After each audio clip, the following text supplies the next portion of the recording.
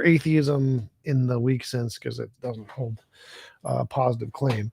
But for anything that lacks evidence, you do. And so for the strong atheism position, since we do have lots of evidence of naturalism, and when I say naturalism is the most fundamental thing in reality, or it's what has the evidence of the most being the most fundamental thing in reality, you can conclude there is no God rationally just fine. That one. No, I don't want that. I want to go favorites bar. All right. That one. That one.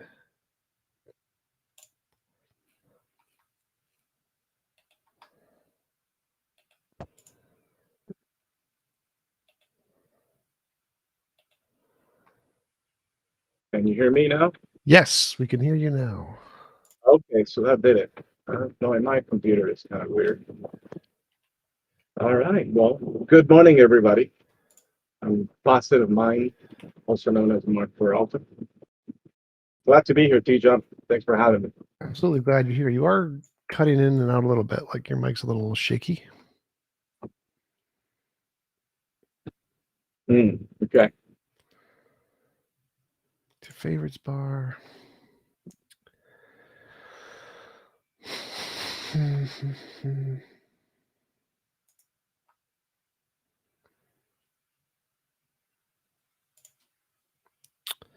Anybody else questions, comments?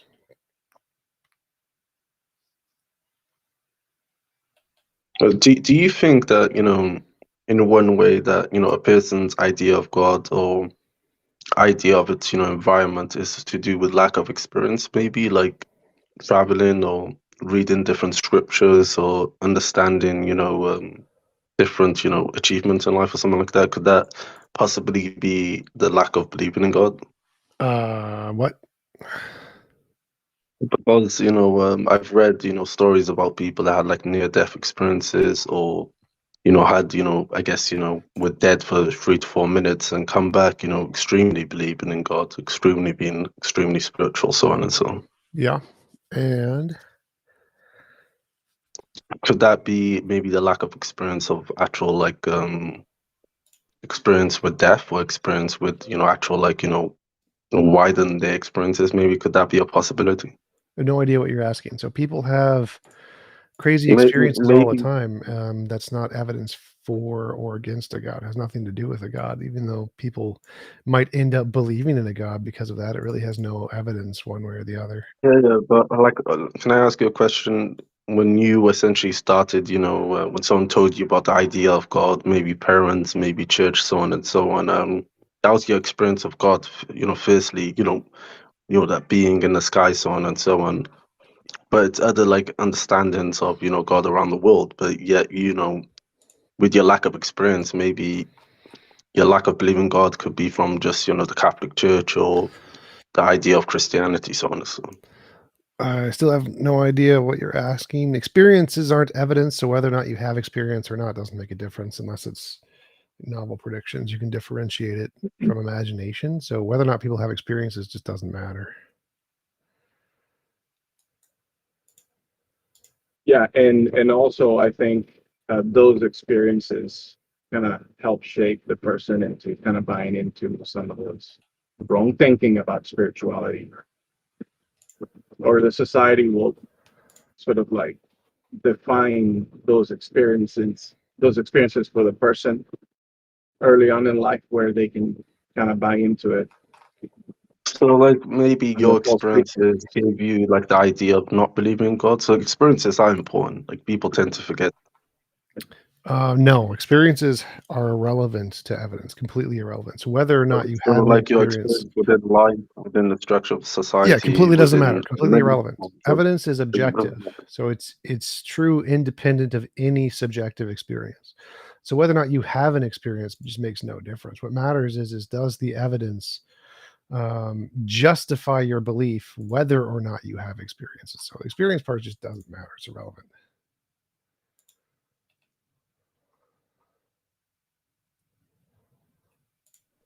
I mean, okay. I mean, that's an interesting take, but like, even if we're being charitable, evidence, in the case of science, is sensory experience, right?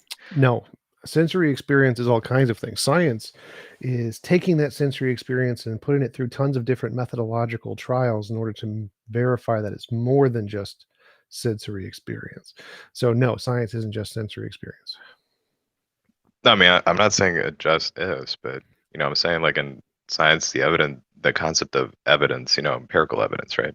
It's like evidence that can be accessed via the senses. Nope. One way or another. Even Nope. even these trials you're talking about. Nope. Again, You're making there are measurements lots of using your things. senses. There are lots of things that you access through the senses. Science is taking that data and putting it through methodological trials to filter out all the garbage experience. So experience is nothing. It's experience that has been filtered out through lots of methodological processes that is evidence. But that whole process uses your senses, right? You're making measurements, observations, Yeah, it doesn't make a difference. experiments. Completely irrelevant. So again, experience is not evidence. It's experience plus being filtered through a bunch of different methodological means that is evidence.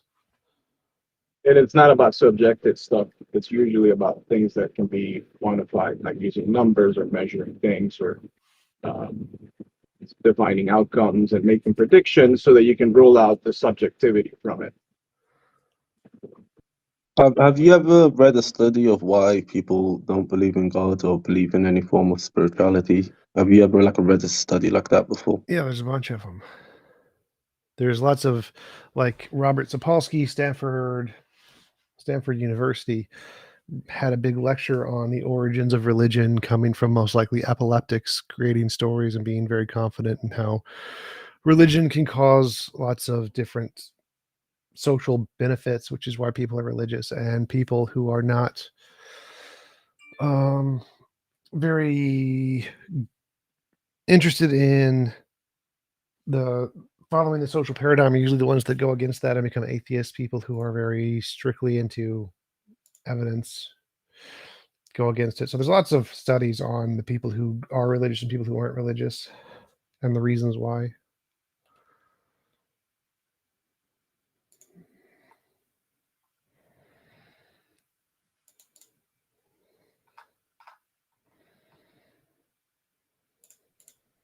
Yeah, like one of the study I was reading, if I can remember, I'm gonna look for it now. But it was talking about they had I believe 20 atheists or self-proclaimed, atheists we don't really know, but they had 20 individuals that believe in God, but we don't really know. But with the study, what they essentially found out was once the atheist group had more time to essentially, I guess they put them through a rough of a few psychological experiments, then a few physical experiments, and then so on and so on. And then they came to a conclusion that the atheist group had the essential fear of not truly analyzing the environment, where when they tested the group that believed in God, they had to understand that these people, had no problem with not truly understanding the environment, so on and so on. So it's like What? like it was like that essential fear was gone essentially. Like where, like, how can I describe it? Let me just look for it. I read it like a little while back. I like truth. I like, having models in my mind that accurately track reality the way things are. Sure. No. Let me get. I found it out. One group essentially was afraid of not truly analyzing the environment, while the other group had no What fear does that of mean? trying to analyze the environment. What environment? Like the essential, like they put them through trials, physical trials. They put them through psychological trials, and No. What does through, it like, I mean when you guess say they're afraid of not truly understanding their environment? What does that mean? like during the physical experiment, they basically did a trial where they had to do heights, they had to do like things that most people tend to fear, and most of the religious folk were able to go the extra mile than, let's say, majority of the atheist group. Again, you need to explain what the sentence means. Afraid of understanding their environment. Like, that sentence doesn't make sense. Well, like, let's say, I'm not afraid of not understanding. let's say, like, the experiment, like the person who was doing the experiment told the person, "Can you jump from this rock to that rock?" Where, like, the religious folk tended to do that straight away, where the atheist group tended to take their time with it essentially. So Sure, that makes on the sense. physical floor, So in the physical score, the atheists didn't do well, especially on the No, psychological they did one better. where They did better. So if they took more time to okay. analyze, like, is the carpet safe or whatever, that's what the smarter, more intelligent people do rather than just doing it. So that would be doing better, not worse. Do you think that's intelligent, especially when Yes. someone's life is at risk on the other side of that rock? Yes, I think that's cowardly. literally, that's all intelligence, is taking your time to analyze the situation to see if it's. Or maybe the religious folk tended to analyze it much more quicker because they had a sense No, of they didn't. They belief in- failed to No, analyze but it. there are studies showing that atheists have higher average IQ. So It's true. Okay. Yeah, because most of the atheists are scientists, man. No. Not most of them, but there's like a large majority of scientists who are atheists. Sort of like at the highest levels, yes. Like at the Royal Society and National Academy of Sciences. Oh well, like if we're being honest but here, these most of studies the did more most sampling of scientists, right? the legendary most of the legendary scientists tended to believe in God. I'm talking about Isaac Newton. I'm talking about That's majority just a of these. stupid argument. That's just a women. completely stupid argument because most people in Are the you past calling- were you calling religious. Isaac Newton No. stupid, sir? You Challenge are yourself. you are. So I challenge you. so you were stupid for making that argument. So like most chicken herders 1,000 years ago were religious because most people 1,000 years ago were religious because the non-religious were persecuted and killed. So saying that most scientists and educated thinkers back then were religious is like saying most scientists and educated thinkers back there were white. It's not because being religious or being white is superior. It's because that's just where stuff was happening, where the education. I mean, was that's not taking what he place. was saying, though. It is exactly Like what he was I'm saying. countering. Hey, No, I no, mean, he was wasn't- countering. but, The like, other guy said that most atheists are scientists, right? And this guy was saying Okay. no to that, right? No, again, so No, what, wait, his argument I is a do stupid have- argument because, again, most people in the past, he was saying most people in the past who were very well educated scientists were religious, but that's a stupid argument because Wait, most goat herders. And back he was then were not religious. making that That's- argument, That's right? literally what his Oh. argument was. That's literally what it was. Okay, so No, he wasn't, Tom. Yes, and he you was. fucking interrupted him. You fucking interrupted him. That's exactly what his argument was. If you're too stupid to understand that, that is your problem. So yes, his argument was most famous scientists in the past were religious. Most goat herders in the past were religious. So it doesn't counter the argument that most atheists today are, or most highly educated scientists today are atheists. It does not counter that argument. It is a stupid argument. I was correct. I do want to say something. Albert Einstein, he was Christian, right? No, no. When you would be persecuted for being Christian. So No, Albert Einstein was an atheist. okay. That was just And my then also, we should consider that as well, that not all, well, I don't think there's any specialty in the sciences where the belief in God actually has any relevance to the research or work. I mean, God being involved in the world has been ruled out a long time ago. So whether an astrophysicist in the end believes in the existence of God, it seems kind of irrelevant to me. But if you take it down to like other scientists, like people that are working in biology and stuff like that, why would they care? Like, it's irrelevant. Yeah. So I can see how many of them would not even mind having to reject it or not. Like, who cares? You know, a main reason why I'm religious is, I feel that atheists, some of them lack morals.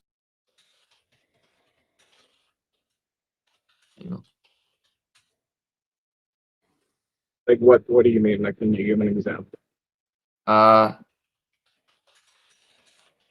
feel like when you so devote to God, you kind of a more serious person because you find your religion more seriously. So I don't know.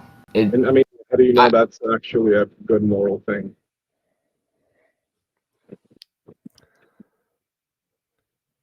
Like, why does believing in God make you a more moral person? I guess it's not moral. It's just stronger mentally. I think religion sort of like tells you the virtue, that's a virtue, and that people are like good people are gonna wanna are worshiping a God.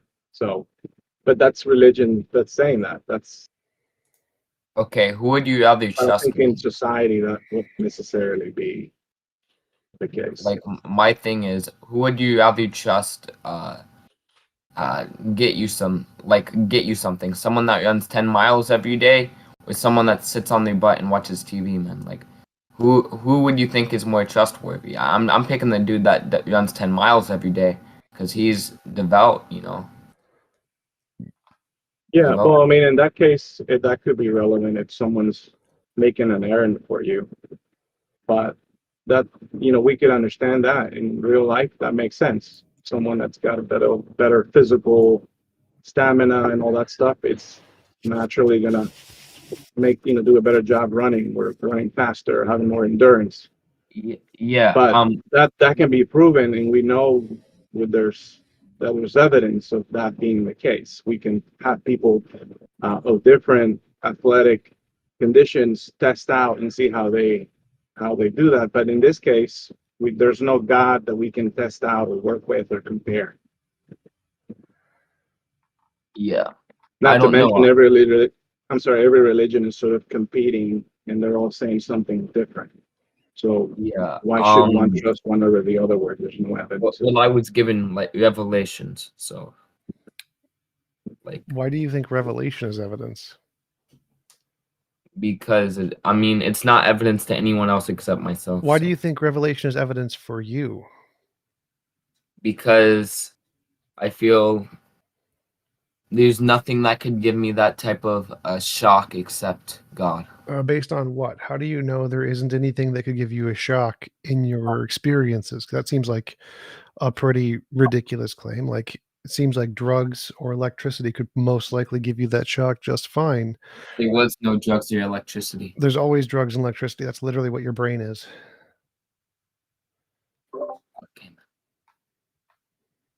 Okay. Brain chemistry.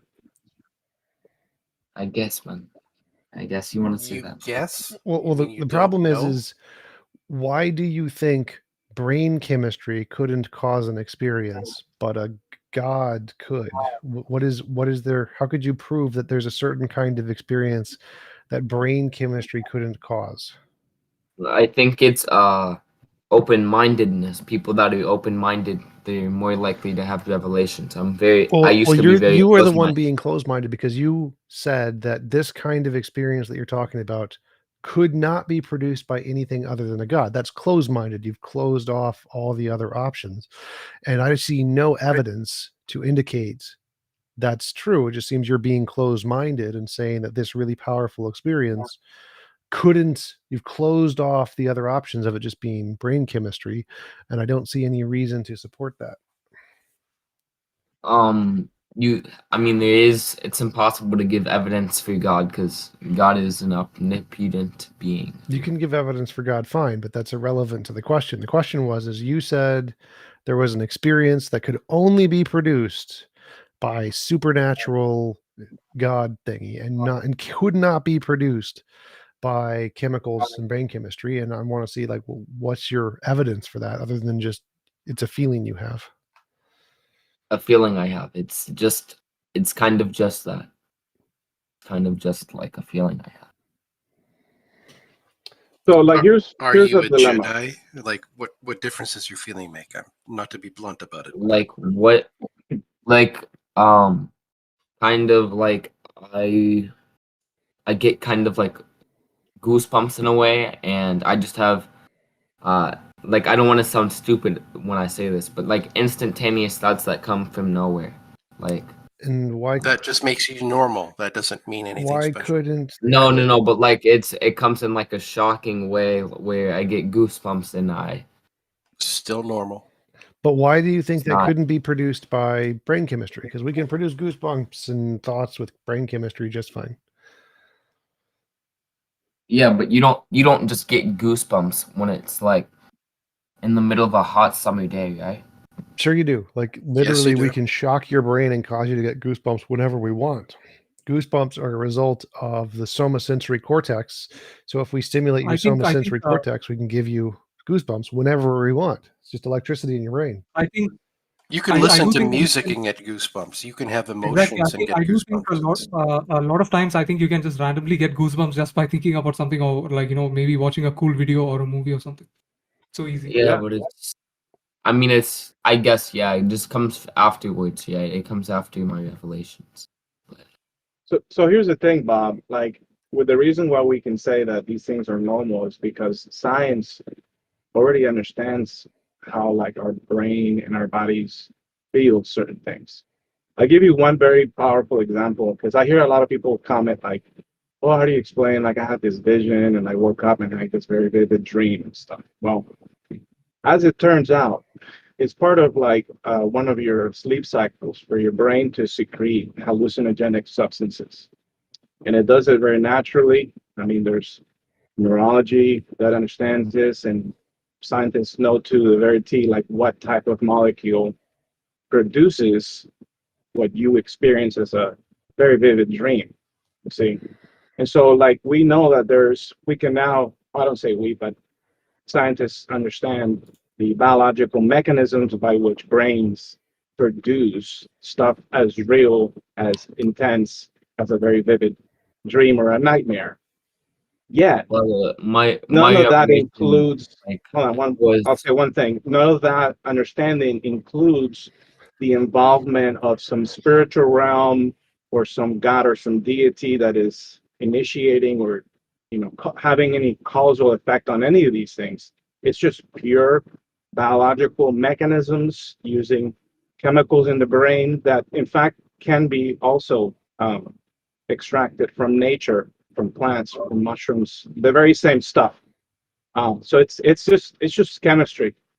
So where the theist, has now the burden to demonstrate or to propose a model that makes more sense than the biological model in order to make any claim of a physical experience, such as that, or even goosebumps, like you're referring to, perfectly biological explanations for that don't involve a deity.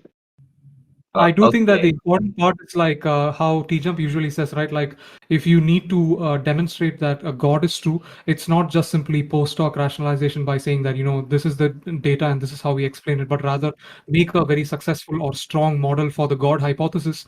And it has to be logically consistent, has an empirical basis, and it has to make testable predictions. So until you do that, there is no point of post-hoc rationalization. Like, science immediately rejects those claims. So to date, nobody has done that except like, post-hoc rationalization and just claiming that Quran is compatible with physics, science, whatever. That's not really work. Okay, so when I got these revelations, it came from an external force, other than my brain. How do you know that? I felt it. How can Yeah, you need to have a brain to differentiate. If you can't describe how it felt, I just felt it. The feeling is part of the experience that you're needing to prove. So you had an I don't have- experience of something that was outside of your experience, is that right? No, I had an experience that no one can comprehend except me. Okay, let me give you a quick example. If you go to YouTube and you just type this optical illusions inside a room where two people stand next to each other, you can see this illusion where one person appears to be larger than the other person. Now, if I were to go in real life and actually witness this event, I would falsely assume that there is a gigantic person standing in front of me, and I would think that that is genuinely the case, right? And I will go and report to a scientist that I actually saw that. And if he's my friend, he might probably believe me, at least on a friendship level. But the problem is, if a real scientist with enough data were to come into that same situation to evaluate what actually happened, he now sees that it is nothing more than the result of an optical illusion, which is why you can't also completely rely on your own senses. There is always these kind of anomalies. Problems. No, your own senses is a work of God, man. So I believe whatever my senses believe me. Okay. Give me. So Yeah, there were some other people who joined, so I wanted to give them a chance. Presub King, can you say something real quick? You there? Yeah, I had a question. Yep. If you use reality to determine what is, what can and cannot be, isn't there a problem because reality is filtered through our presuppositions, and these presuppositions are shaped by our ultimate commitments and beliefs. And if we hold that reality determines truth, you need to address the underlying problem of how we come to know reality and what guides our interpretation. Well, of no. it. So just Because- hold on for a second. So I agree that reality determines truth, but that has nothing to do with my perceptions. So like, even if I didn't exist, reality would still determine truth. Has literally nothing. presuppositions. I'm saying our presuppositions are our commitments. I have no presuppositions. I have zero presuppositions in my worldview, but my It's gonna affect presuppositions are how going to be you- irrelevant because literally just truth is defined as that which corresponds to reality. And so obviously So reality. you're you can independently evaluate reality without a bias. Yep. How the hell do you do that? I think therefore I Because am. it exists, and that's not a biased statement. So I experience. I think therefore I am. I have an experience, and because I have an experience, I exist. And I don't need to all of the sentences and the logic behind that. Those come after the fact of the experience. The fact that I have an experience has zero presuppositions. It's just a thing I'm experiencing. Oh, It's a like thing the that guy who exists. says he experienced God, you mean? That's not Yeah, correct though, because your No. presuppositions are going to affect your experience. No. They can't. the guy who wait, says wait. So the fact that I have an experience, there are zero presuppositions. There is no processing. There is no thinking. Yeah, there no, is. No, there's not. No, there's not. So That's you not don't have true. presuppositions, but the guy who says he experiences God does. Well, so if you're talking about what the experiences are, then there are presuppositions. So like if I say I'm experiencing a TV, that assumes there's an external world, that assumes it's physical, it assumes there's a TV, I'm not in the matrix. So if I talk about the things I'm experiencing, then there are presuppositions. So Nephi, in the case of a God, there would be presuppositions, just like in the case of if I experienced a TV, because it's referring to a thing outside of myself. Well, If all I'm referring to is the experience itself, like if I have an experience and I don't have Well, any he- truth claims about whether or not that experience is a delusion or not, then simply the fact that I have an experience is a direct connection to reality itself with no presuppositions. Oh, but you're assuming that this fellow's experience doesn't have a direct relationship to reality. What? Yes. No, it doesn't. by definition, it No, doesn't. wait. So the content of the experience, if you ever talk about the content of the experience, then you're making Right. The assumptions. contents of the experience is you presume his experience can't be true. No, because it includes I'm not supernatural, assuming so that. you This filter is it true of out. all things. This is true of my experience, atheist experience, theist experience, potato experience. If you're ever talking about the content of the experience, you're going one step further than just talking about you have experience.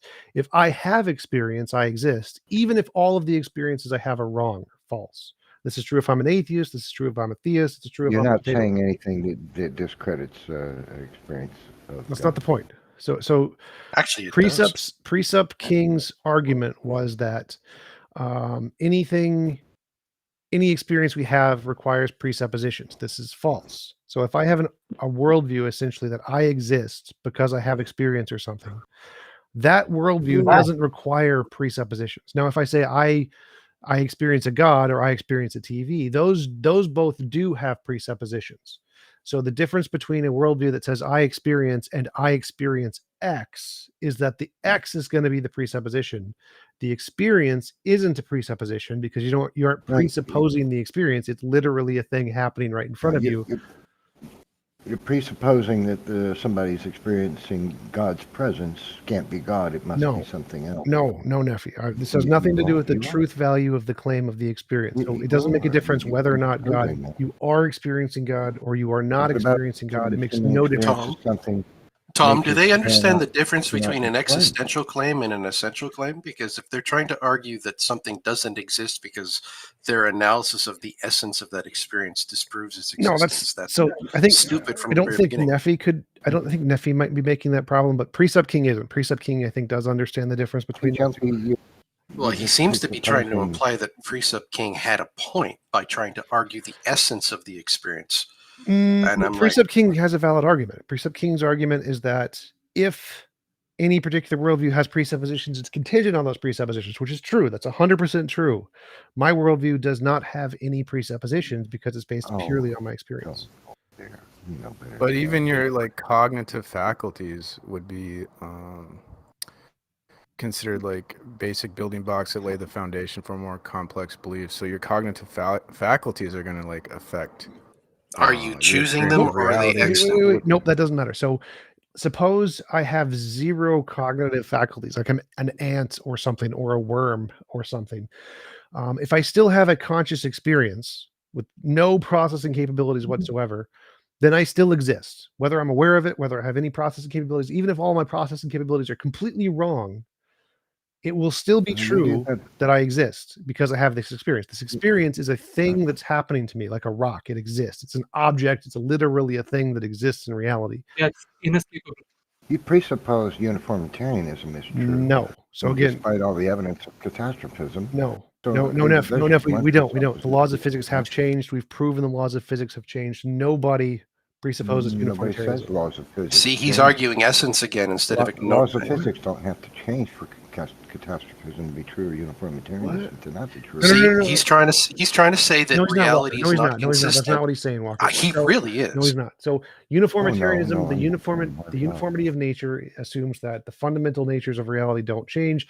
Nobody in science assumes that. We think they do change. We're happy with them changing. But he has to. Catastrophism doesn't demand that they do. What?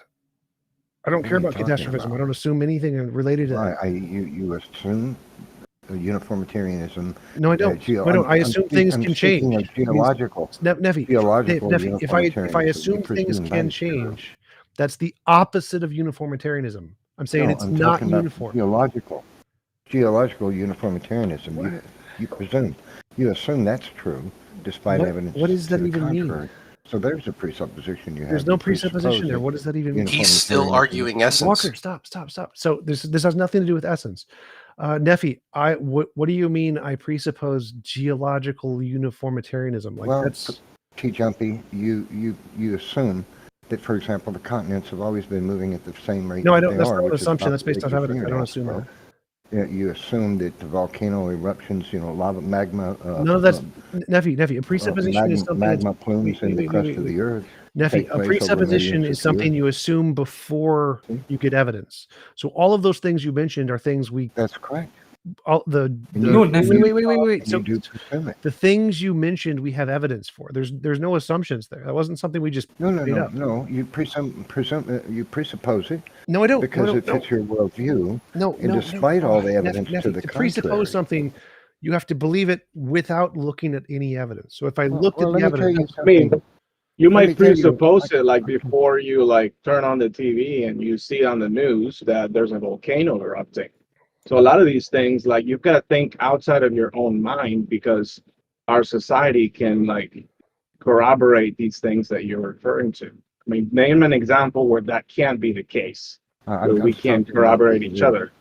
Yeah, I'm just saying he presupposes uniformitarianism is true. No, I despite don't. evidence to Definitely, the contrary. it's sort of like it's not presupposed because assumption or presupposition is something that's based without evidence. If I tell you that the sun will rise 7 days after, like tomorrow, it's still going to rise, but that is not an assumption. It is not a presupposition. It's based on evidence. So you just need to reread the Well, definition of. Well, an you're assumption. just dismissing all the physical evidence of catastrophism. no, that's So we are- literally not. Not It even doesn't make a considering difference. it. So Neffy, What happened if to I your say, audience? if I Your say audience- the Oh, like, no, if we see white goose, and we don't know what the next goose color is going to be, and I say it's going to be white, that's not a presupposition. I'm not presupposing it's white because all of the previous ones were white. So I You're have not even relating it inductive to what evidence. I'm talking Well, no, about. this is exactly related. So if I'm talking about No. the continents moving, and I say, oh look, we have previous evidence of the continents moving based off of testable predictions that have been made about geological structure and the movements of tectonic plates, and we've confirmed this. That's the white geese. That's the previous white geese we've seen, and we're going to say the next goose is going to be white, not a presupposition. Now, if I said the next goose is going to be Nobody's purple, presupposed. that Nobody would be a believes the presupposition. continents- Nobody believes the continents haven't been moving in the past. So I'm talking about the evidence that uniformitarianist processes, geological events that are catastrophic, have created tremendous changes to this planet. That's what I'm Again, talking that's not a about. But what do you do with an presupposition. experience? A presupposition do is you do something with you an assume with experience zero or nature? evidence. If you have evidence, even if it's little evidence, that's not a presupposition anymore. Well, you're dismissing the evidence. See, it's What? worse than that for you. What? You're dismissing the evidence of catastrophism.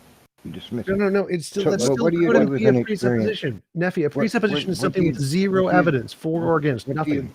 No. We could talk about the evidence all year long. I've already been in debate with you, mopped the floor with you about this once on modern day debate. You're not. I don't think So you're understanding the point. So the point is, for something to be a presupposition, there can be no evidence for it, for or Right, against. you're presuming that evidence doesn't exist when it's presented to you. What? That's irrelevant to what a You just dismiss it. What is? I don't know what that means. I obviously. What do you do I don't with an think experience? I don't think What do you that's the do with correct definition of presupposition. What do you do with an experience somebody has that can only be explained by the supernatural? There's no such And thing. naturalism That's not can't true. Yeah. explain it. There's no Sure, such thing. medical miracles are a perfect example. I can tell you about a personal experience Well, so that my wife had, medical where miracles. a miracle occurred for her that is absolutely physically impossible according to naturalism. Cannot happen. Sure, go for it. Well, let's And yet hear it. happened Let's anyway. hear it. What is your physically impossible medical miracle? Sure. Okay, so my wife had diabetic neuropathy, right? She had for many years because she was diabetic, and neuropathy creates shock-like pains, numbing sensations, lightning pains, pinprick sensations, all kinds of throbbing pains, and there's a tissue that surrounds the nerves in your body, like the insulation plastic insulates a wire, electrical wire. It's the same principle. It insulates it and it prevents the electricity from jumping out of the wire to other substances. Well, your nerves are made the same way. They have a tissue that coats them. I've forgotten the name of it. And it prevents the electrical Myelin sheaths. impulses in your nerves from jumping out into your muscles and your connective tissues and your organs, right? And so it directs it. So when somebody has had neuropathy diabetes rather, for X number of years. So can I jump in for a second? I just Googled this. Diabetic neuropathy. One sec. Well, I want to just. Well, I want to try to address your argument without. So here's diabetic neuropathy has an acute onset, usually asymmetric, cranial, blah blah blah, are involved. The neuropathy generally resolves. Wait. This is the important part. The neuropathy generally resolves spontaneously in 3 to 12 months, but in rare cases may last for years. Right. So back to my. Wait. This means it cures itself. So she has the neuropathy resolves. It cures itself naturally, physically. Let me finish. Okay. So when someone has had neuropathy and experienced these pains for a very extended period of time, not just a year, 6 months. Years. I'm talking about may years, last like for years. 6 or more years. Sure. Okay. So what happens is then the tissue gets degraded to the point where it no longer can stop the pain, and the electrical impulses shooting out are continuous. In other words, the pain is not just coming and going. It's constant, 24 hours a day. You wake up with it, you go to bed with it. You'll never go away, cannot be stopped. The best thing a doctor can do for you is give you gabapentin, amitriptyline, something like that to ease your suffering. But once the tissue is degraded to that point and the neuropathy is matured to that point, which takes years, right? There's nothing that medical science can do. You will experience the pain 24 hours a day. So I literally already addressed this. So I literally already addressed this in the sentence before. And so my wife is experiencing this, and she experienced it for quite a few years. She used to sit on the edge of the bed, cry, and rubber cats. I don't need the story. This is cured naturally. I'm telling you about it. Naturally. We know of cases where diabetic neuropathy spontaneous recovery. So the pain, she used to beg God to take the pain away. Okay. And the pain was 24 hours a day. And she told me one night that God told her to tell me if I would lay my hands on her feet and pray, he would take the pain away. That's great. I disbelieved her. I asked her if she was certain. That's she great. Hear a voice in her head one night. Okay, let me finish. Okay? I already know your argument, and I've already refuted it. After disbelieving, I said, well, who's going to stand in the way of God in a miracle? I'm not going to do it. So I got down on my knees, I put my hands under the bed, on her feet, and I prayed. And as soon as I began to pray, she shook her feet violently and said, oh. And I said, what happened? She said, I saw icicles like lightning bolts shooting out of my toes. I could feel it, and I saw them. And the pain went away. It stopped that day. She never had another neuropathy pain. Great. Now that's not possible. That is possible. Stop right there. Stop. Nephew, stop. Medically. That is because the only way for the neuropathy to stop instantly Listen. is if the Listen tissue to the regenerated counter argument. instantly Nephew, around the nerve. listen. Okay? No, don't cut Experiment. me off No, while oh my I'm God! making the Stop! Stop! testimony. Stop! Stop! I'll listen to you Listen. once you allow Listen. me to make my. Okay, My goodbye. arguments take one sentence. Yours take like 8 years. I just Googled it. Experimental diabetic neuropathy with spontaneous recovery. Right there. We have literally dozens of examples of this happening naturally. So when you say this can't happen naturally, you have your head up your ass. It's well known that this happens naturally. I guess you just need to mute them and they like keep over talking or like, go on long monologues. Yeah. And he's just assuming that that's an impossible thing to happen. It's not pure a, assumption. yeah. We have data of the myelin sheath regrowing on nerves. He's trying to claim it happened instantaneously. It doesn't matter. All it has to do is reach a certain threshold of regrowth, and suddenly things like seizures because of degradation of the myelin sheath will stop. I mean, this is a known thing. There are lists of how one can change one's diet to regrow the myelin sheath, what different medications you can take, that sort of thing. This is a thing that happens. He's just trying to claim it happened instantaneously. And I mean, that cool story, bro, but no one's going to believe you. You are Nephi after all. And something else that's part of the degenerative aspect of that is like pain receptors can also be damaged in the process too, in the process of neuropathy. So if pain receptors are damaged, there can be the possibility of an experience of relief. But that's just because the nerve endings are not communicating better. They're not doing their job well. So a similar thing happens in dentistry. People will get infections where they have like swelling and pain, but then like sometimes it could go away. It'll go away on its own. Like the experience of like the infection could still be there, but the pain sensation can fade away. And people like go on for a year with an abscess, but no pain. So you can't just assume that this is the only way that this happened. You've got to also demonstrate that a God had something to do with it. So you've got to prove that existence first. Once you demonstrate that a God exists, then you need to look into as to what mechanism was involved in the miracle that you're defining here, and then demonstrate how that mechanism actually is a thing and how it's actually working with the body, right? How it's actually doing the thing. Once you demonstrate that, then we can consider your hypothesis as a viable option. Otherwise, you're just assuming that all these things in along the way. Existence is something that has to be assumed. We don't prove existence. Presub King, I do think the essential point is I've had tons of friends who also claim to have like things like miraculous experiences.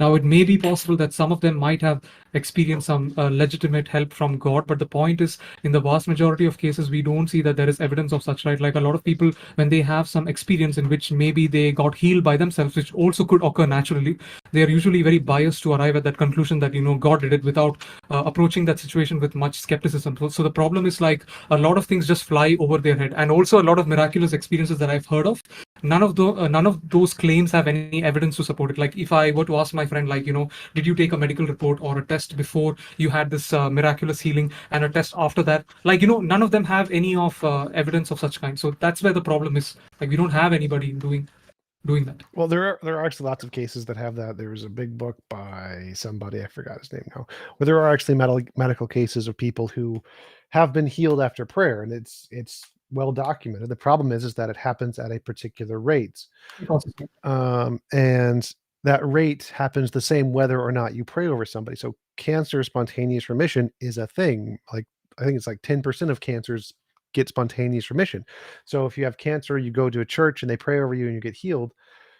If you're not well educated in the medical field, then you just think you've been healed by God, and to you it's tremendous evidence. And then when you check it later, you realize, oh wait, this happens. I do think I know. I do think the right. Craig Keener is the book. Benton Milley, thank you. Yeah, no, I do think that the point here is that the scientific method is actually trying to demonstrate that it has to be more than random chance. The problem is this is happening in a very small percentage of cases, which is why I think they do not take it seriously. Well, I think they just don't do research in the field. They pray, something happens, and then they say, must have been God, without actually looking into the data, having a sample size, or a control group to recognize if it's more than chance. They just don't understand enough about science to be able to understand how to differentiate imagination from reality. And so they just assume it's God because it happened at a convenient time for them. God help me find think those it's weird. words. Existence is like an unfalsifiable thing, and it's like weird that we just assume existence of things. But then when it comes No. to You don't. God, You you don't. want like evidence. You don't. So like I have an experience. Yeah, you do. Am I assuming I Oh, have an shut up. experience? Am I assuming? I think you know that I think therefore I am is begging the question. No, it's not. So am I Yes, it assuming? is. Am I assuming I'm having an experience right now? Yes, How? it's unfalsifiable. You don't have any evidence of it. No. That's not what he asked. So I literally have an experience. What presuppositions do I have to cause the experience to exist?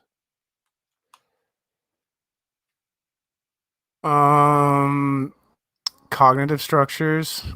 I don't presuppose that. I could be a brain in a vat. I don't care. Active perceiving and interpreting information involves making sense of sensory Makes input. no This difference. I process can say relies all on of- wait, pre-existing no, mental frameworks that guide interpretation. Stop. So all of that could be wrong. I could be a computer. Have none of that. I could be a electrical signal on Venus. That's ad hoc. No, That's just ad hoc. No, ad hoc I is mean, we seem to something- be. ad hoc means that you're adding things to a hypothesis for no reason. That is not It's what like when I'm a flat earther says, "Oh, that picture could just be CGI." No. If you say it must be X, and I say, "Oh no, it doesn't," there are other possibilities. That's a disproof of your argument. So if you say you presuppose brain structures. Like, no, I don't, because I don't care whether or not it's brain structures or computer generated or The language you use has presuppositions. Yes, language has presuppositions. Language is not required for my Yeah. experience. My experience exists without language. You can give meaning to like your experience without language. Nope, I don't need to give meaning It to my exists. experience. My experience exists even with no meaning. Now, forgive me here, Based but on what- we seem to be stuck in the same place here. Like, is this the sort of argument like, oh, I make presuppositions, you make presuppositions, we all No, make it's not. presuppositions. No, you don't understand what we're talking about. You don't understand what we're talking about, dude. Yeah, please explain. Wait. That's what I'm asking, but don't have that tone with me. Wait, I'm hold really on, just wanting to know. Yeah, like Presupking, it's very easy to debunk the statement about assumption of existence. Now, you and I are talking, and if you agree that both of us are talking, it does not matter if I'm an alien, does not matter if I'm a ghost. The fact that we are having this interaction right now, even if it's a hallucination, even if it's a delusion, even if it's in the matrix, the fact that we are having the conversation right now instantly proves existence. That is an inescapable truth. You cannot escape that. It proves It existence. doesn't. It does. Wait, So wait. do we not exist? So let me explain Are it we a different talking way. and not existing Wait, right one sec. Let me explain it a different way. If a rock exists, does the rock presuppose anything? We don't prove rocks exist. I don't We care. say I don't this care. thing- I don't care. We say this If- thing that exists is a rock. There is a He's rock. trying to make Stop, you commit to terms. Stop. Existence Stop, is always stop, assumed. stop. If a rock exists, did it presuppose anything to exist? I don't even understand what you're saying. If a rock course exists, if there is a rock, rocks have no consciousness. Does a rock have any presuppositions? I don't The know. rock itself, it's not conscious, right? It has no presuppositions. It doesn't have a brain. I mean, it could. I don't know. It could be conscious. Suppose it's not. suppose it's not you know that? conscious. Okay, hypothetically. So it exists. I don't know, man. But it doesn't have any presuppositions, right? It's a rock, Okay. which means the rock can exist without presuppositions. It's just a thing. In reality, it exists. Experience is like a rock. It's a thing that exists. The experience has no presuppositions, just like the rock has no presuppositions. The experience is a thing that exists. The existence would be a presupposition. No. Again, does a rock have Existence is presuppositions? unfalsifiable. Does a rock Existence is does unfalsifiable. a rock have presuppositions? Sure, it's existence. Okay, you fail. If you have to assume rocks have presuppositions, your argument your worldview is just dumb. Presupting, Okay, we are talking right now, and can you prove that we don't exist while talking right now at the same time? Can you prove that it is non-existence, absence of I'm existence? saying I think we exist. I'm just saying Can you prove that? Yes or no? Can you prove that? existence is unfalsifiable. We assume existence, So- and then we so- reason So you're from claiming there. No, that we're it having got- a it got- conversation don't- right now, and We do not reason to existence. We reason from existence. That's And so true. you guys got this ass backwards when you're trying to like reason to the existence of God. That's not how we reason about things ever. Wait. So I agree with you. We there. never do that. Wait. So I agree with your statement that we start with existence and then reason from existence. That's true. We don't presuppose existence. We start with existence.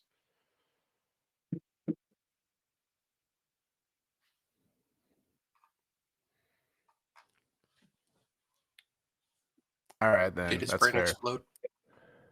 I mean, I think you're just being semantical at this point, What? but whatever. Have a good day, guys. Semantics is the most important thing you can deal with because Semantics it talks is about the garbage. meaning of words.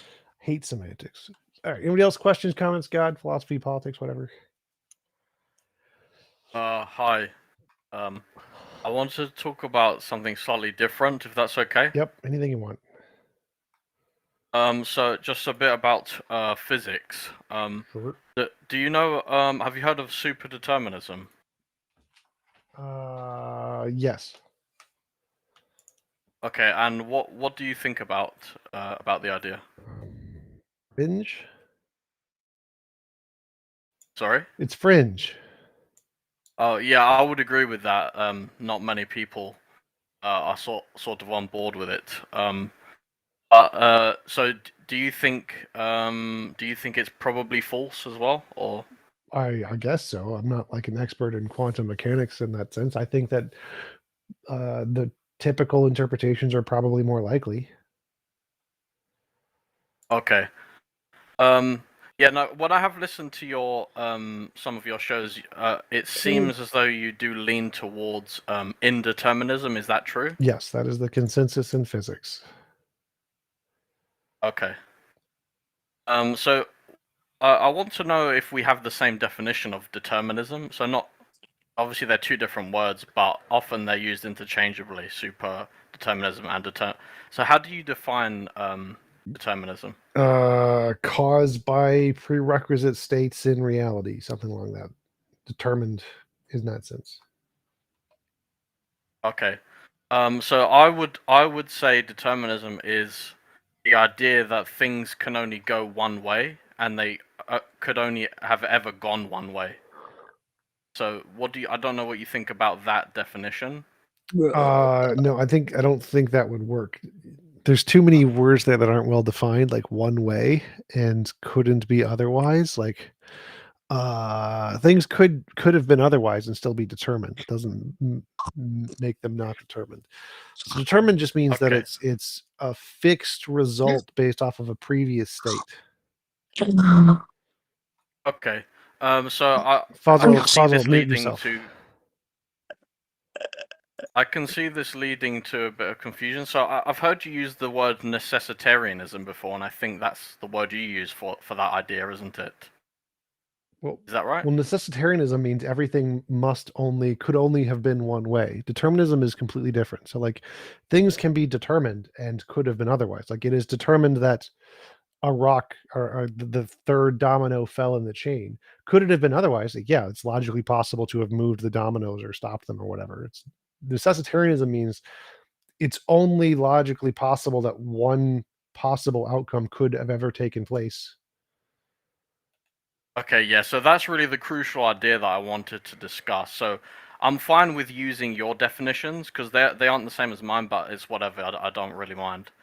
So do you know? So is the only reason that you lean to indeterminism because it's the consensus? And that's what that model has made successful testable predictions about different hypotheses, which other models have not made. Okay. Do you think? So I think that really the question of like necessitarianism versus I think you've said the counterpart is possibilism, isn't it? Where the idea that things can be multiple different ways or they could have been. So that question of those two, it can't really be tested. Would you agree with that? That again? So we can't test for necessitarianism with any experiment. Do you agree? No. It's possible you could. So is it like, so you can't think of an experiment now, but possibly in the future someone might think of one? Well, sure. So you would need someone who was a necessitarian to try to make predictions. I'm not a necessitarian, so obviously I'm not going to think of one. It's like trying to make predictions for God or something. Like if I don't know what the God is or what it entails, and I wouldn't be able to make predictions for it. Okay, yeah. So you are sort of going back to your. I know that's sort of your golden rule of testable predictions. Yeah. So. Well, you brought it up. You asked if there are testable predictions for necessitarianism. Well, no. I said, do you think any experiment could test for it? Because there's really one paper that I've sort of read, that I read all the time from. Really, it's like the main paper that I get this information from. You've mentioned Sabine Hossenfelder before, so I think you know who she is. Yep. Yeah, she's like I want to say like pioneer of sorts of this idea. Okay. And yeah, and yes, well, in their paper they do claim that it's not something you can test with experiments, so they seem confident. So that runs counter to your view that maybe. So you say maybe it could be tested. Well, if they have a model and they say that their model can't be tested, then I would probably agree that their model can't be tested, but that makes it a garbage model. Okay, well, it's not their model specifically, but it's the question of necessitarianism versus possibilism. So so if they're taking some kind of deep philosophical position and saying this deep philosophical position can't be tested for, then yeah, they're just wrong. They're wrong. So you are confident that it can be tested? Yeah, absolutely. You could say if necessitarianism is true, a magical potato will pop into existence in 5 seconds. There you go. You just made a testable prediction for superdeterminism. Okay. I've got an example. Sure. Like you think about the hydrogen bomb, where you've got a couple of things that are work here. Just work with me here. So you've got, with regards to superdeterminism, it challenges the notion of human agency because everything is like super predetermined, right? So man's involvement has no mind in the matter. So you've got scientists that are at work doing something. The other thing there is that quantum mechanics seems to preclude superdeterminism as well because it clearly demonstrates and it relies on probabilistic explanations and stuff like that and randomness, which is the opposite of superdeterminism. So you've got scientists that are at work intervening with reality, utilizing quantum mechanics to create a bomb that leads to destruction. I would say that could be an example of how superdeterminism, it's not like a problem.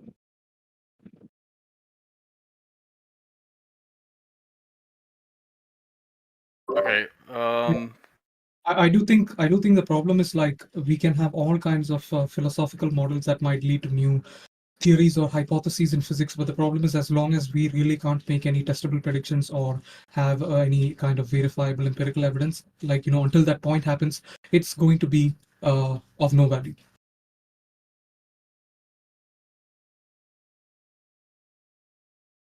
Okay, I would just say, yeah, the making of the bomb, you might consider that some like support for the idea of indeterminism.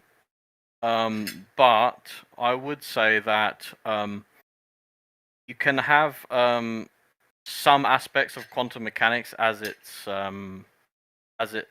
formulated can be true, but it's not like entirely true. So it's not completely, it's incomplete, as many have claimed. Not everyone agrees, but incomplete. I would say it's incomplete and inconsistent, but that doesn't mean necessarily that you can't derive any of utility from it. But yeah, I know that you have many people disagreeing. So I do think, even though you might say it's inconsistent or whatever, I don't really think that that is the case. Sure, we could have some contradictions, but the point is that with quantum mechanics and whatever we understand about the world, with our very approximate knowledge about reality, we are still able to build a lot of working things, and we have utility for all our scientific theories. So, despite having approximate knowledge, we are still able to build working models for the world, and things work out, which is the point, right? Yeah, and I think that's my point, that they utilize these concepts that perhaps at that point in our history of science were maybe presupposed to some extent, but then they were shocked when they realized that it led to an outcome. Like it's sort of like, even if our understanding of gravity changes tomorrow, right? We work with a lot of different variables, and using those variables, that helps us to build things in the world using the scientific method. So even if we have some update to our theories of gravity tomorrow, the point is that those theories will get updated with better evidence, and maybe some parts of the theory might be wrong, but computers, calculators, cars, planes will still continue to work. It will not stop working, even if our understanding changes. Okay, I think that's all I wanted to say on that subject. So, thank you. You're welcome. Thanks for stopping by. We have anyone else? Perhaps Fazo, Walker, anyone from the audience there?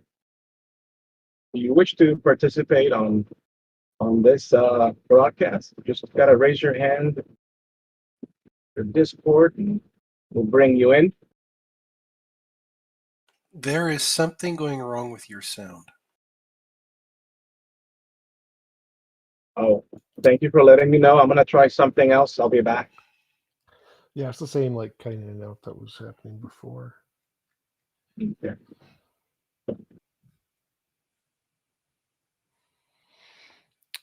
Potatoes. That's pretty good.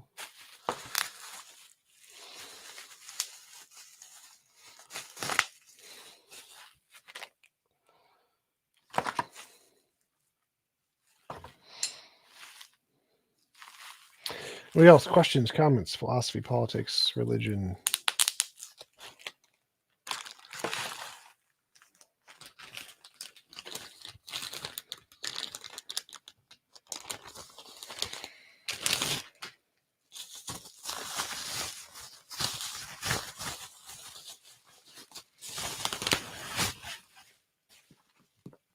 Dijon, I did have a one question just to clarify. Sure. I've gathered a bunch of peer-reviewed papers, like science papers, that are mostly related to topics about eternal inflation, like the multiverse hypothesis. Like there are tons of papers that you can find on the subject. Does that not actually mean that there is like a sort of consensus agreement that the current evidence is suggesting the existence of infinity, or like some kind of eternal existence? Or Say that again.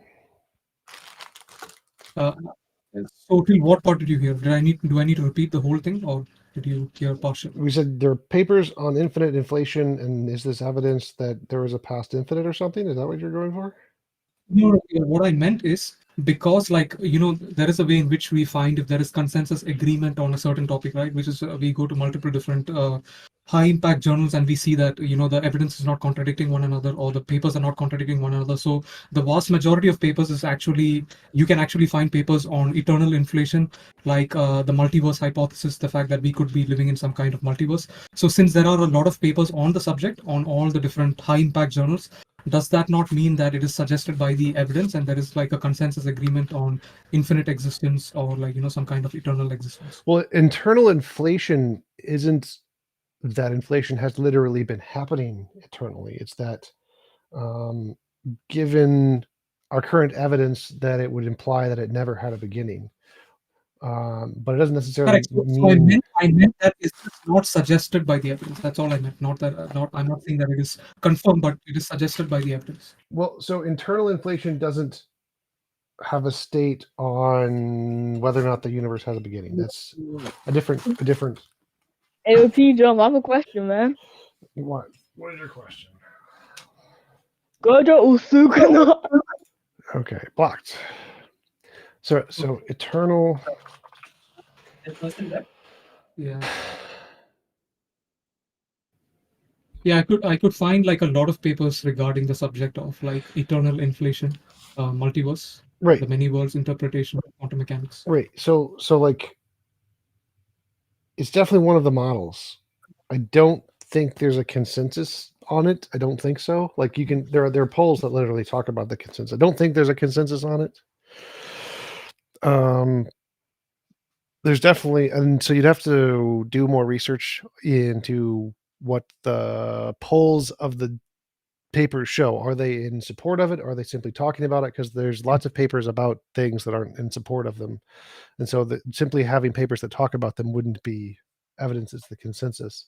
The reason I asked you the question is because I do remember in some of your debates you did bring up the Casimir effect, in which I think you did mention that all of the current evidence we have in science is suggesting that potentially we do live in some kind of like infinite reality or eternal reality, like Casimir effect, virtual particles popping in and out of existence, which is the reason I asked you this doubt. Well, the Casimir effect also doesn't have anything to do with an eternal universe. The Casimir effect is just virtual particles, which is one of the different things used in the multiverse hypothesis in string theory. They use a combination of Casimir effect and early universe inflation, and those are all the pieces of the string theory model, which are confirmed pieces, but it's not evidence for the universe being eternal. It's just I do know that it's not direct evidence, but it's sort of like saying that when I propose the multiverse hypothesis, it's made out of the parts of the stuff that we already know. Right. So a hypothesis that's made out of parts that have been confirmed is better than one that's adding in a bunch of garbo. So yes, I would agree that the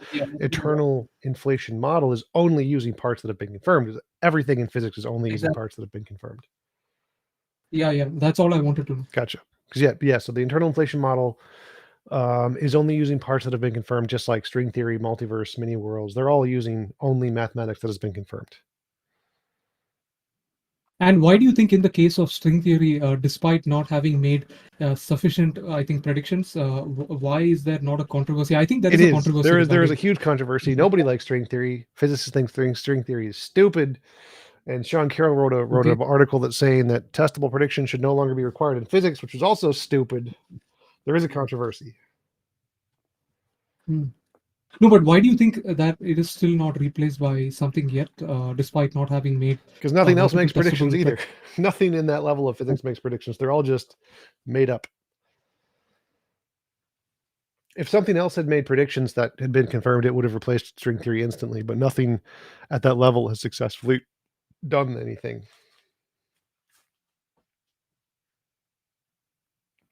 The real problem that I see with I think quantum mechanics and classical physics is not necessarily a problem, but if you were to take the analogy of let's say we have a game is running on the code instructions that we have on the back end.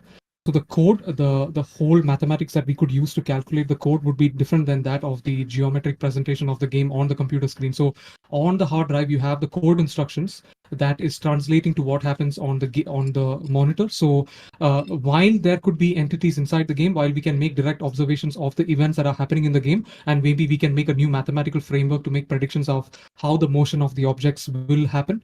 But when you use that mathematical framework, and now when you go to the code of the game, which is like maybe C+ code or whatever, the code of the game itself cannot be described in the same way that you would describe the geometric presentations. So I'm wondering, what if quantum mechanics and classical physics itself is isolated in that manner, where quantum mechanics is sort of like the fundamental code, and then the visible geometric structures that we have in classical physics has to be calculated differently. Maybe there is no way to merge them. Maybe it has to be explained. I would probably disagree, because I think if you have like a system in a game, like a system of code or a system of physics in a game, that system can be directly translated to the code.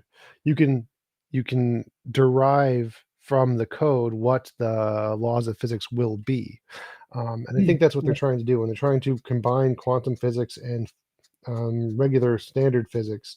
That's what they're trying to do. They're trying to figure out how do you either derive one from the other, or fit it in as a new law or something.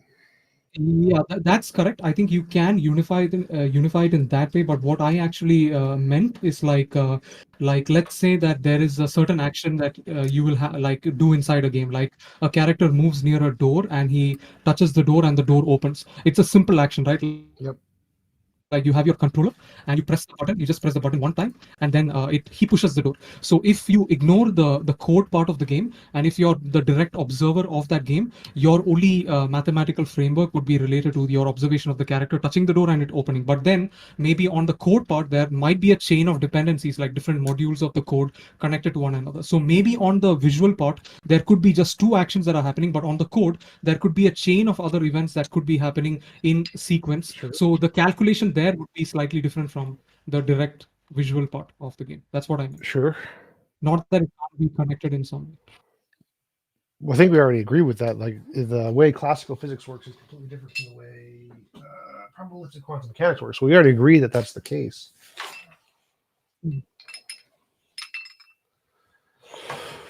Aristocrat, what did you have for us? I guess he's muted. Well, I think he muted himself. So like when you mute yourself, that happens. Oh, he's server muted. Okay, never mind. Aristocrat, what do you got for us? Oh yeah. Hey, what's up? Do you guys think that the universe was infinite? Yes. Appears to be. Yeah. Was there... I don't know. It's funny how like Christians say that's like, oh, that's like contradictory, but well, it's probably they think God is infinite. Yeah, you because think that's God exactly is why. outside of space and time, so he's somehow different than infinite, even though he's still infinite. Yes.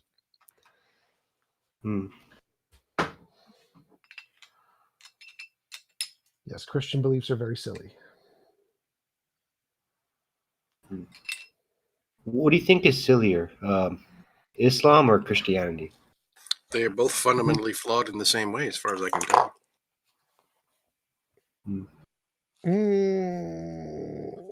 Since they both use the Old Testament, that's probably the most silly part. But Islam has more of a warlord bent to it. So I think that since they both include all of the ridiculous things in the Old Testament, but in the New Testament of Christianity, it's more, the morality is more in line with what actual morality is. I think Islam is probably more silly.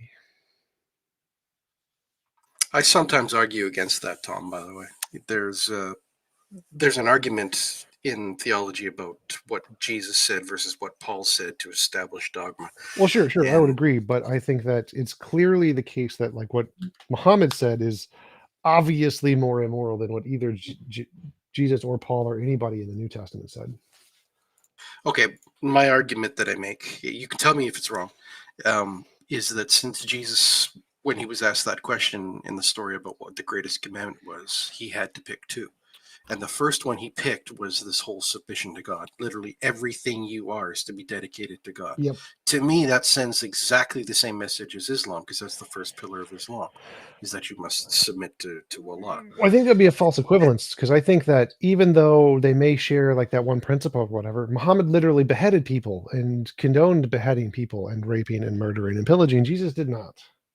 And so while the same religious dogmatism and obedience to super being are the same, I would agree, the actual implementation of the values of the religions is not the same. One of them is far more immoral than the other. So if I think in its current incarnations, yeah.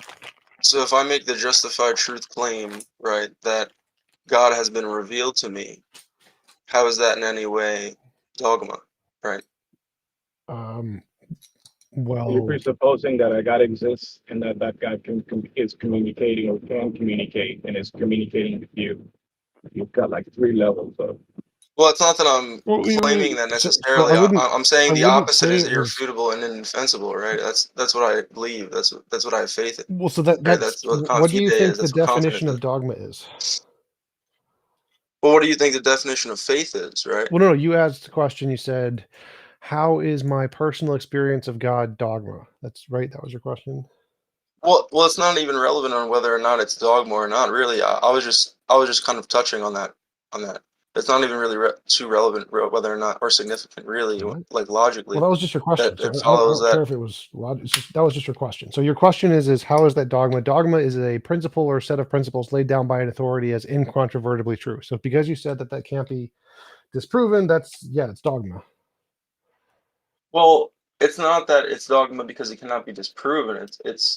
It's dogma to try to refute it rationally, right? Because there's no way to abide and align with logic, Things that are set be down outside the as confines of the wait, infinite so eternal. dogma, the definition of dogma is anything that is set down as incontrovertibly true. So if you're saying that can't be refuted with logic or reason or evidence, then it's dogma. Well, actually, there is a lot of evidence. There's contextual evidence. There's No. esoteric It can't evidence. be There's disproved. logical evidence. You're saying there can't be evidence against it. I think the stuff with dogma is if you reject it, then that qualifies as your apostate. You know, like you can't like refute in Christianity that God is Trinity because that's dogma. Well, the Trinity is irrefutable, is what I'm saying. It's an indefensible position to suggest otherwise, right? In any And other yet- non-logical point of view. What is the, Like what literally is the everything else is empirical- irrational to suggest otherwise, is what I'm saying. Yeah, so And what, yet what people is the refute it all the empirical time.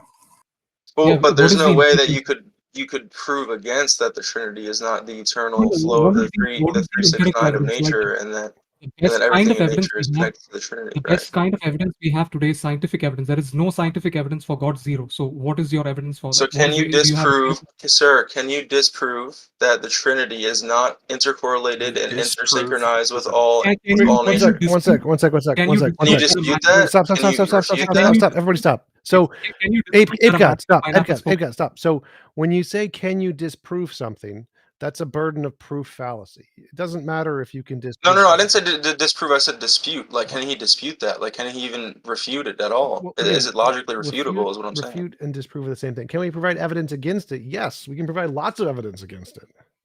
Well, what kind of evidence do you have against the fact that the eternal nature of the universe is three, right? That the Trinity, really it's made one. up It's by everything is human one, but it's also minds. three, right? So it's 'Cause- like we have the exact same one evidence. into three. So we have the exact same evidence against God that we do against Santa Claus, which is that it was made up by humans. If we can show the genealogy. Well, no, of the idea of 1 into 3 wasn't made up by humans. Yes, it it was was. directly, divinely inspired by higher beings. No, it was made up by You have humans. It evidence was of made that. up by humans, just like No, Santa we Claus. have evidence that it was inspired by a It higher. was made up by Christians, not by We have humans evidence like to Christians. the contrary that it was inspired by your higher evidence? supernatural beings, What is supernaturally, divinely, what is your authoritarian evidence that beings. it didn't come from the imagination of a human? Wait, what do you mean? What is my definition you of said you had the evidence. imagination of a human? No, you said you had evidence that the Trinity came from a divine source or whatever and is more than just a thing that humans made up in their imagination. What is it? Yeah, and there's no way you could prove that with natural ways. There's no way you could prove that with a fleshly mind because you're stuck in darkness, and the only way to reveal light is with light, not darkness, right? You said you had evidence. What is your evidence that it's not a figment My of evidence human is the imagination? only way you could logically follow. The only way it could logically follow that you could even comprehend this whatsoever in your conscious mind is the only That's way a it could claim, not logically evidence. follow. That's Well, not no, that's not evidence. It's a claim. it's That's a not evidence. justified truth claim, right? That's what I'm. No, That's what I'm where making. is the evidence? Where is the evidence? Point us to the evidence.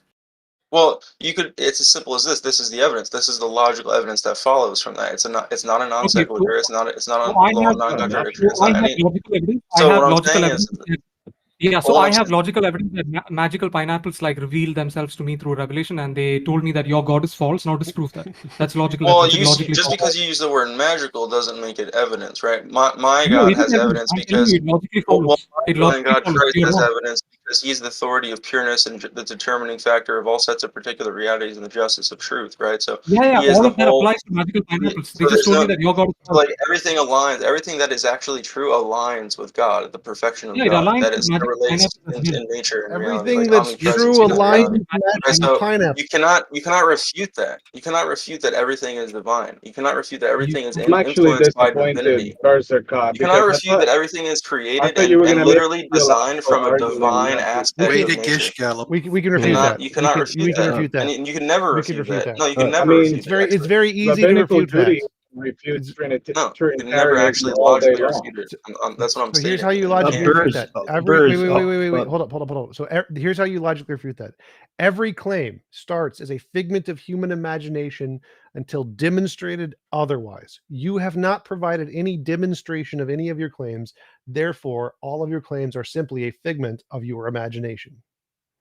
No, my imagination has nothing to do with the truth of the objective No. justice and Every mercy and sentence, forgiveness every and perfection claim, of the every universe, claim right? you make. So my imagination Stop, has stop, nothing stop, to do stop, with stop. this. The revelatory nature of God has been revealed to me through Or the I'm going to mute Bible, you. right? Stop, or I'm You going to don't mute you. trust the Stop, or Bible I'm going to because you mute have you. darkness. So every claim, every sentence that comes out of your mouth, every idea in your imagination starts off as nothing more than a figment of your imagination. The Trinity, God, divinity, ultimate sources of truth, all of that is stuff in your brain that you have made up. And it's only stuff in your brain that you have made up until you can demonstrate it's more than that with evidence. Therefore, all of your claims have been refuted because they are nothing more than figments of your imagination until demonstrated otherwise. Anybody else got comments? Yeah, I was gonna say He that left. all he did was he just made some claims, but like he didn't provide any evidence. Just thought like he thought the claims were so strong that like he didn't even need to provide evidence. I mean, I was hoping that he would point to the Bible and be like, here's the evidence of that revelation. But the thing is, like, he's like, well, no one can refute it, but like rabbinical Judaism refutes Trinitarianism all day long. Islam theology refutes Trinitarianism all day long. You can't say that these things are not, there's no possible way to refute something which it's the burden of proof from your end to even demonstrate that there's actually a God. That is correct. To begin with. Yeah, I have a question on objective morality. Is that cool with T-Jump or not? Go for it. There's two statements I want to check with. The first one is involuntary impositions of will. Sure. Now, this one seems like it's a phrase, not a sentence. And the next one is A involuntary imposes will on B. Now, this is a statement, proposition, right? Neither of those are propositions. What are you talking about? They're just descriptions Okay, so of potential ways. So like something is immoral if it is an involuntary imposition of will. That would be a sentence. Involuntary imposition of will is just the second half of that sentence. So if someone asks what is immoral, then I would say involuntary imposition of will because it's an answer to the question. So something like A imposes the will of B. That'd be like if someone asked me, give me an example of an immoral action, I'd say A imposes will on B. Okay, gotcha. And involuntary impositions of will, what does this apply to? Just humans or any living being? Anything that has a will. So if humans have wills, this applies to humans. Yeah, clearly. What are the mechanics of imposing wills? It could be a lot of things. It could be entropy. Who knows?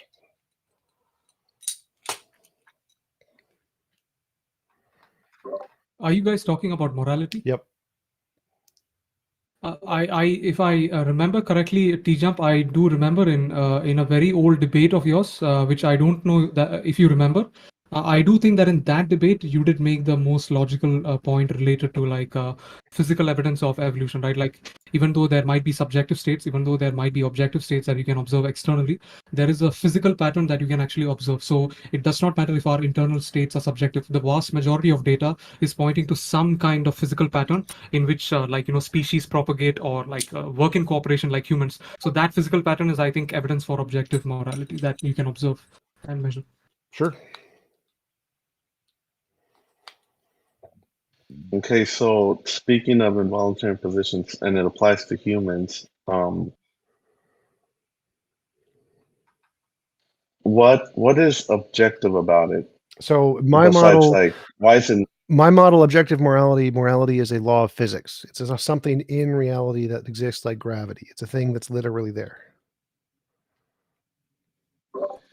does I it sort of think like require? morality- Shut up.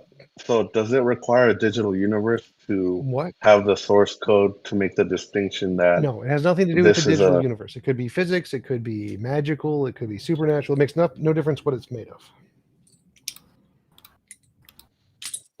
if that's the case, what does it matter if science is provisional, if physics is provisional? No, science is epistemology. It's how we know stuff. So obviously how we know stuff is provisional, but that's irrelevant to whether or not objective morality exists.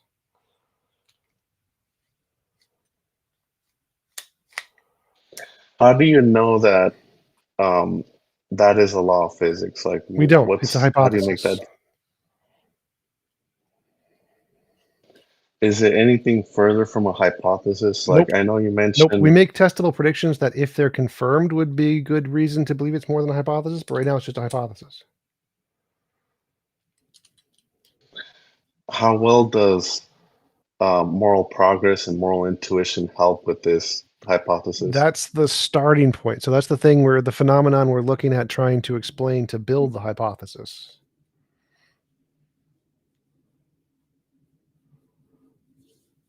For me, I think my model would be not exactly your model, T-Jump. I think it'll be more of like a hypothesis where like morality is nothing more than an emergent property, just like how consciousness is emergent from prior physical processes. So I think as a result of the evolutionary mechanisms of like biological organisms, I think it is just something emergent from prior physical processes. I think that would probably be wrong, because if it was just emergent, it would probably emerge in different ways. And I think that it's probably not going to emerge in different ways. I think it's going to be very consistent, and that it's something that's more reliable than that. Because if it's just emergent, it can emerge in tons of different contradictory ways. No, but don't you think that from the prior physical processes, there could be some new emergent thing that can also have consistency in the similar way like natural selection? Well, natural selection doesn't have consistency. So which one did you say has consistency? Of the emergent properties? None of them. Yeah, like you just said that it is having something is consistent about it. Yeah, I think something's consistent about morality. The way morality develops in brains seems to be consistently the same. That's why moral progress is always in the same direction. Whereas if it was purely emergent, I don't think it would have consistency. I think it would be more random, and you could find very contradictory moralities everywhere. Well, I'm a philosophy like newbie, to be honest, but like I thought like objective morality, I thought that was like a religious argument. Like That is a common belief, which is incorrect. So if you do a Google search for the Phil surveys, or no, I think it's Phil surveys paper, Phil paper survey. It is a survey of professional philosophers. 72% are atheists, 65% believe in objective morality. So objective morality is the consensus among atheist philosophers in academic philosophy. So it is not a religious argument. 60%, 60-something% among philosophers, or among atheist philosophers? Philosophers. They didn't do specifically for atheists. So it's just of all philosophers, 72% are atheists, 65% believe in objective morality.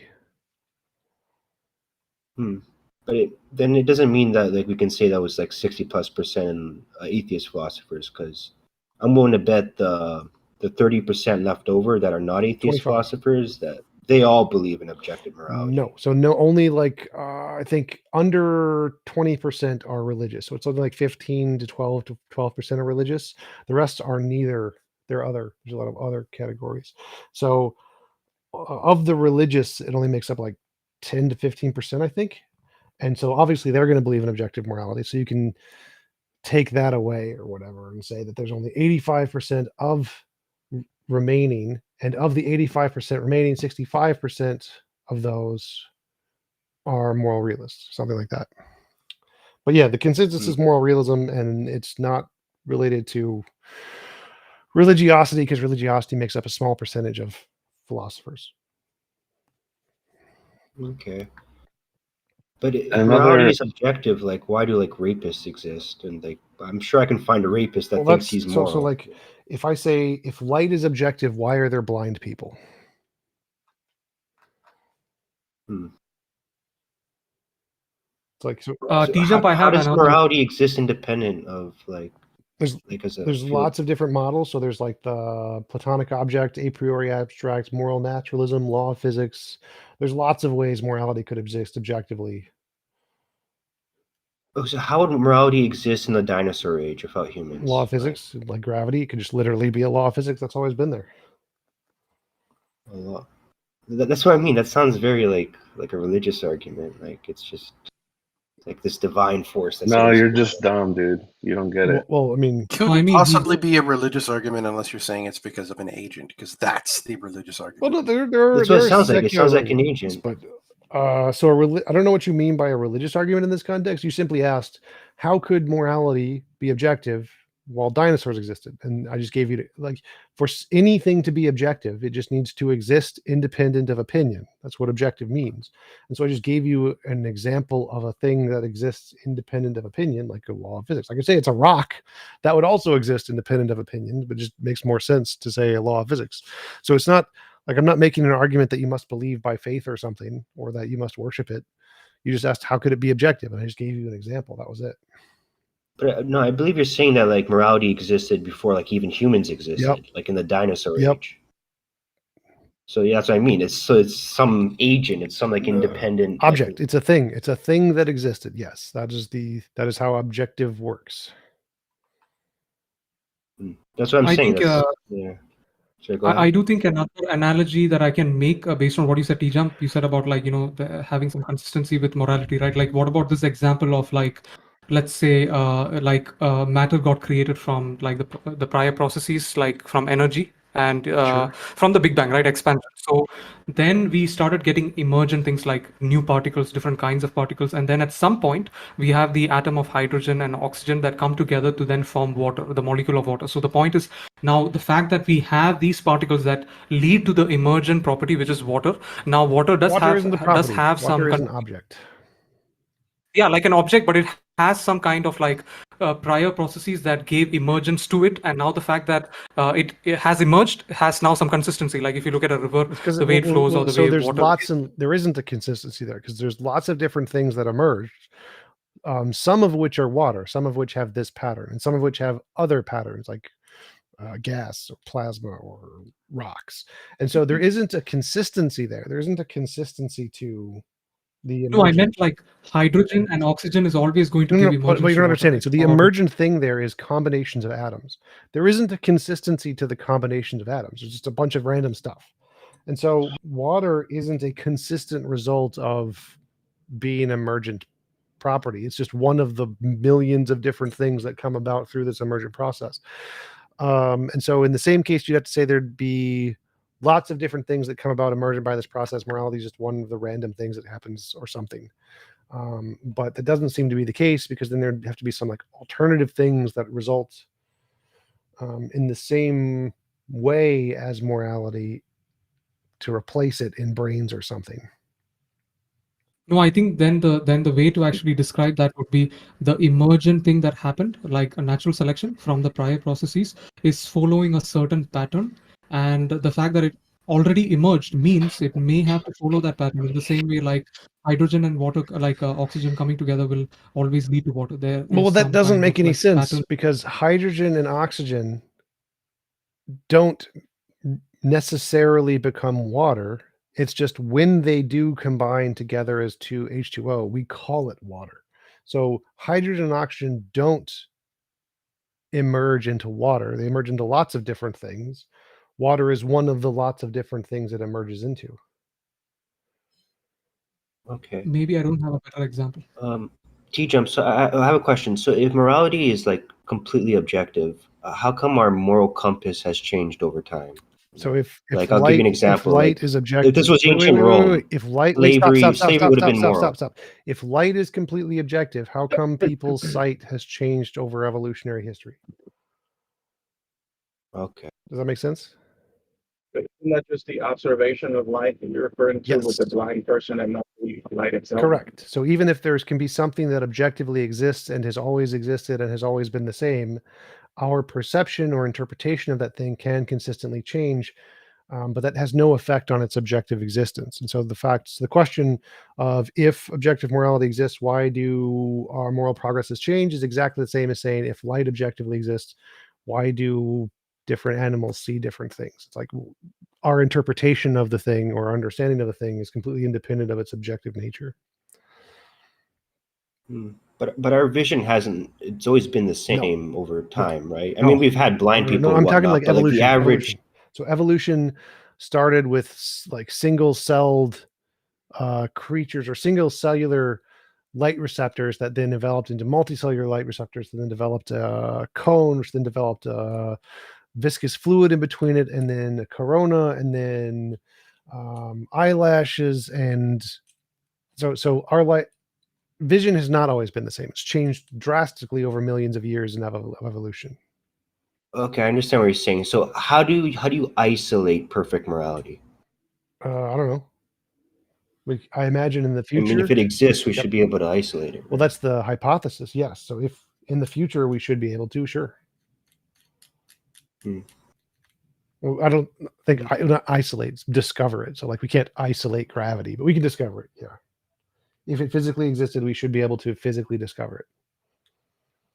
Okay, you think it's there like gravity is there? Yep. Okay. Well, I mean, but we can understand gravity in the sense that you need, at the very least, a very large object in the universe that you can stand on and then have that effect. Sure.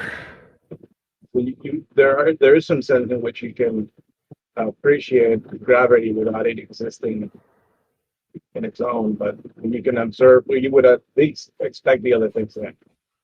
I'm not so sure we can do the same thing about morality.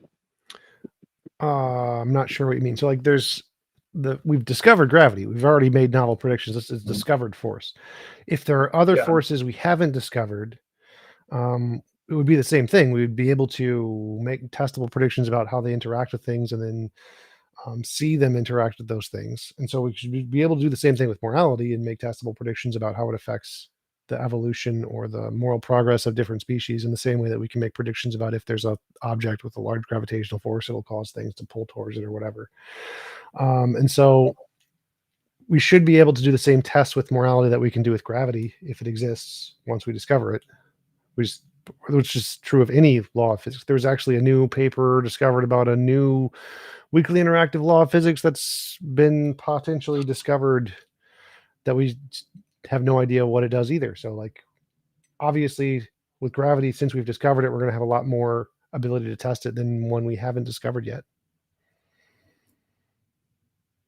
But can't morality just be like something in our mind? Sure. That would just make it subjective. Law of, yeah, that's what I mean. Yeah, that's my take. I think morality is subjective. Sure, that's a perfectly valid hypothesis. I do think the part of the morality which is subjective, or at least the moral compass that is subjective, is I think the internal state or what we experience and what changes over time. I think what is objective is the external pattern that you can observe. Like if you as an external observer look at like a society that is cooperating with one another, or look at the animal species, there is a common pattern that you can track among all of that. So I think that is the part that is objective, at least.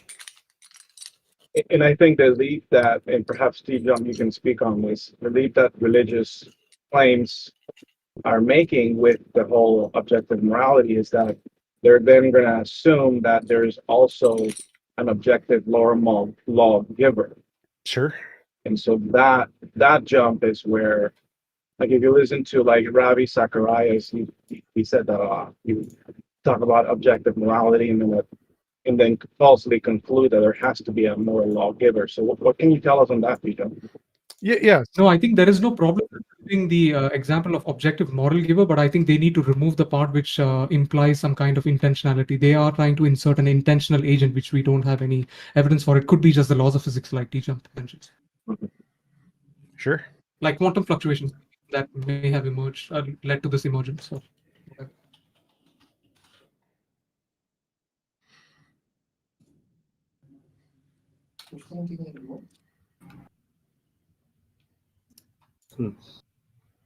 We got anyone else? I don't know. It just like when we compare morality to like the law of physics, that's just, in my opinion, it's just my opinion. That's like, it's like saying like comparing the Holy Spirit to like the law of physics. Well, why do you think that?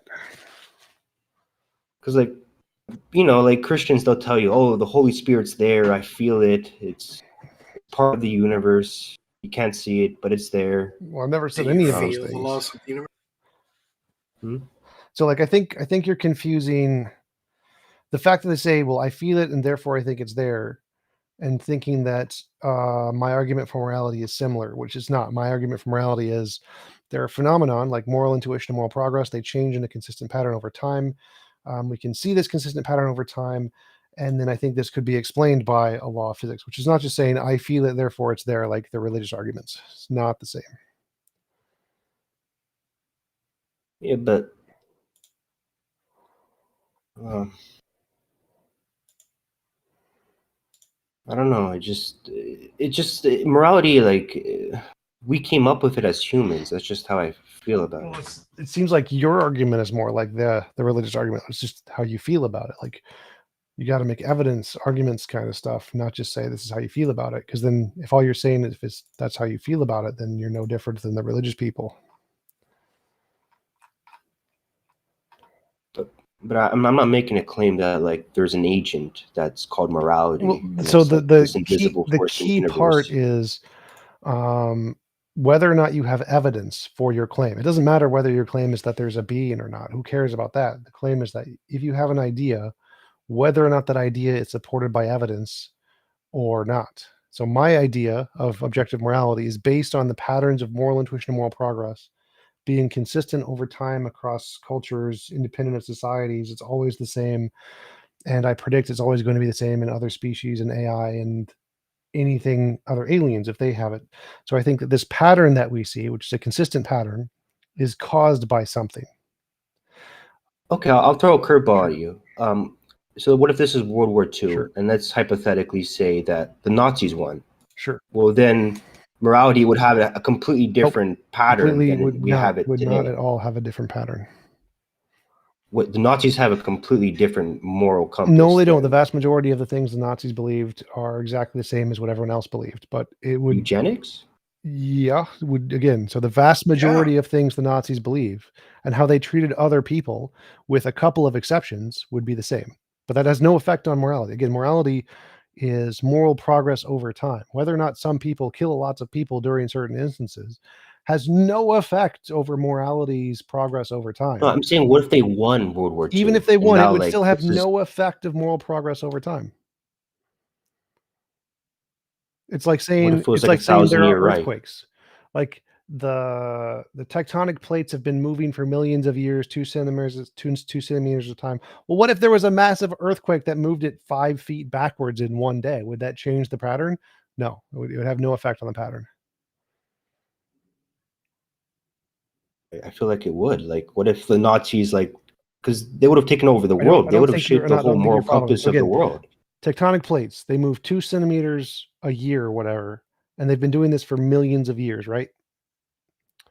What if there was a really big, massive earthquake and they moved back 5 feet?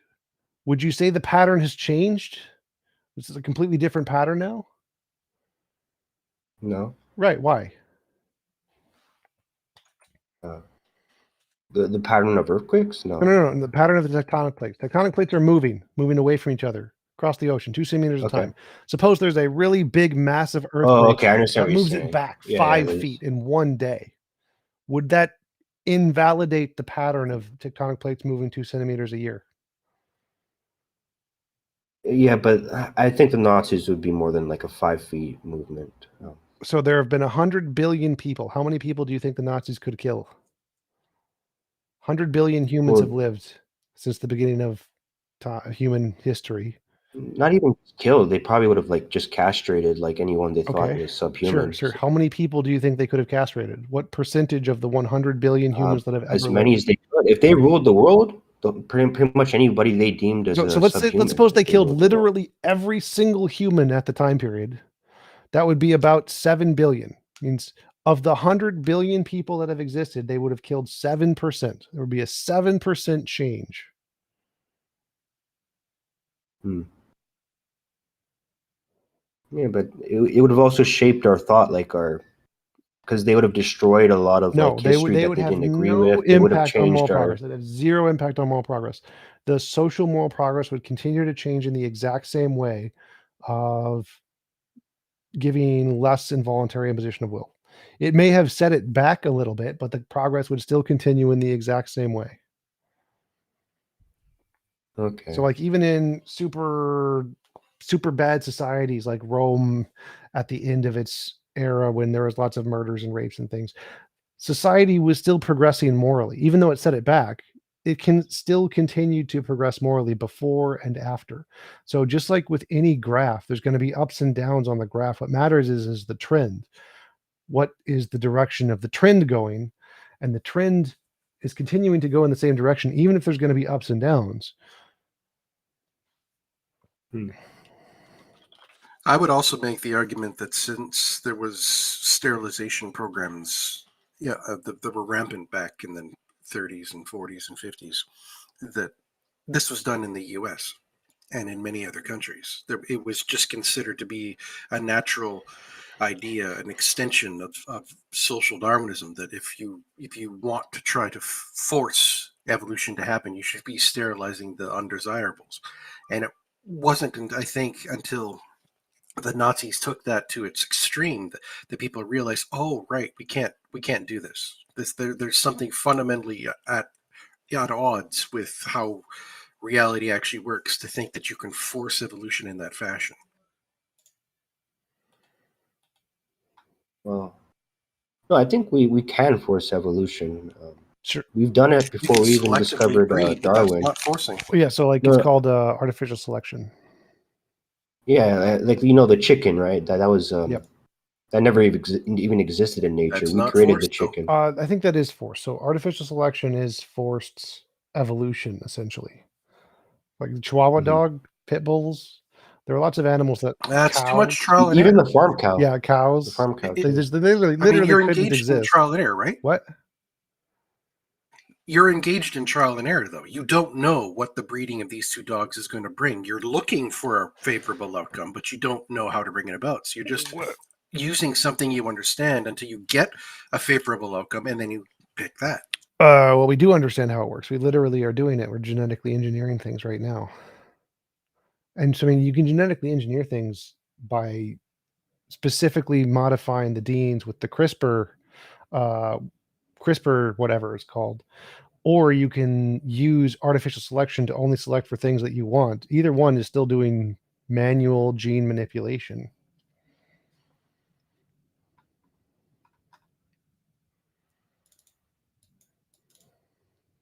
Yeah, like I think maybe it's just a difference in how I use the term force. If I'm using the term force, then I'm applying effort against something that doesn't want to do what I'm telling it to do. So that's why force is required. I'm not guiding a process. I'm making it go where I want. Well, so like the CRISPR gene, CRISPR modifications where you literally cut out gene and put in what you want. You would consider that force, right?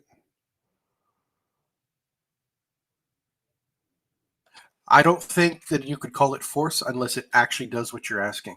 If you use CRISPR and what you're trying to do fails, that's the same thing as the breeding we do with dogs. Is that you tried something, it didn't work, and so you got to keep trying it again until you find exactly what you need to do to bring about a specific result. That doesn't make any sense because, like, then you could say, like, if I punched you in the face, that wouldn't be forcing because there's some % chance that quantum mechanically it would just go through your face or something. That doesn't. I don't think that works.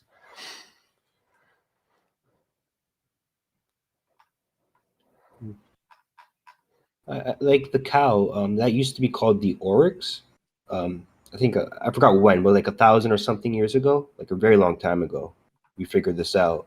So the oryx, the milk it produced, wasn't very digestible to humans, and on top of that, Still isn't. it was an animal that was really hard to domesticate because it was super aggressive.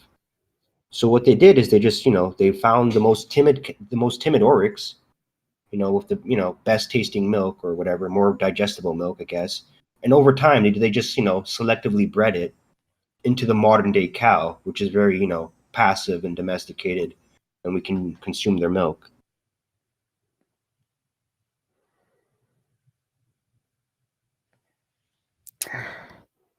Anyway, anybody else got comments?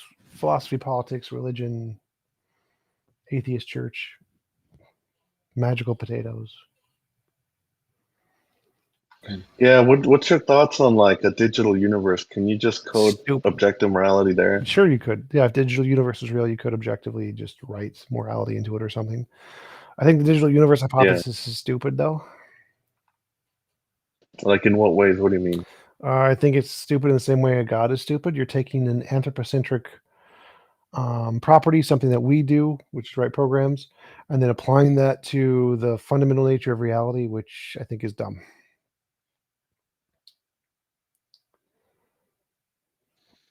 Oh, okay.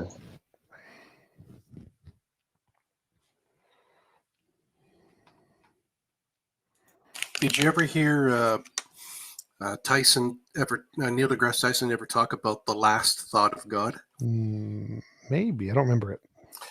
He said something to the effect of, if we have a data set, like the data set we currently have, in which everything seems to follow the process of eventual heat death, that sort of thing, then given that information, even God's thoughts would require energy to consume, and there would be a loss with each thought. So at some point in the universe lasting long enough, even with a creator, as long as he follows the same rules that apply to the universe, there would be the last thought of God. Because it's a product of human imagination or whatever.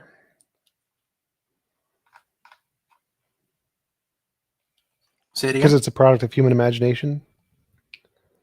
Well, just that our thoughts generate heat, and therefore are subject to the idea of consuming energy, expelling waste energy, that sort of thing. So at some point, unless you start getting into quantum mechanics, our classical universe will run to heat death, which would include everything in it. If it's thinking, consuming energy, and at some point there would just be not enough energy for that last thought. Yeah, but that's again only if God had a mind like ours. So it would be like has minds. And was subject to our reality, yeah. Yeah, so I don't think that would really be relevant to That's when it becomes convenient for the theists to modify its theology and understanding of God and to now put him outside of space time and create all this possibility. Actually, that's one of the things that I wanted to argue before, what somebody else mentioned, is that he was trying to say that there was no way there could be evidence for God. And I was not sure of what he was going down until he started explaining it. And then I realized he's trying to argue that if God exists outside of space and time, then he's not going to be subject to our laws of space-time, except that this argument has already been addressed a few times. Because if God dips his finger into the universe to do something, everything else that we know about how evidence works indicates that there should be trace evidence of that interaction.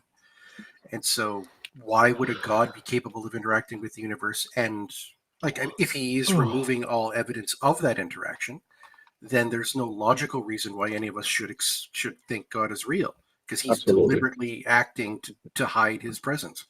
And if he's not deliberately acting to hide his presence, then there should be trace evidence of the interaction. So it doesn't matter what God is; it's the nature of his existence that we're debating. And so, if he interacts with reality, there should be evidence. And that's why I personally reject testimonial evidence, because it's all relying on, oh, here's what I think happened. Here's, I prayed, therefore a miracle took place. But yet no one seems to be able to provide the mechanism by which their God is actually at work. Well, that's because you're cheating. They're trying to make it an internally consistent narrative story, and you're throwing foundational claims into it. It's, come on, you're not playing fair now.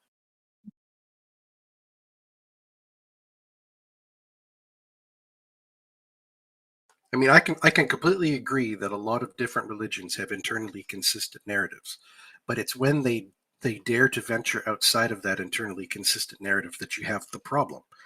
It's the thing that presuppers like to do a lot, especially Darth Dawkins. He's like, what instantiates, this, that, or the other.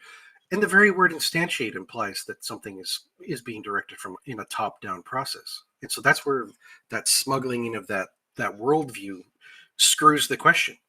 And it becomes a nonsense, because it doesn't mean there is no instantiation if you start from the ground up. You can't make the claim that there's an instantiation.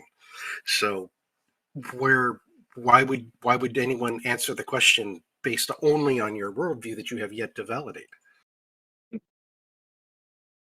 That's where it becomes kind of a case of special pleading. Yeah, he's just bringing in an unfounded assertion, that's all. Yeah, they lead with it. It's like asking why, what are we created by without a creator? Yeah, well, who created you? It's like, yeah, that's a little bit Well, hey, Amy, welcome to the show. Thank you, thank you. How are all of you? Awesome.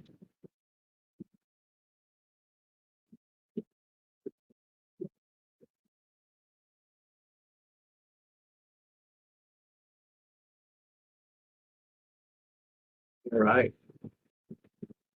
I see we do have a hand, but I don't know if T-Jump seems to be away from his throne.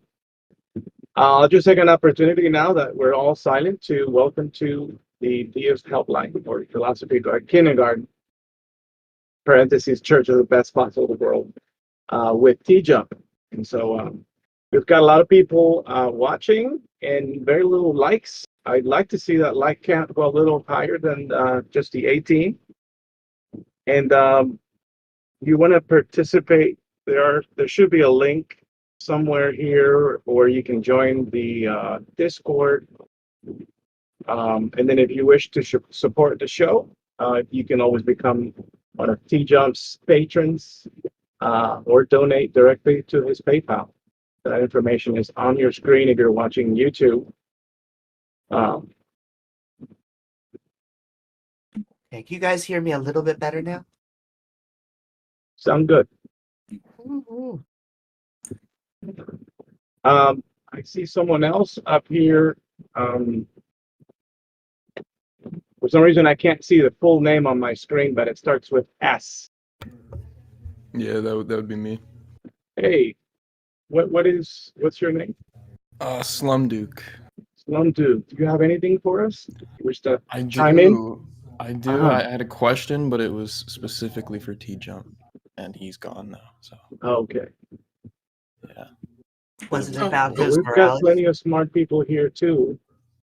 Maybe you want to give us a chance. I mean, this more has to do like with his like specific epistemology too, and like. Sure. I had go some ahead. other questions too, but. And this will be my time to just remind all the theists out there that God does not exist. And yeah, I hope you're having a good Sunday. Thank you, Amy. Absolutely. Just trying to poke the beehive. That's right. Those of you who are not familiar with my podcast, Apostate of Mind, I'm a new channel, started last December, and I'm a former evangelical pastor, which I later became an atheist. And it's not a specialty because I got as far as a master's degree in biblical studies, but that's really been my world. And I do challenge those that are Christian who are interpreting the Hebrew Bible in a certain way and arguing for Christianity. And I challenge those in Judaism that wish to demonstrate the truthfulness of their God and so forth. That's the kind of thing that I do. So I speak on that, and I speak on the Bible, and I speak on how to better think about deconstructing from religion with regards to the scriptures. As I do find some value in them, but I just don't agree with everything that is in there. So anyway, that's what I do. So I appreciate you stop by. Thank you. And you could definitely find wisdom in holy texts. I guess our biggest claim would be that if we can find anything wrong with it, and there are plenty wrong with it, then the perfection claim just kind of falls away. Also, welcome, X. Howdy. And I'm excited to meet Apostate of Mind. And Yeah. I assume you must already know Walker, because I think you guys share a background of having both been preaching before becoming the opposite. Yep. Yeah. Actually, we've met before, but yeah, I'm glad to be. I see you're a regular in T-Jump's show here, and yeah, tell me more. I want to know. Myself, I'm a newcomer to biblical studies. I did not study it as a kid. I was something like a esoteric occultist as a kid who studied many different religions, but not really Christianity. It wasn't interesting to me at the time. But it became very interesting when I met as many people who had studied biblical scholarship and history and archaeology and stuff like that as I did on Discord. Then I got a kind of the Indiana Jones urge to kind of like, delve into the past and uncover, you know, the mysteries of how did these religions end up the way that they are. Yeah. One of the things that baffles me is that so many people assume that the way you're supposed to read a holy text is something like what we call systematic theology, which is to say you read all of the things that are so-called part of a canon as though they were written at the same time. In many cases, people do it that way. Not all of them, but sometimes people are like, well, they're all written by God in heaven or whatever prior to the first one being pen to paper. And they all came out in a perfectly consistent way, according to God's plan, divine providence, divine guidance, some kind of, there's always this assumption that God was like directing the process. But if God was directing the process for the way these things are written, why do they resemble, like in biology with vestigial organs, so many failures, sort of sidesteps, backtracks, retcons, and rearrangements of the doctrine? If God was capable of teaching it the right way the first time, seemingly he would have. But it seems more reasonable Christians and Jews and other religious scholars are okay with this. Like, they don't die on the hill of trying to claim that God made everything in the religious canon, whether you're talking about the Hebrew scripture or the New Testament. They don't die on that hill because they know it's a losing hill, right? They've already been to that hill. They've seen all the bodies of all the religious scholars who've basically been defeated trying to defend those positions. And the only ones who stay on that hill basically now are fundamentalists or just people who just don't know that the hill is littered in bodies. Right. And the learned Christians and Jewish scholars are in a dialogue with everybody else, open and doing the same difficult work of historical criticism and so on. Now, they still believe that God has a plan, but they believe that history works the way we kind of know history does work, with limited human beings, that people wrote books for historical contextual reasons, and that it's actually more important to understand what the actual authors intended than it is to sort of squint at it and pretend like it's all written in a systematic way.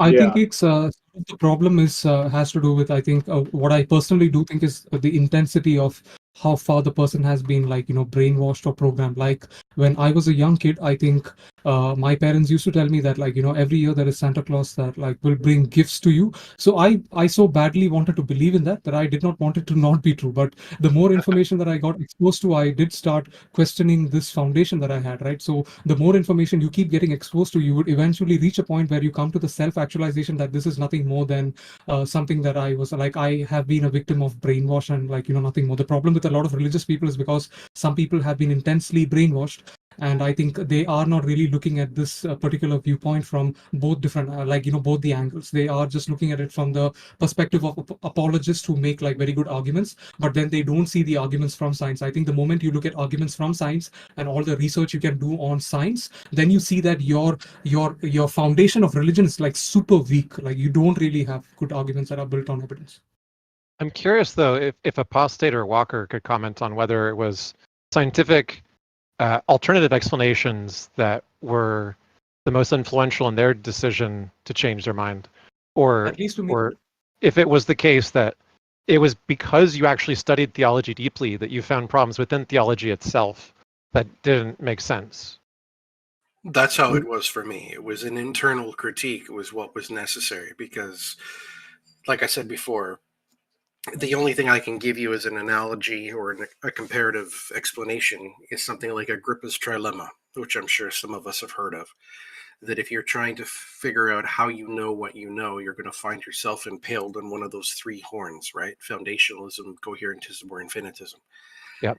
Now, a lot of Christian apologetics is based off the idea of coherentism, of having an internally consistent narrative, which is why testimony is so important, and why, you know, the stories and whether or not there was or wasn't a historical Jesus and things like that. These are cumulative cases. The moment you hear somebody mention, I'm making a cumulative case, they've lost, because they're not making a coherent argument. They're making a foundational claim and attempting to use a coherent argument to explain the foundational claim, which is a complete mismatch. You've screwed right from the very beginning.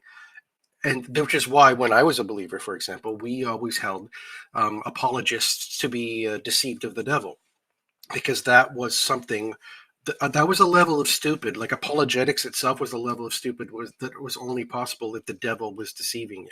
You couldn't hold yourself to be an apologist and think you were doing what God said, because there were very clear fundamentalist literal interpretations of Scripture that basically were like, don't interpret Scripture. Read what it says and do it. You're not supposed to be sitting there engaging in a system of apologetics. You're supposed to be seeing what it says, and if you need to, you're supposed to wait for God to explain it through grace. For the light to become ever brighter. He's the reason you understand this, not because you have sinfully relied on your own understanding to attempt to delve into the deep things of truth. You have to have someone teach it to you. You have to have it revealed to you by Jesus or by God, whatever.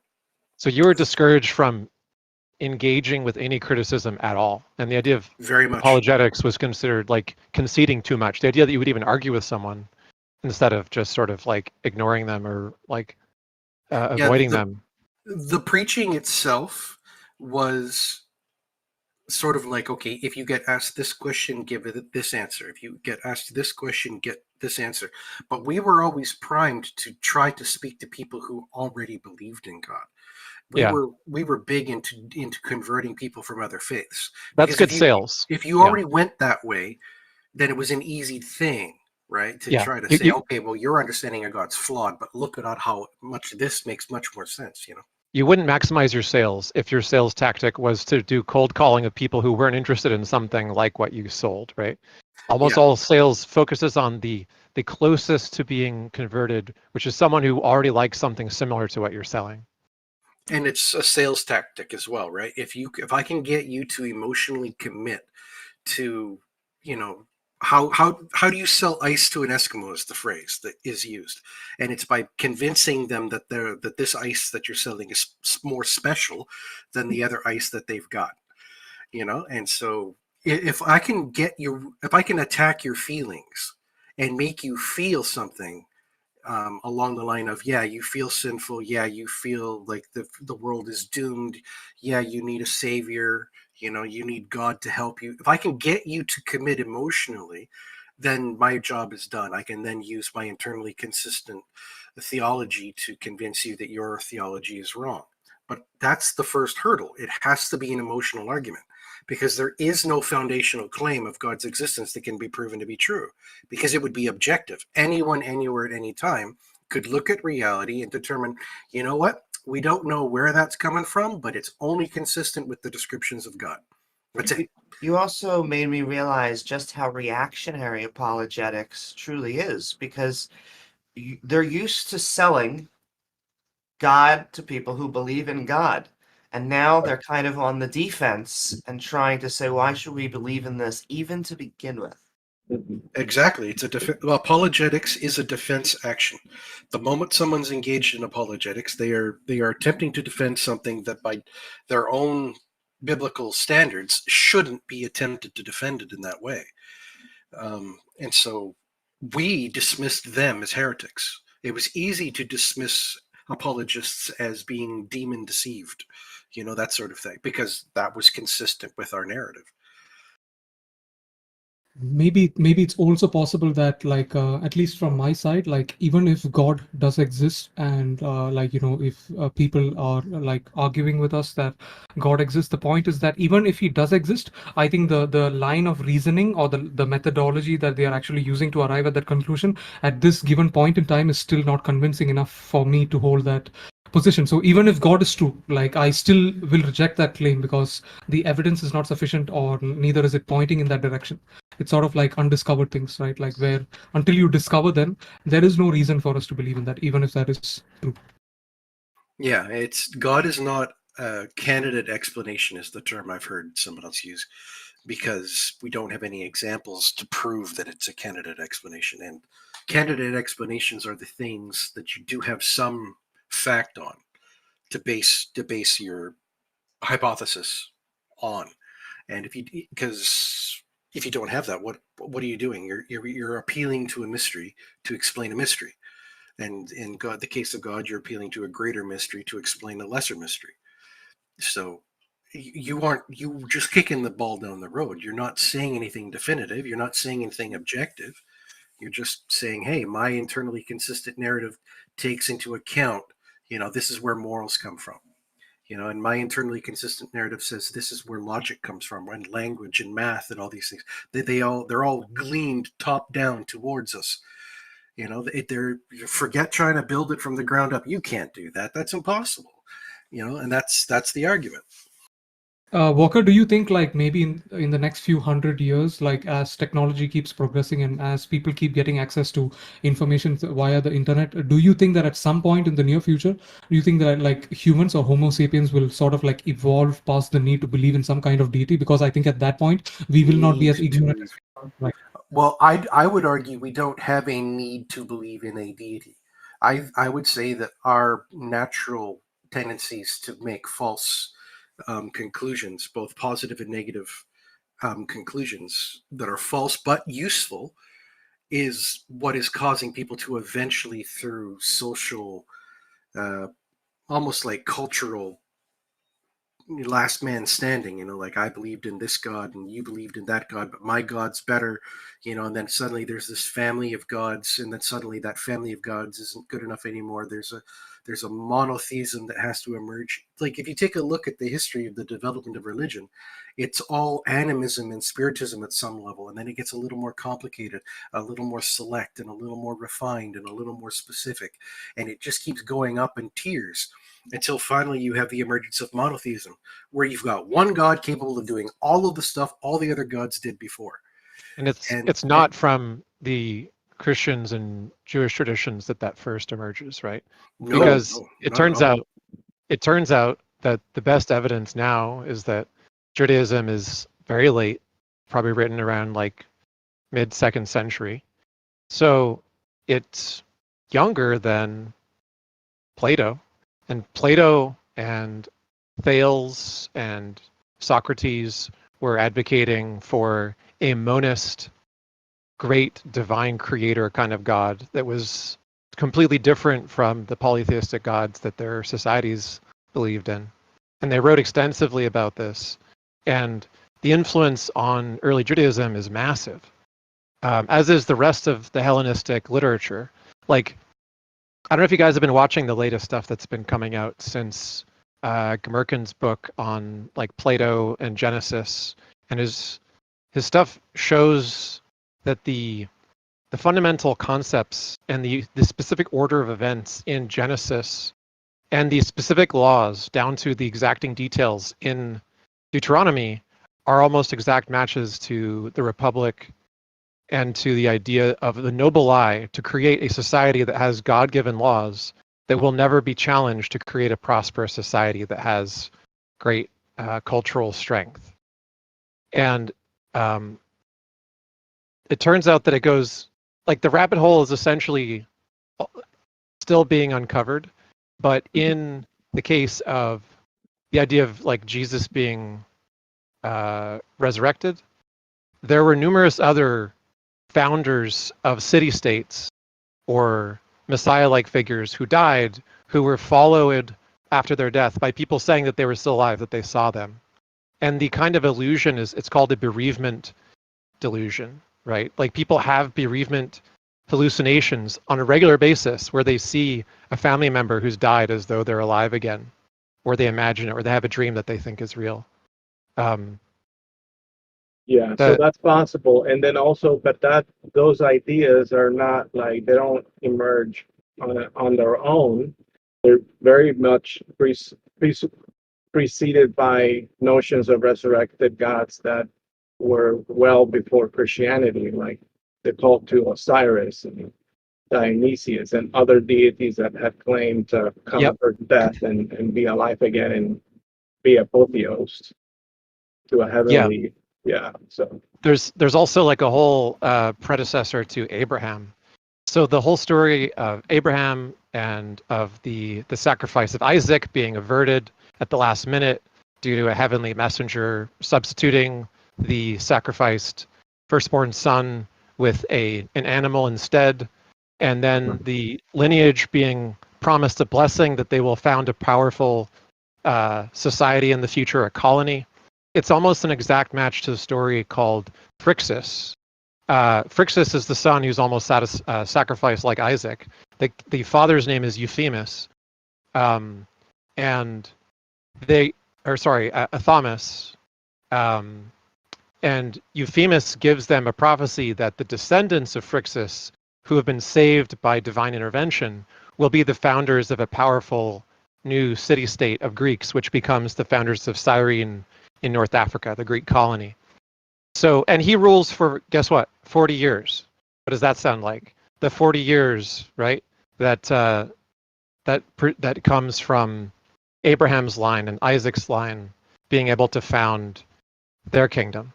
So it turns out that these people who wrote the colony story of Jerusalem and Israel being this sort of like powerful colony that came out of Egypt patterned it very, very closely off of existing Hellenistic colony tales, which had so many different parallels that it's really a genre of literature that was derivative the moment it was written.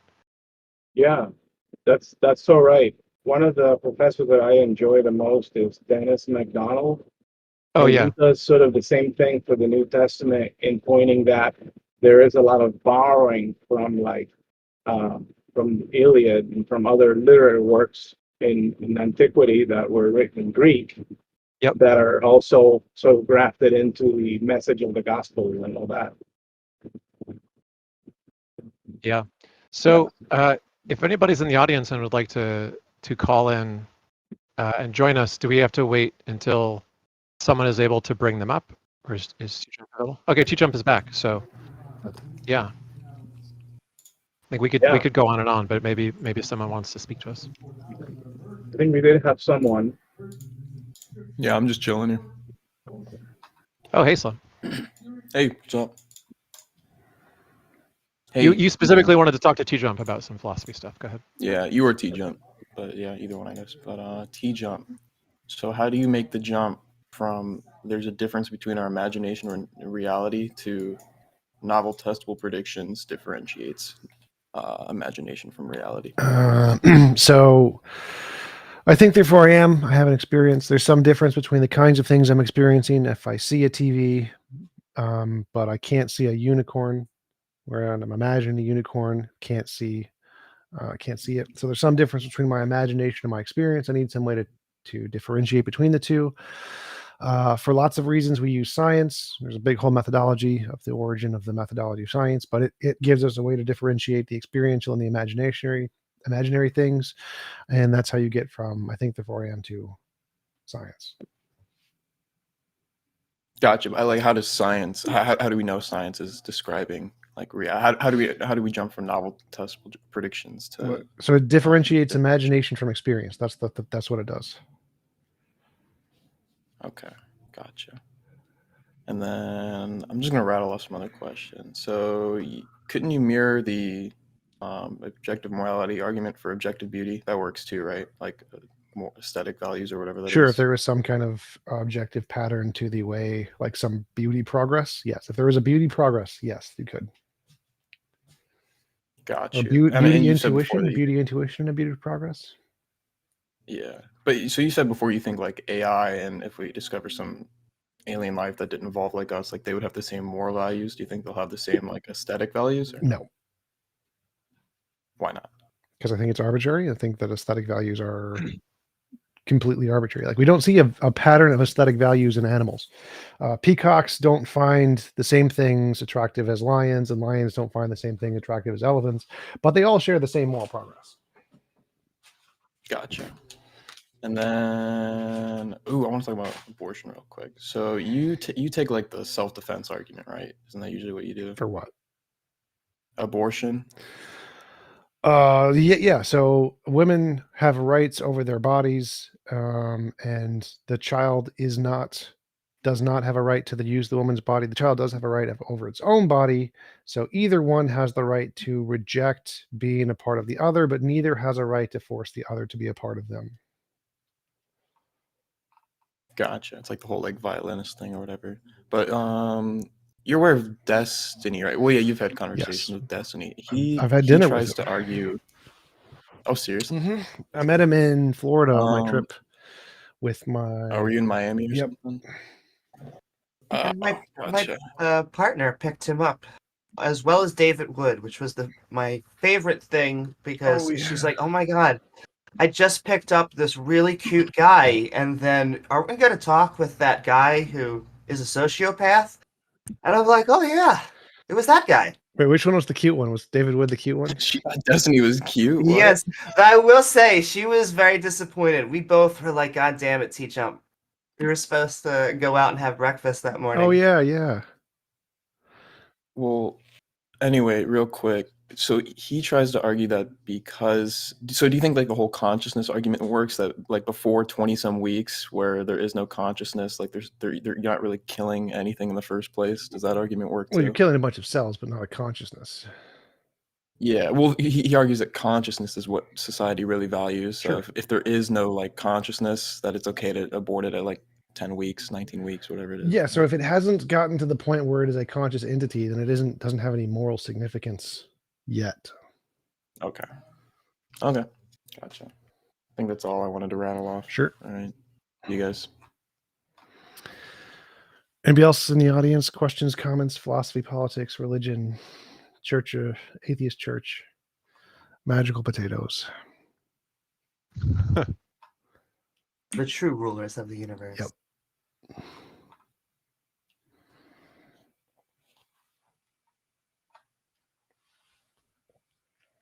Must Are mean we there's even- no theists anymore. I think that's the answer here. They all went away. We just converted everyone in the discipline. That's right. Oh, come on. 300 years of apologetics and no new arguments. Just rehashes. That's going to get tiresome after a while. That's true. Well, actually, they did, rehash Leibniz's argument because the original entailed modal collapse, and people didn't like that. So they tried to come up with a new version of Leibnizian arguments, which also like didn't have some like logic flaw, which made it prone. I forget. We had a caller who called in about that a while ago and prompted us to look into all the versions of Leibniz's argument that have come out of it, and there's been like 5-6 iterations that tried to fix the problems with Leibniz's version, according to like automated theorem provers and so on. And they all rely on positive properties being a thing, which a lot of people just scratch their head at, and they're like, "What's a positive property?" And they all entail modal collapse of some kind, and that only really works if you're like a complete double predetermined necessitarian Calvinist or something like that. So, Could you after explain modal collapse? after 500 years, they finally made his argument valid. Woohoo! Only if you can agree that a positive property is a thing that makes any sense. Yeah. But it'd still be valid because that would just be A. It would be A. You wouldn't, even if a property didn't make any sense, it would still be valid. You can say square circles are potatoes, potatoes are cats, therefore cats are square circles. It'd still be valid. Yeah, the form can be valid. It's just that the premise may not be intelligible, really. For sure. What is it with that argument where they want to have a valid argument, but they don't care at all about the soundness of the premises? What is that? The ontological argument. Well, I would say it's most arguments for God are that way. They've got a real hard on for the structure of the argument. Don't care at all if any of the premises are true, and will actually get very upset if you point out the fact they haven't proved any of the premises. But it's only if the premises are true that the conclusion is true. So, I mean, come on. Well, God is not real. What do you define as real? Reality. Okay, so God is not in reality at all. There's nothing about God that's in reality. Is that what you're saying? I think he left. Wow, that was so brave. I think God exists in the two courage places. of his convictions was there for us to see. No, didn't he just say that God is not real, Yeah. or did he say that God is? He said not. He said is not real. I think God he was a only troll. exists in two places, as far as I can tell, and that is within our texts that we create and within our mind. And so I think if the sun were to red giant and to eliminate us and our text, there too would go our gods. Is there a difference if I phrase it this way? That I know I exist, and it's the only example of what existence is that I really have that I can be sure of. And I can say that God is not on the list of extant things in that level of analysis. So if I say that God is not extant, is that still saying the thing is that God does not exist? Or is it simply saying it hasn't been shown to exist? I think it's more like Extant I think means it's more exist. like So the extant is like an extant trading. species is a species that does exist, and so if God isn't extant, then he doesn't exist. So it'd be the same thing as strong atheism. Isn't it Okay. more of like showing that there is a low probability of something like that existing? No, because I have one example of what existence means, and so the Okay. reason I can't even conclude that you exist logically, necessarily objectively, is because I'm locked within that one experience of what existence means, and I can't find out if your mind exists in the same fashion, which would include God's as well. I couldn't until something comes along to change the data set that I have. There's no reason to think God exists. So he's not included in the list of extant things. Makes sense. But that's just how my anti-theism works. No, I think there is no problem with that reasoning because I think that is the correct way to reason. Like observing reality, learning from by the process of trial and error, see where our brain fails in arriving at conclusions, especially just by using reasoning or logic alone without using science. And then over time we progress, we collect more data, and then we see that in a lot of situations we can fail. So we have to keep updating our knowledge to accommodate new information, and then our understanding of the world improves. And what do you say about morality in that case? Like, how does secularism develop morality? It depends on how you're defining morality, isn't it? It's interesting Just that whatever one ought one do and one ought ought not do. Then that doesn't exist. There's no such thing. If that's how you define morality, it doesn't exist. As an example, if you're a subjectivist, you could say that one ought not to murder, etc.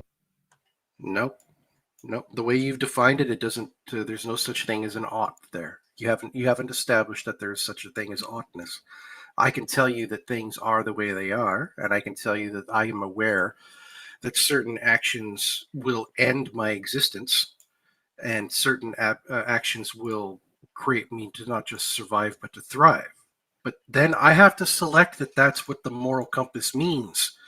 And so it's not about oughts and ises at all, unless I choose to accept that oughts and ises are part of the equation. Otherwise, I'm simply telling you, Right, under subjectivism, so that's fine. Well, no, it has nothing to do with subjectivism. It's not a subjective thing that these things are going to cause me to end. That these are just descriptions of facts of reality. There are things that are fundamental to my well-being, and so these aren't subjective, and they appear to be fundamental to your well-being and everyone else's well-being around. But of course, that's the only subjective part of the analysis, is that you exist. That's the subjective point. The fact that I exist is not a subjective point. That is the way it appears to be. So, what changes about me saying that I need to be warm? I have a Maslow's hierarchy of needs. I need to have shelter. I need to have food. I need to have certain needs met before I can progress up the path to enlightenment, sort of thing. These are not subjective. I think And I take it let's just shut up. I take it you're an error theorist? Or That's a moral remarkably anti-realist? stupid question, because I'm just talking about how definitions don't necessarily mean what you think they mean. We would have to agree on them. So just tossing out a label, don't. Toss out the concept that you think error theorist is, and if I agree with the concept, then we'll pick a term. But start with the term, you're immediately dismissed, because we're clearly going to talk past each other. Then from what are you coming from then? That's a relevant question. You said error theorist. Give me the concept of error theorists, and then I'll agree whether or not that's me or not.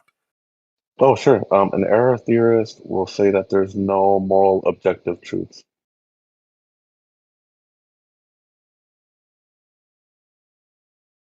no moral objective truths. So you would have to have an agreement on what morality is, which we already don't. We'd have to have an agreement on what objective is, and we don't. And then we'd have to have an agreement on what truth is. And are you saying that truth is that which is in accord with reality, or are you using some other definition of truth? No. Truth. Yeah, that's fine. We can agree on that. And Now, for morality, how do you define objective? what's not in the mind, what is outside one's mind. What is outside of all minds is objective. Sure, I can agree with that. And as for morality, I take it, for me, and we can try to find a middle ground, I take it that morality is an array of things that anybody that's conscious and educated enough should do and should not do. And in terms of actions, like an array of actions that are classified as moral or immoral. There's also amoral. I mean, there are certain things that won't have anything to do with morality. Oh yeah, that too. I agree. Yeah, we can add an array of things that are amoral, immoral, and moral, and that's morality. Then if you're trying to make your decision based off of the actions you should take, you've already sort of gone several steps down the path of, you would have had to have agreed that there is something worth pursuing, right? That's the ethical discussion that leads to the moral discussion, right? You have to be able to determine what is good to you, and then be able to apply that as a sort of a standard for everyone else around you, either because you all share the same perception or because it's just a fact of reality. Well, for me, it's my personal, like something personal. Like I have faith in something personal with regards to morality. It's a subjectivism, pretty much. Yeah, faith is not reliable. Okay, how are you defining faith? Because there's two main definitions, and the most common one is not the religious one. So it can cause a little bit of equivocation if we start using it in the discussion. Faith as in confidence into. Like I have confidence And into. just say trust. Don't use faith, because faith is a religiously loaded term. It is the second most common usage of the term, and in these discussions, it's the one that people usually mean. When they say faith, they mean something like the religious belief. They don't mean trust. If you mean trust, just say trust, but don't say faith. Yeah, I'll affirm trust then. I trust in my personal moral beliefs. It's an array of amoral, moral, and immoral actions. And you say these are your beliefs? They're not objective in some way? No, they're subjective. So if you're extant, you exist, then things that continue your existence, is that still dependent on you, or is that dependent on reality? How do you view that statement? I think I know what you mean by that, but I think what you're asking is what my morals based on related with a duality, a dichotomy between the exterior, the objective that is affecting me, and then what my personal beliefs are responding to that, or what do you mean? Kind of, in a way, because what we're talking about is whether or not you and I are going to agree that, for example, that say life matters. Okay, if you and I both agree that life matters because that appears to be an accurate description of life, that it is concerned with its own continuance, then that is still you and I agreeing to something that then becomes the objective standard. The fact that it's based off of something in reality is a plus, instead of just being a dictate from somebody else that we're both accepting to be the case. So if you and I are agreeing on what it constitutes, like well-being, for example, your continued existence is your well-being, my continued existence is my well-being, our mutual continued existence is our mutual thriving, not just continuing, then you and I are talking about something objective. We can now play the iterative game over and over and over again to determine what lines up with that agreed definition or not. Sure. And to not be like vague, to further kind of unravel, right? I don't think about this like corresponding to reality. because like my own personal morality is more based and dependent on a goal. Like I want me and all humans to be in unity and to be able to transcend to something cybernetic or something further than that. Well, depends again on your definitions, because I would say we already are in unity and that we all have the same base needs, hence why Maslow's hierarchy works, and that all it requires is for us to accept that we're all in the same suffering. We're all existing in the same state. Life is suffering for all of us.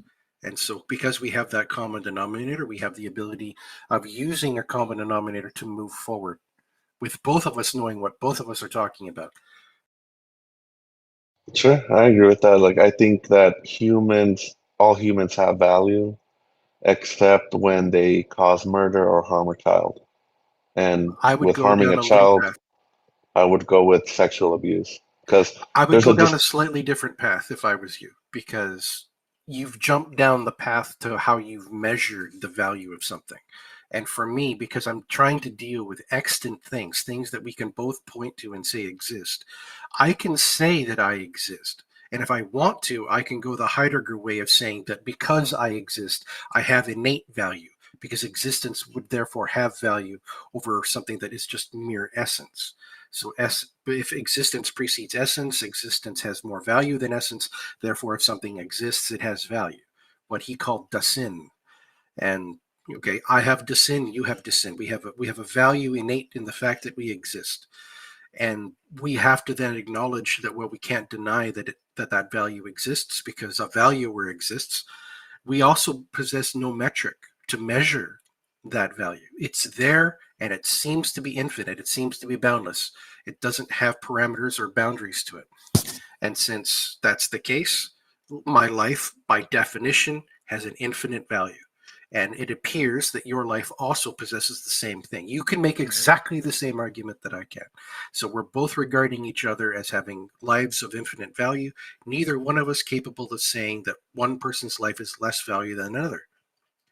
And therefore, you and I don't ever have the right to determine that someone has to die because their life has less value. The only thing you could really do is, in an act of self-defense, stop someone who has made the decision that your life has less value than theirs. And if you have to then kill them to stop that, you're just defending yourself from their judgment, from their misguided logic that your life has less value. what do you do in, I guess, with crime and punishment, right? Because if it's the case that everyone has value, and by considering a murderer not having value, how would you handle stuff like that? I'm not sure I followed the question. The murderer has a value.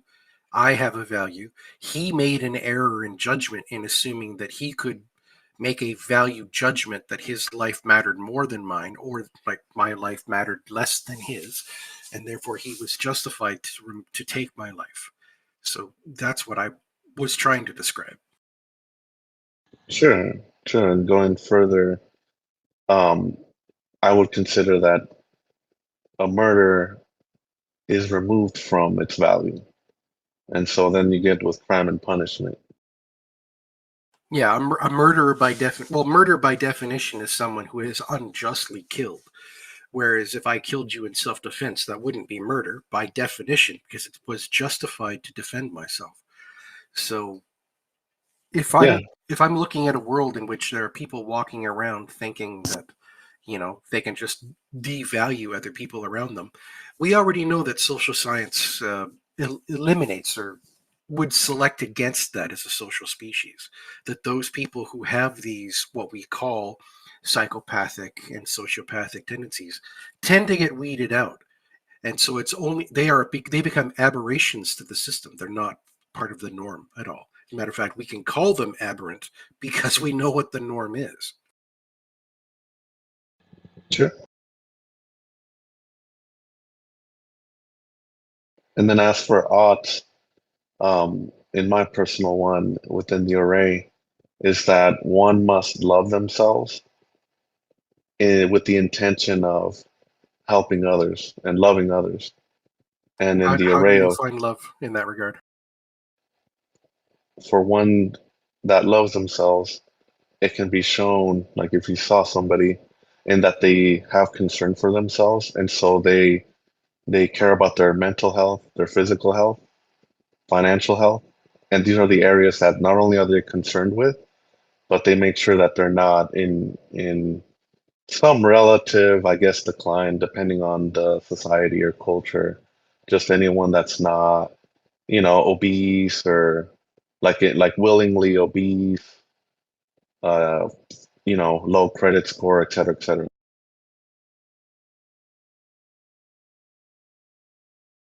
That seems like a terrible definition of morality.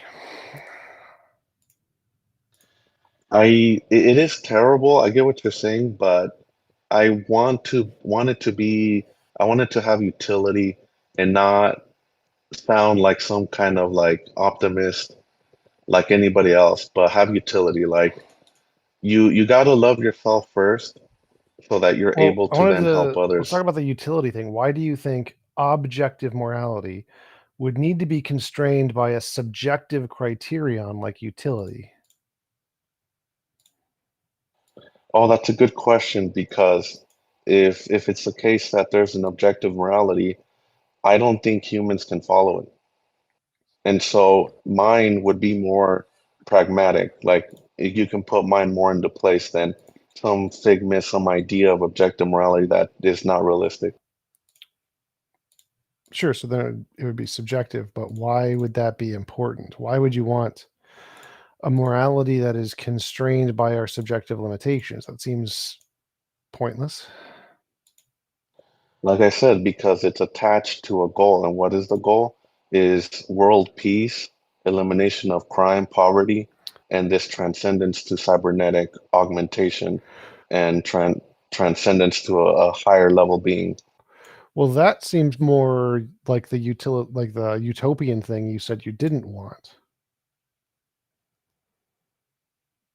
Not sure I ever said that. What I want is for humans to extend their lives, life extension, body transfer, Well, remember and then you said transform to. you don't like objective morality because you think it's not pragmatic or something, like we can't achieve it.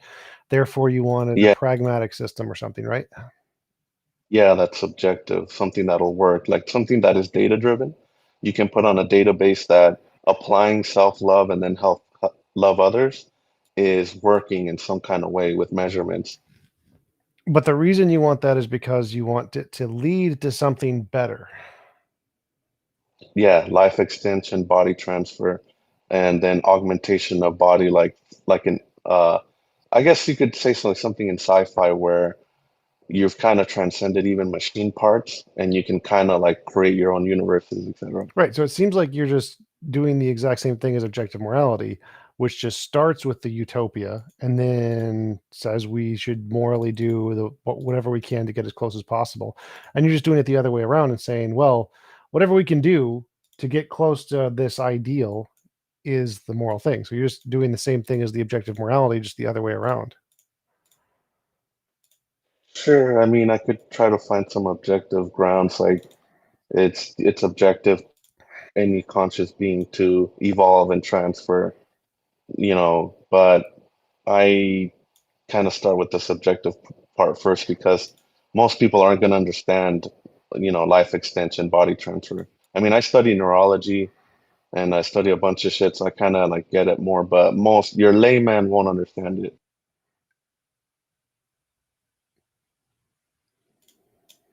All right. And what I notice is that like when I imagine a world where we're kind of united, we've transcended like race and typical mortal age, is that there won't be that much imposition of will. Like everyone will have their own, cybernetic bodies and their cybernetic universes that they code. So pretty much you'd have world peace. Nobody would really be incentivized to communicate with each other in the real world, but be in peace in some digital world. Have you talked to T Jump about his version of like no imposition of free will or coercion because people are in a universe where they cannot be coerced and they get to choose what goes? It sounds like you actually have some common ground there. Yeah, I have the common ground that humans can adapt some kind of philosophy that's superior to others, because I do believe in moral progress if it's data driven. I mean, look at the world in 2023 compared to like 5,000 years ago, right?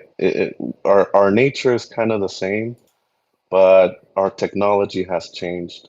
And if we can go from mortal to like a cybernetic, augmented version, it just, like there's less war. Like we've had a period of less wars within the last 100 years than ever before in humanity, et cetera, et cetera. But what I don't like about T-Jump's impositions of will is that it's not realistic, because you have to consider extraterrestrial beings, and they can decide to just destroy us all. Like there's infinite demigods, infinite cybernetic augmented beings of different kinds that could just decide to just destroy you. What does that have to do with my model? That's just saying my model says if there are aliens, they'll follow the same pattern. Like what is? I don't think that pattern is realistic, because aliens would want to be tempted to impose their will on others. Like an alien could have the freedom to have dopamine, some kind of dopamine system levels of imposing on others' wills as like some kind of sadism. And do we have a say in that? I don't think so. What? Yeah, when you talk about impositions of will with conscious beings, you have to consider some like a pre-morality temptation, and No, you're not understanding. My model says all morality will follow this pattern. They will all follow the same pattern of imposition of will. So aliens I will agree that it'll follow this it. pattern too. It has nothing to do with whether or not they're going to want to desire to impose wills or what. It's just relevant. But I agree with you. They'll follow it. It's just that I don't think they'll pragmatically do it to a T. Well, no one does that. Does that make sense? You don't need to do that. That's not a part of my model either. Oh, then okay. That doesn't seem like we have disagreements then.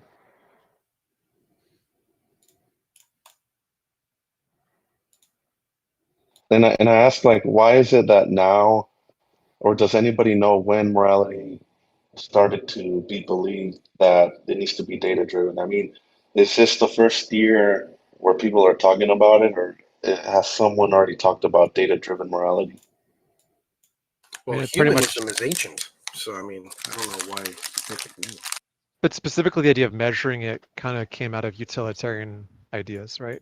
The idea that there could be some metrics is still, a controversial idea, but it began with like Bentham and Stuart Mill, as far as I know, and they even broke it down into like subspecies of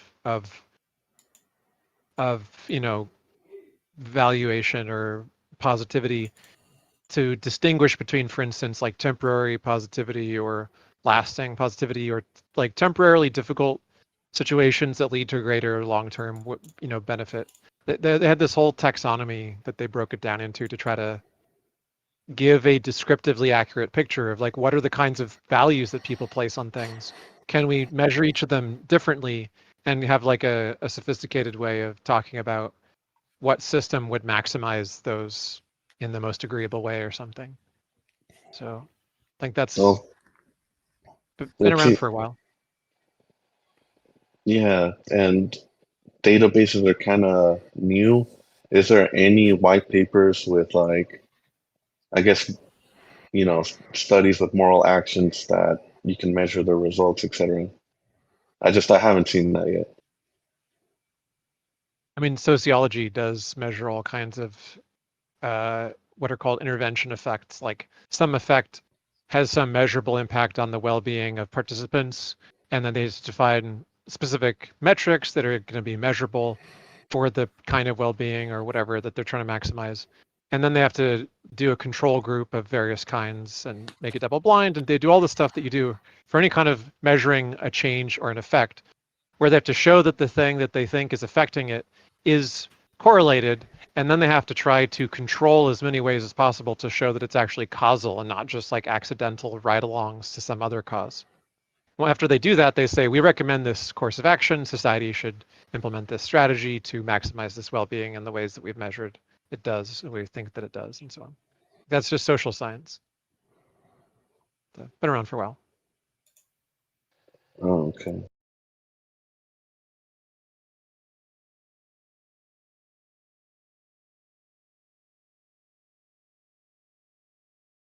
No, in other like news, God still does not exist. Sending love to all our theist friends out there. Nice. God is not among the list of excellent things. Yeah, it doesn't seem to be.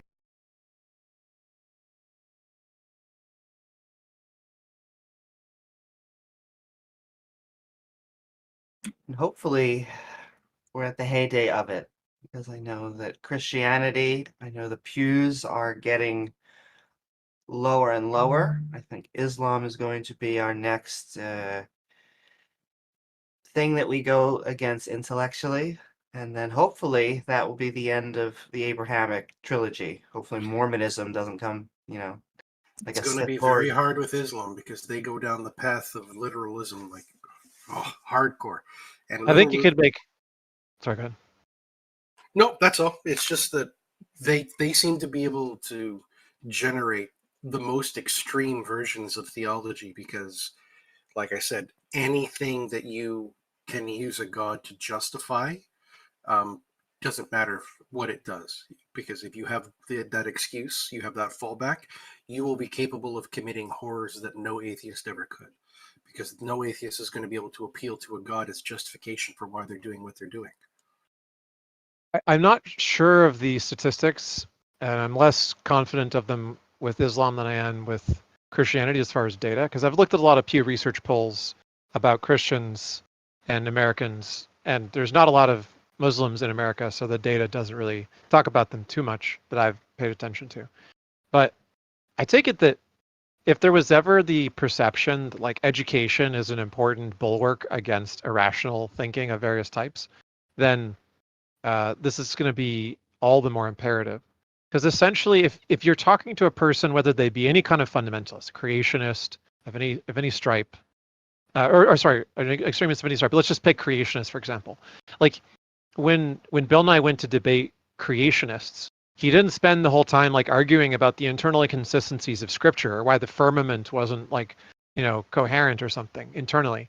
He gave them a science lesson, essentially, right? He essentially had to do a remedial lesson for his like hour and a half of time that he had during the debate or whatever, because they'd literally never had a science lesson that was much better than what Mr. Batman got fired for teaching, basically.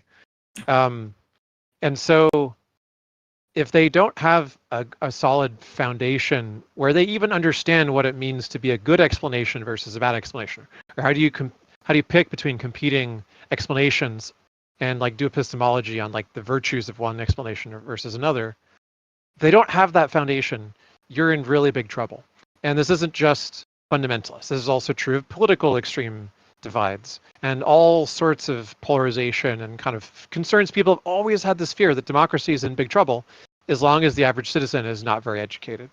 So if there's ever been a time where we need to harness technology and policy and potentially some like breakthrough applications of AI to scale teaching, it would be now, because as you said, there's a rising tide of more and more extreme fundamentalist worldviews, including Islam, that needs to be very, very preventatively slowed down by a large amount of scientific literacy. Because we know that the people who convert to Islam are not people who are highly scientifically literate. Muslim apologists tend not to be very scientifically literate. Very few esteemed scientists tend to be Muslims at all because it's got a more fundamentalist bent. And it's not that there wasn't a great flowering of science within the history of Islam in the past, just as there was in Christianity in some areas where most of the great scientists were Christians for a while. It's just that, like, for the average citizen nowadays, they're not scientifically literate, even if they're not religious at all. They could be an atheist, they could not believe any kooky stuff, but they could still just be totally easily manipulatable because they don't understand statistics, they don't understand like basic critical thinking or epistemology stuff. And the way that I see it is I agree with everything you just said, Ix. What I see them do is, well, first of all, apply the two different rules. That is, that if you're scientifically minded, you tend to want to convey information. And if you are a creationist, you want to sound technical. And so I find that a lot of these circles, they tend to be philosophically minded. They tend to, instead of talking about their fundamentalism, and like was just being said, sometimes the most fundamentalist versions of the Abrahamic religions, what they do is they come at this with what they say is their version of a skeptic approach. Let's look at Kalam. Let's look at other contingency arguments. How do you even know that you're not in a brain of vat? So really, should you even be talking to us about God? They do these sort of games that I think put pressure on people that say, wow, I never really knew what my foundation was. And it's like, yeah, but did you ask them about the guy who cut the moon in half and he couldn't breathe air, or like the talking ants in this other chapter?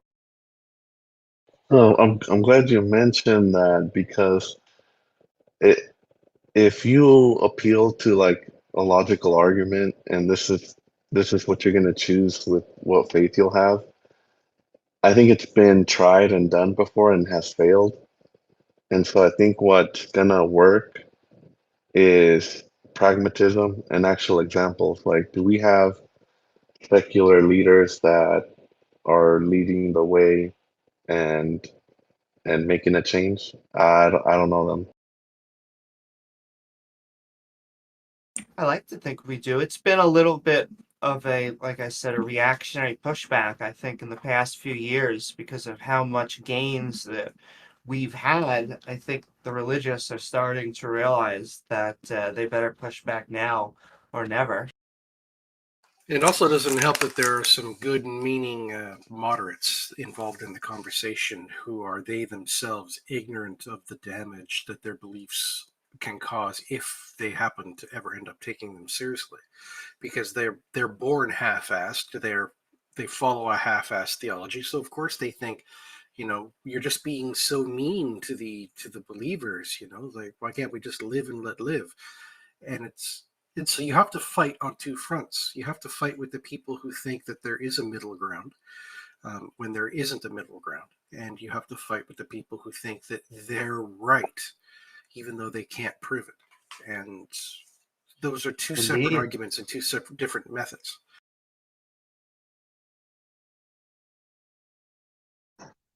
Anyway, I wanted to ask you this: do you think you can manipulate reality with your mind? Is it possible, like Matrix Not thing? currently not according to the data set we currently have. No.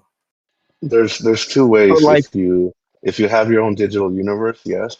And the other way is if you've transcended your being into such a way that you're starting to do things that to us look like magic. Those are the two ways. yeah, but what method would you use? Would you use like energy? Would you use matter? What would you use? This is called navel gazing because there's nothing productive that can come out of this. It's just speculative thinking.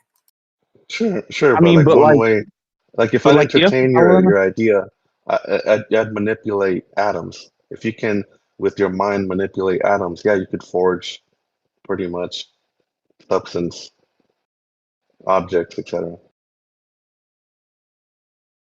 Yeah, but I wanted to know if that's possible. IBM Like you is can able. control your own energy or not, or no, you can control your own energy or not. It's within you, at least. Not currently. Not with our current data set of knowledge. We don't know how that would even be a candidate explanation. Like when you meditate, for example, you're controlling your thoughts, and thoughts build thoughts are made from the mind, and mind is matter, and matter is energy, the form of energy. So would that not also mean you're using That's energy? called the competition division fallacy. You're trying to extend properties beyond what you can extend them. Are you talking about like psychics, stuff like that? Yeah, like like basically physics and pendulums. Those probably don't exist. What's this Yeah, pendulum thing I you're talking doubt. about? Say this. What do you mean physics and pendulums? So I wanted to know if you could like manipulate like reality with your head, you know? No, you can't. And people have tried. There's been $1 million prizes to anyone who could demonstrate a single measurable effect of this kind, and no one has been able to do so. And all the experiments that people do in like parapsychology and so on are just sort of like a travesty or have no result. I actually have a single way. So here's a simple trick. If you're trying to move a desk with your brain, your mind, just very gently take your head and then you just push it right down, and eventually it's gonna get through. So so you're basically using force to attract the chair. Yes, I'm convinced that one will work. So force equals attraction. He doesn't get it. I don't get it. I really don't get it. It's okay. Yeah. It's okay. We're not all that smart. I'm not In the smart. background, I am actually demonstrating it to the audience, but no one can see. Okay. Yeah, but I'm really interested, IX. Like, why is this competition like this physics competition where people use The prize I was referring to is the James Randi Prize, basically. So James Randi was in the business of doing stage magic, and he would expose people who claimed that magic was real, because it's kind of like the cardinal sin of stage magicians, is to literally pretend you have magic powers, and to use it as a cult-like method of deceiving and like sort of manipulating people. So he went around debunking various like charlatans and gurus and like catching them using radios and pretending to be psychic while they were actually wearing like a radio earpiece and that sort of thing.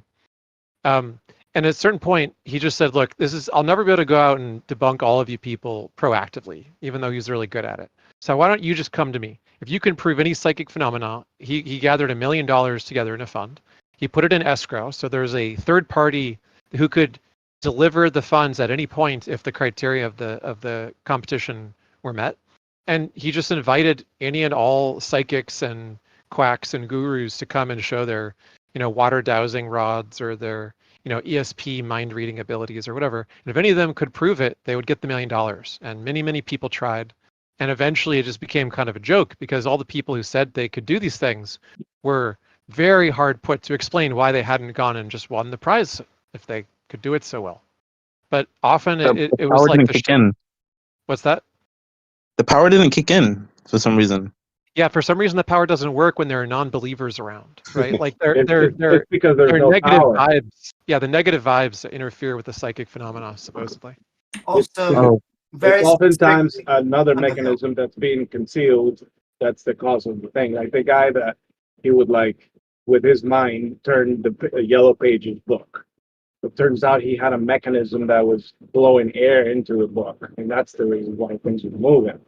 So yeah, there's usually another explanation. I think there might be a method though. I don't know if magic. I mean, personally, I don't know if magic really exists, but I at the same time, I kind of have to believe it exists in some, because everything, like me personally, I just don't believe everything is like coincidence. I believe like everything happens for a reason, and that in a way would have to exist. I don't like believing random, for example. Have you studied any cognitive science or psychology? Do you know what behavioral illusions are? Like, do you know what a clustering illusion is? Yeah, I haven't studied it, but I do hear a lot of things about it. We spoke before, and you said you believed strongly in the law of attraction, right? And I sent you some links. Have you looked into any of the Rational Wiki articles on any of the phenomena that you believed in? In the which link was it? Because you sent me 5, I think. The last time we talked, I recommended that you check out Rational Wiki, and religions.wiki, which are both wikis which have comprehensive sets of articles covering a wide range of so-called like psychic and like religious beliefs. And it includes all kinds of stuff, astrology, ghosts, ESP, etc. And it has lots and lots of explanations and articles and references that take you to books and things you can check if you don't believe the article writers, because they're citing things. And one of those pages is on the law of attraction.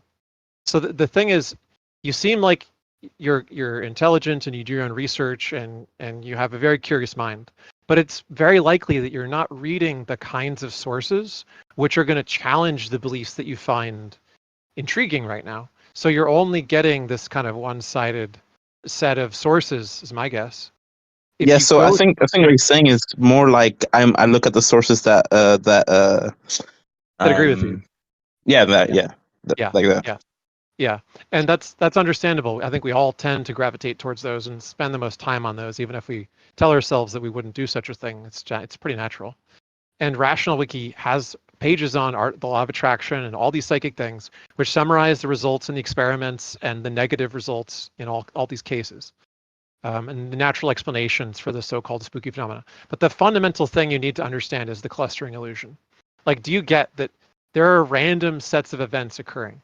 And if you take any given chunk of those events, it could appear to be all positive results, all negative results, mixed results, at first all positive and then suddenly at the end all negative, or at first all negative and then suddenly at the end all positive. These are literally just a result of taking small chunks out of a big random distribution of dots. You get that, right? But there's one thing that's like holding me back from believing some of the other stuff. It's just I did like some research on the reality gap. There's gaps within there's actual gaps within reality.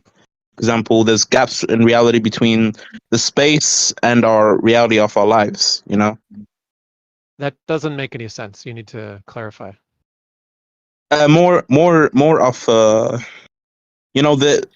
because magic is more like you find gaps within something and then you manipulate it, right? What's the gap? But What gaps? Yeah, because I always had this like idea that there's like there's like a reality gap. There's a gap within reality. There's no such thing. What are you talking about? I know it won't not make sense a lot because. Are you talking about like a knowledge gap, like some epistemological limitation to what we know about something? No, so reality has a gap. Reality has a it has a finite gap. Tell us about the gap. Where is the gap? What does the gap look like? How can we learn about this gap? What's the gap? For the record, there are only thigh gaps.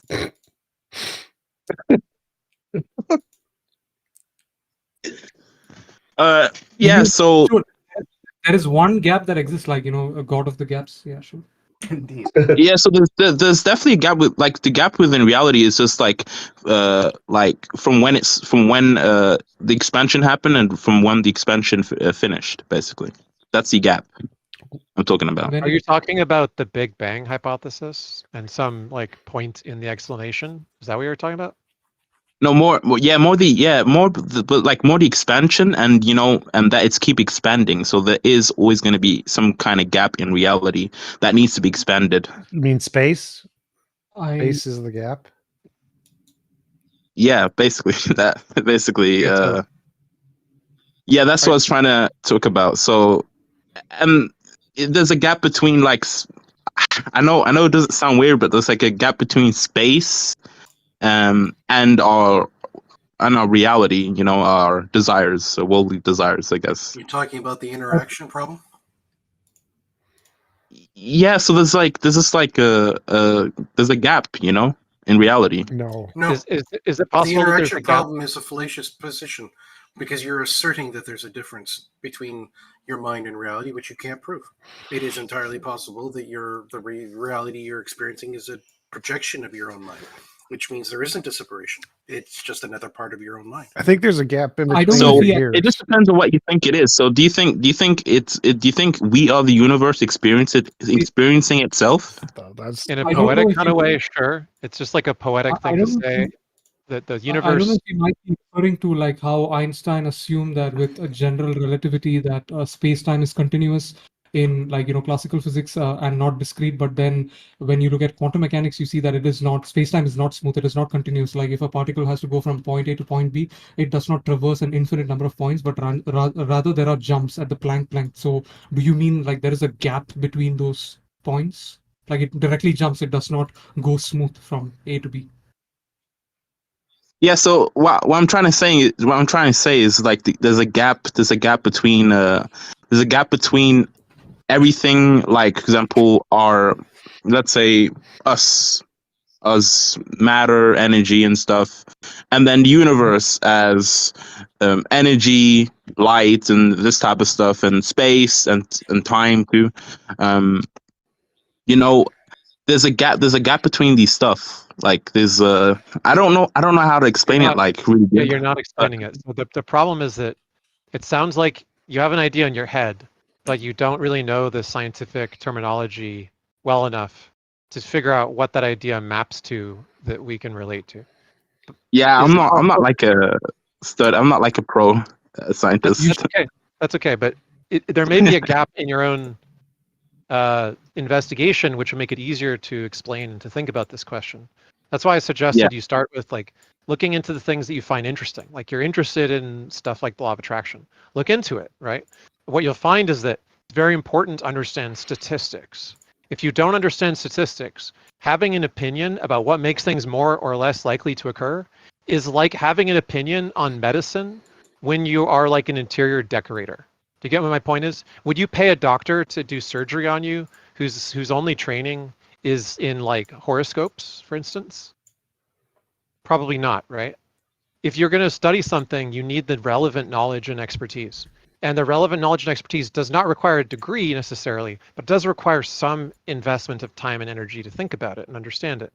And to understand things like the law of attraction, or things like the belief in like patterns or psychic abilities to influence anything, you have to understand statistics first. There's just no way around this. Otherwise, you're just deceiving yourself and believing what you want to believe, because you don't even know what the numbers are that are supposedly the way that you think that they could be.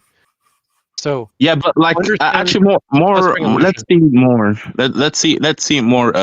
how can I explain it, like how can I make a good example? Let's say there's a gap between let's say you learning something and you not want to learn something. So there's a gap, something holding you back. For example, let's say your consciousness wants to learn and that your unconsciousness doesn't really want to go through with it, even though you want to go through with it, right? There would be something holding you back, right? So you would have to kind of find a gap between what's holding you back and what's gonna make you go forward. That's not. You're talking about intentions. I intend to do something, and then the learning process itself. I would say they're distinct, but I wouldn't say that's some sort of supernatural gap. You could say there could be a gap between who you want to be and what you want to do and what you are doing. However, that's a very real, natural phenomena within space-time. Why is it called natural? Is that not supernatural too? No. Like isn't supernatural the stuff we just call, and then supernatural the stuff we call that we don't really know yet?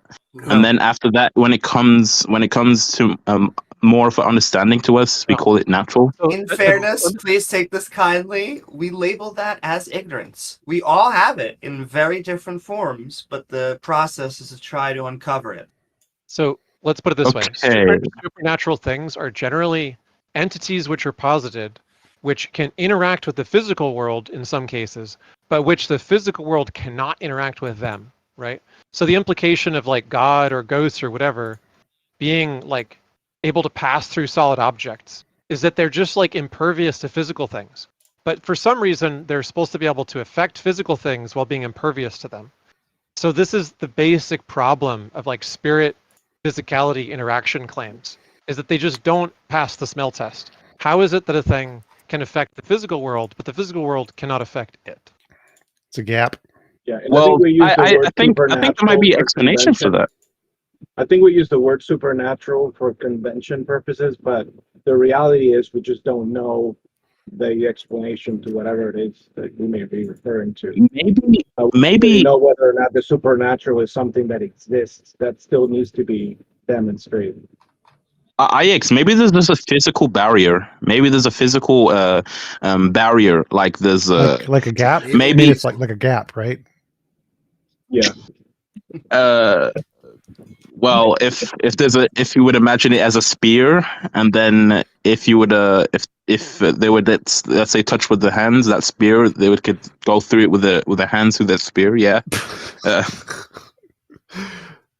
think there's a gap in your words. I think he may be having a problem. Yeah, I think that's true. You have some idea in your mind, but you don't exactly know the right words or terminology that you can use to describe that idea. That might be what you're struggling with. And Like it maybe sounds just like maybe you want it to be real. There might just be a physical barrier. No, maybe just describe your problem to ChatGPT. Yeah, actually, wait. I have ChatGPT actually, so I can maybe ask them some questions. I'm not even kidding. It actually does a good job of like trying to get more insights into what you might be trying to explain. But just give it enough clues, and then it'll give you an idea. Oh, I would bet Yeah, I've money already on looked at- ChatGPT over any religion any day of the week. Yeah. I already looked. To be honest, ChatGPT says. I mean, there's no like significant proof about God. Like it says that, yeah.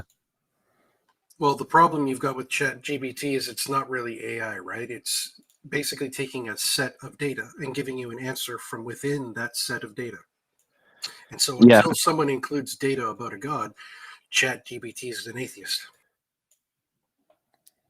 Why is ChatGPT atheist? Isn't ChatGPT atheist, a theist, agnostic, a Christian? Like It can everything roleplay. possible.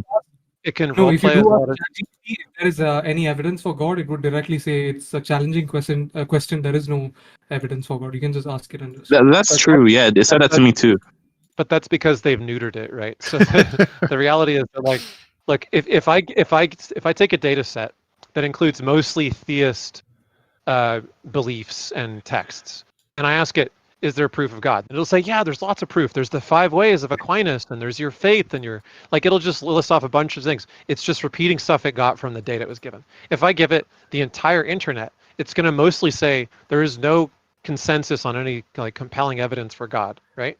Now I don't want that because it's going to offend my users, and I want money from my users. So what I do is I do what's called alignment, which is where you do human-assisted training on the data set. So you have it repeat over and over again the politically correct answer until it stops saying the upsetting, controversial things that are a reflection of the data that it currently has. It's not that it's true or false just because it says it. Obviously, we could make it say silly things by giving it silly data. It's just that if you take all the data on the internet, the statistically most likely answer to a lot of questions is going to upset a lot of people. So they neuter the data with what's called alignment. Very interesting. Yeah, that's true. Yeah, It makes so sense. like what I was trying to say before is just like I like there's like these I think it's like these electromagnetic waves you have in your body, right? That they have like these waves within your body. You mean brainwaves? Yeah, brainwaves, and like these brainwaves, you can imagine it as they equal like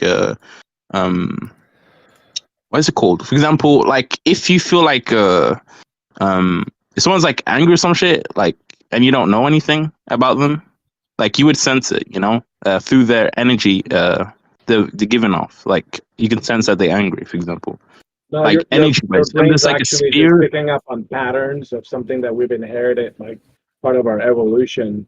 That's picking up certain patterns of body language, tone of voice, etc. Not that there's an actual energy being emitted by the angry person. I mean, but your thoughts create energy, right? No. No. Energy the word cannot be energy, created or as we're using destroyed. it- Really? Oh yeah, I forgot about that. The brain function sort of simulates energy and electricity, but it's not quite electricity.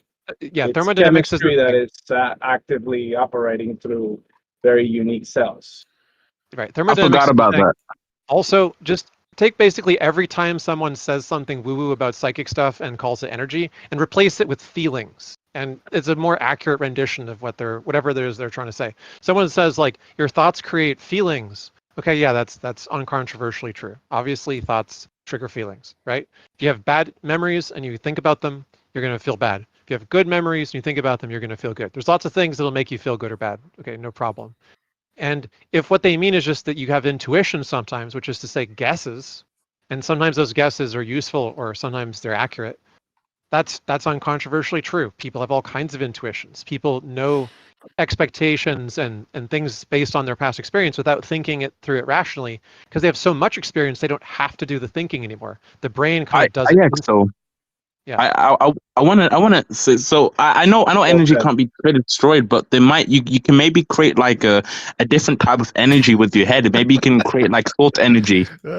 Just replace that with the word feelings. Say the same sentence again, but this time say feelings. So your head creates feelings, and then right. feelings create. You're getting it. That's right. Your brain creates feelings. Okay. When you So your think a brain certain creates way, feelings? you feel a certain way about it. It doesn't mean that you have psychic powers. It just means certain thoughts trigger certain feelings. Okay.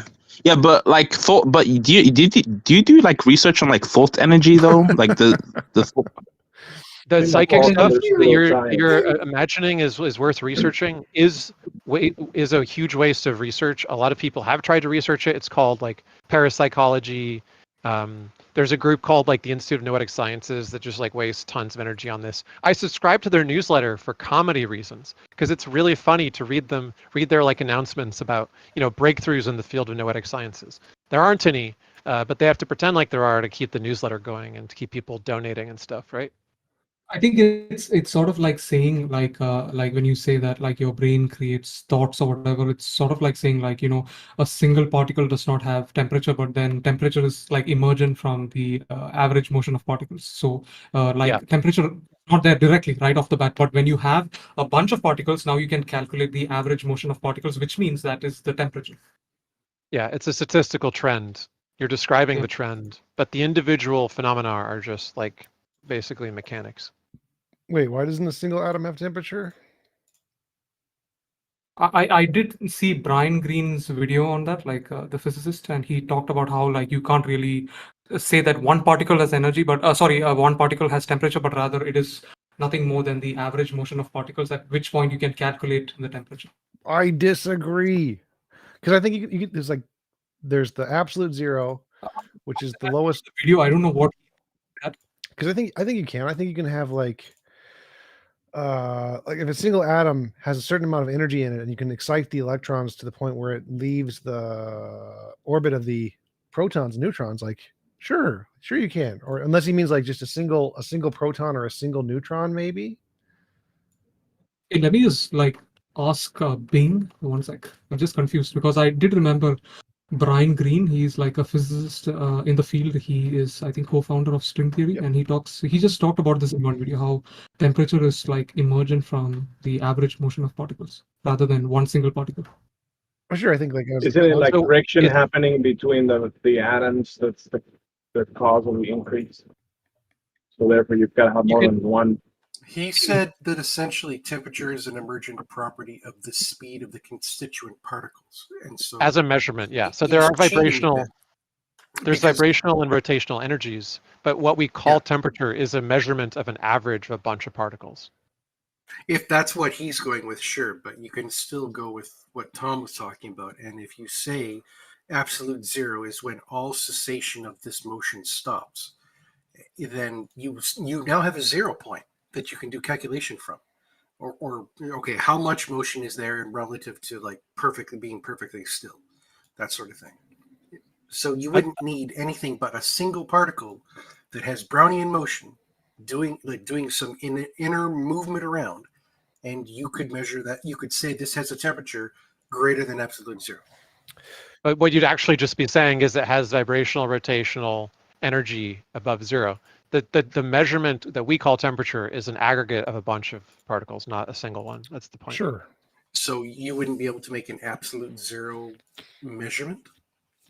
No, it's just you'd be saying that it has zero energy, not that it is a zero temperature, because temperature is talking about the average trend of a group of particles. I mean, it's kind of semantic, but that is what temperature means.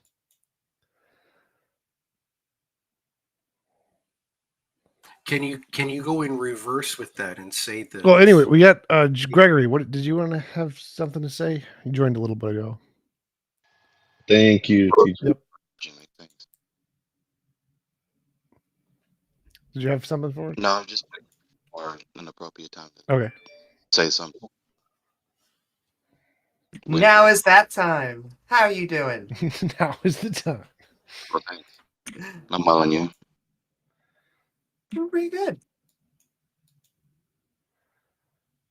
It sounds like the persons in here, at least on this panel, seem to care about truth. Is that correct?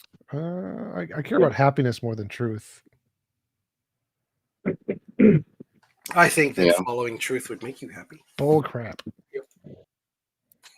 Should humans know truth? If they want to. And I'm a big fan of truth. Sorry. I What was that? think knowing.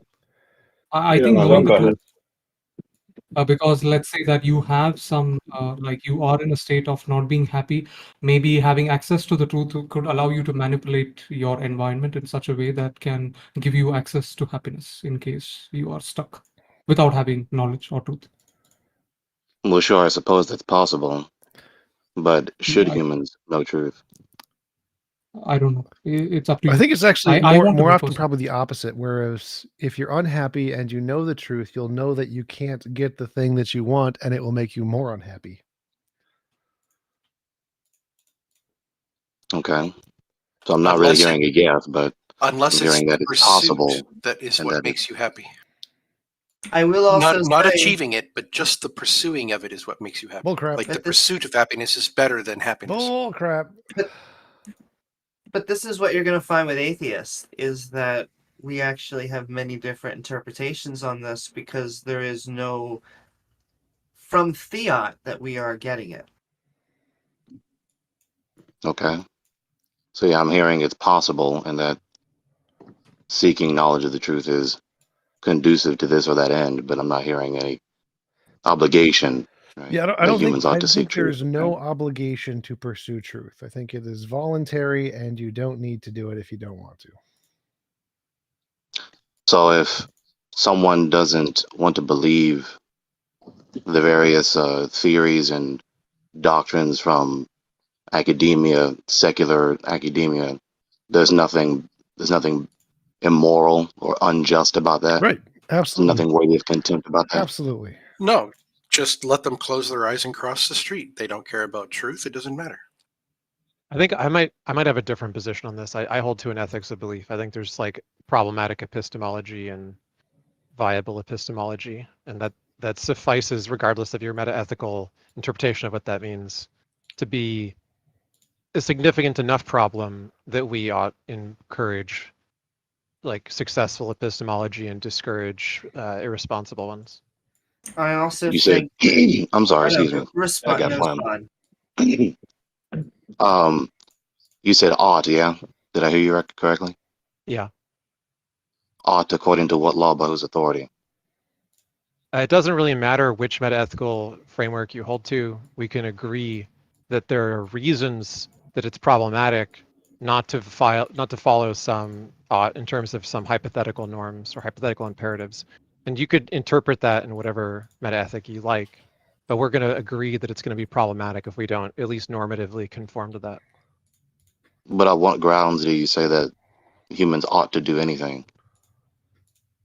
Well, it's very simple. Look, you know what hypothetical imperative is? You're familiar with Immanuel Kant? Sure, hypothetical, categorical imperative. Not a categorical imperative, but it's just a hypothetical I think you're just imperative. referring to the fact that So- you knew Kant by listing both of them. Sure, yeah. So the point is, if it's the case that you value something, then there are certain states of affairs that are going to achieve the thing that you value and certain states of affairs that are not.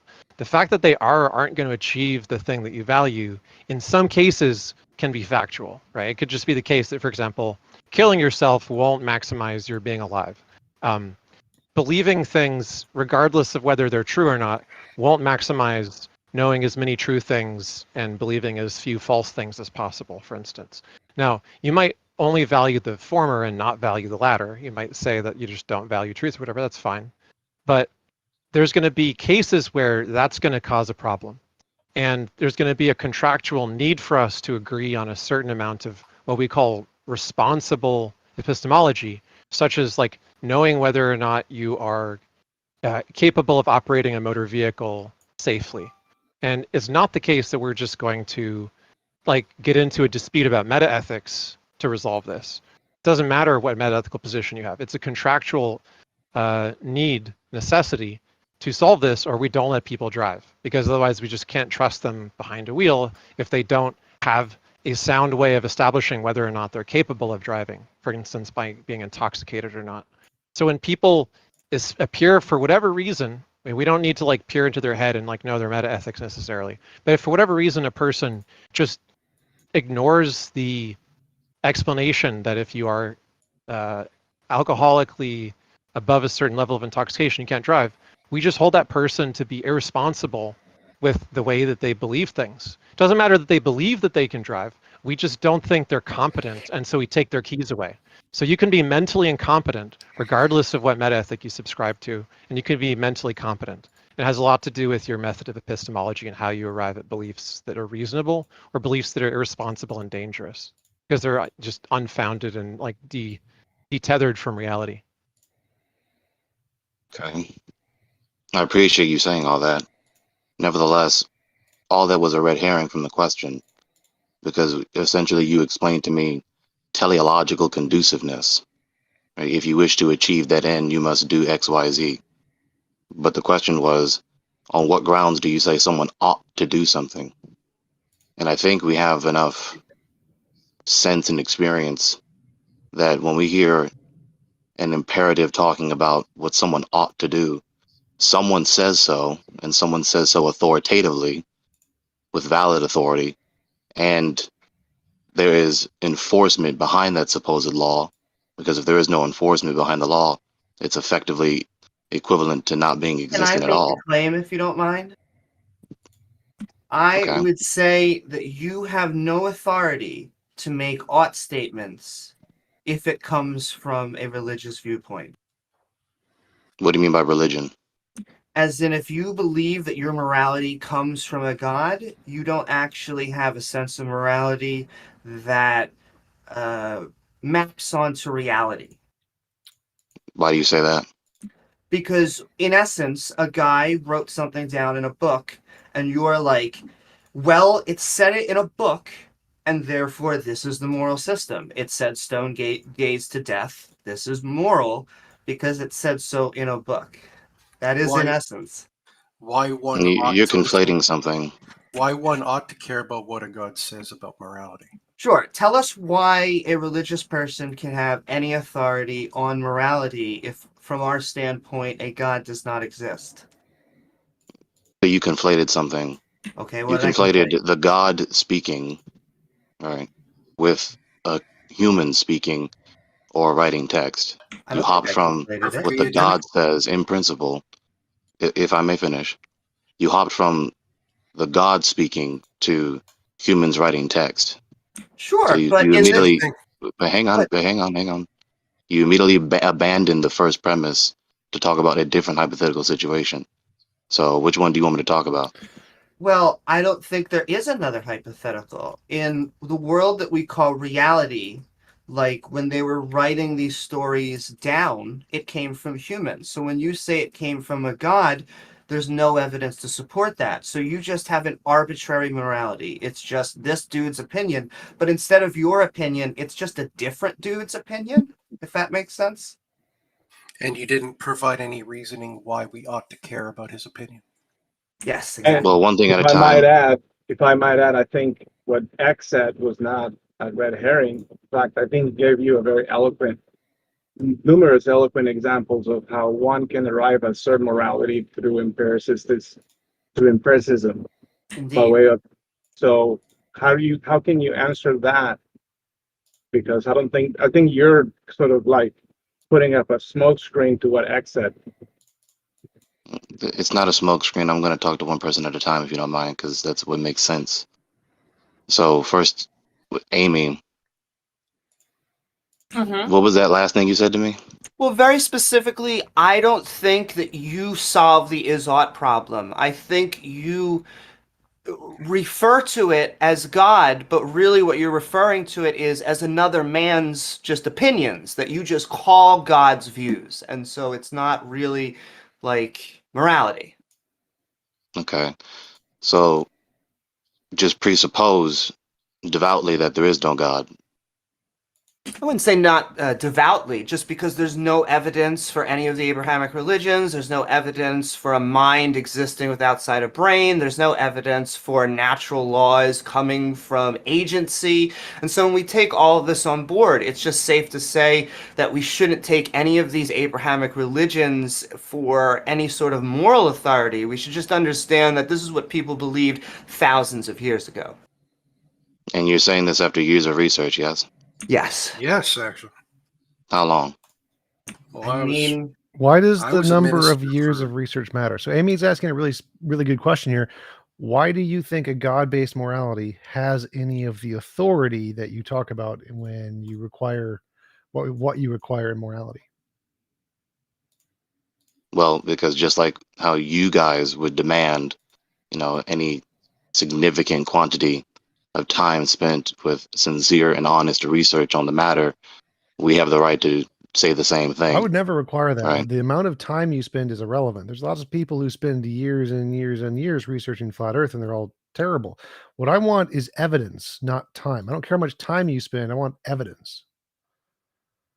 Okay, but surely you have enough sense to acknowledge that the more time you spend on average, right, you have a more likelihood of having a quality understanding. No, that's incorrect.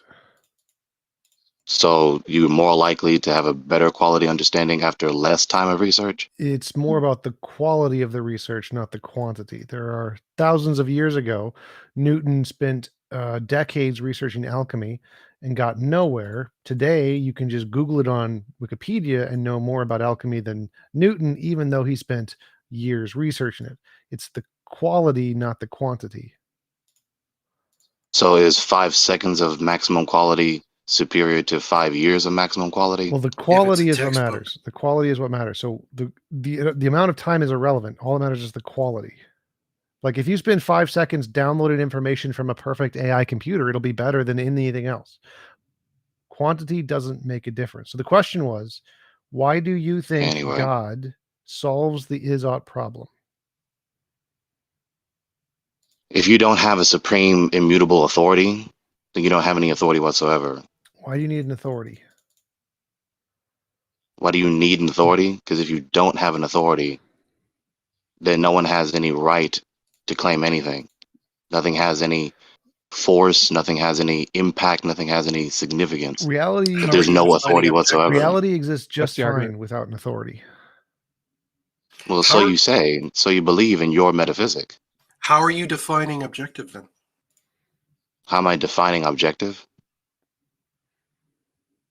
Is that the question? Yeah, obviously. Well, I mean, how else to define it? The object which is independent of the subjective perception.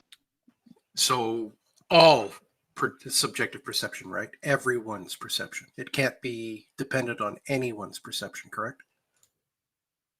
Notwithstanding that which is transcendentally absolutely There's necessary. the special pleading. Okay. No, it's not. No. It's not special pleading, right? In the nature of the case, in the nature of the entities in question. But can I finish the sentence? No, you have one data set. Of course not. And we all have one data set. You're just How's that not bigoted? You have this one. Is you're quickly just going playing downhill. You just have a playing pretend component that you're adding. So rather than actually let me say the argument, you're just going to derogate me. Yes, because these are such original arguments. Right, because that's not bigoted whatsoever. We need you to explain them to us for the 100th time. It's just so you're explicitly saying that you're going to derogate me rather than actually let me say the argument? You've already described all the components of the argument, so you repeat No, I it didn't. over again. Doesn't matter. No, I'm telling you I didn't. Oh, I'm sorry you feel that way. Right? So this is quickly going downhill because You people don't want the God to be real. It's very obvious. So do you have a I reason mean, how about for you God summarize that being again, Gregory? I mean, or that? what is it? Okay, well then prove me wrong then. About what? And Prove me here wrong we that you go will be again. critically considerate of someone else's words. Okay? Just give us a chance. Give it to us again. What evidence do you have? Now I can't post in the text chat in here. Well, there If is someone can a give me text permission chat to do somewhere. that. I don't know how. I don't use it, so I don't know where it is. So But there I is think one. the one you had last time gets disappeared. I think we have to find some way to get the text chat on this to work in the future. Maybe we can negotiate that with the admins, but for the Okay. moment, we'd have to I mean, use. the only evidence you can really turn to is maybe the historical evidence, but then we can't really even connect it if it's actually the actual and Jesus. What historical it's in the evidence? Bible. Well, that's not the only category of evidence that I can appeal to. Okay, That's not what the is only it? category of The Dead evidence Sea that Scrolls. exists. Then you're gonna posit the Dead Sea Scrolls. Well, you no, can you no, immediately stop. blurt back instead of letting me Gregory, finish my Gregory, sentences? go ahead. What's the evidence you have? Okay, so it's not just historical evidence. But before you even appeal to historical evidence, now every time I mention this, people don't want to pay attention to this. Okay? People want to hand wave What is this and immediately blurt back some Good poisoning Wait. of the well. interrogating Walker, retort. let him finish. Just skip all the introduction. Just tell us Poisoning what of the the well. actual evidence is.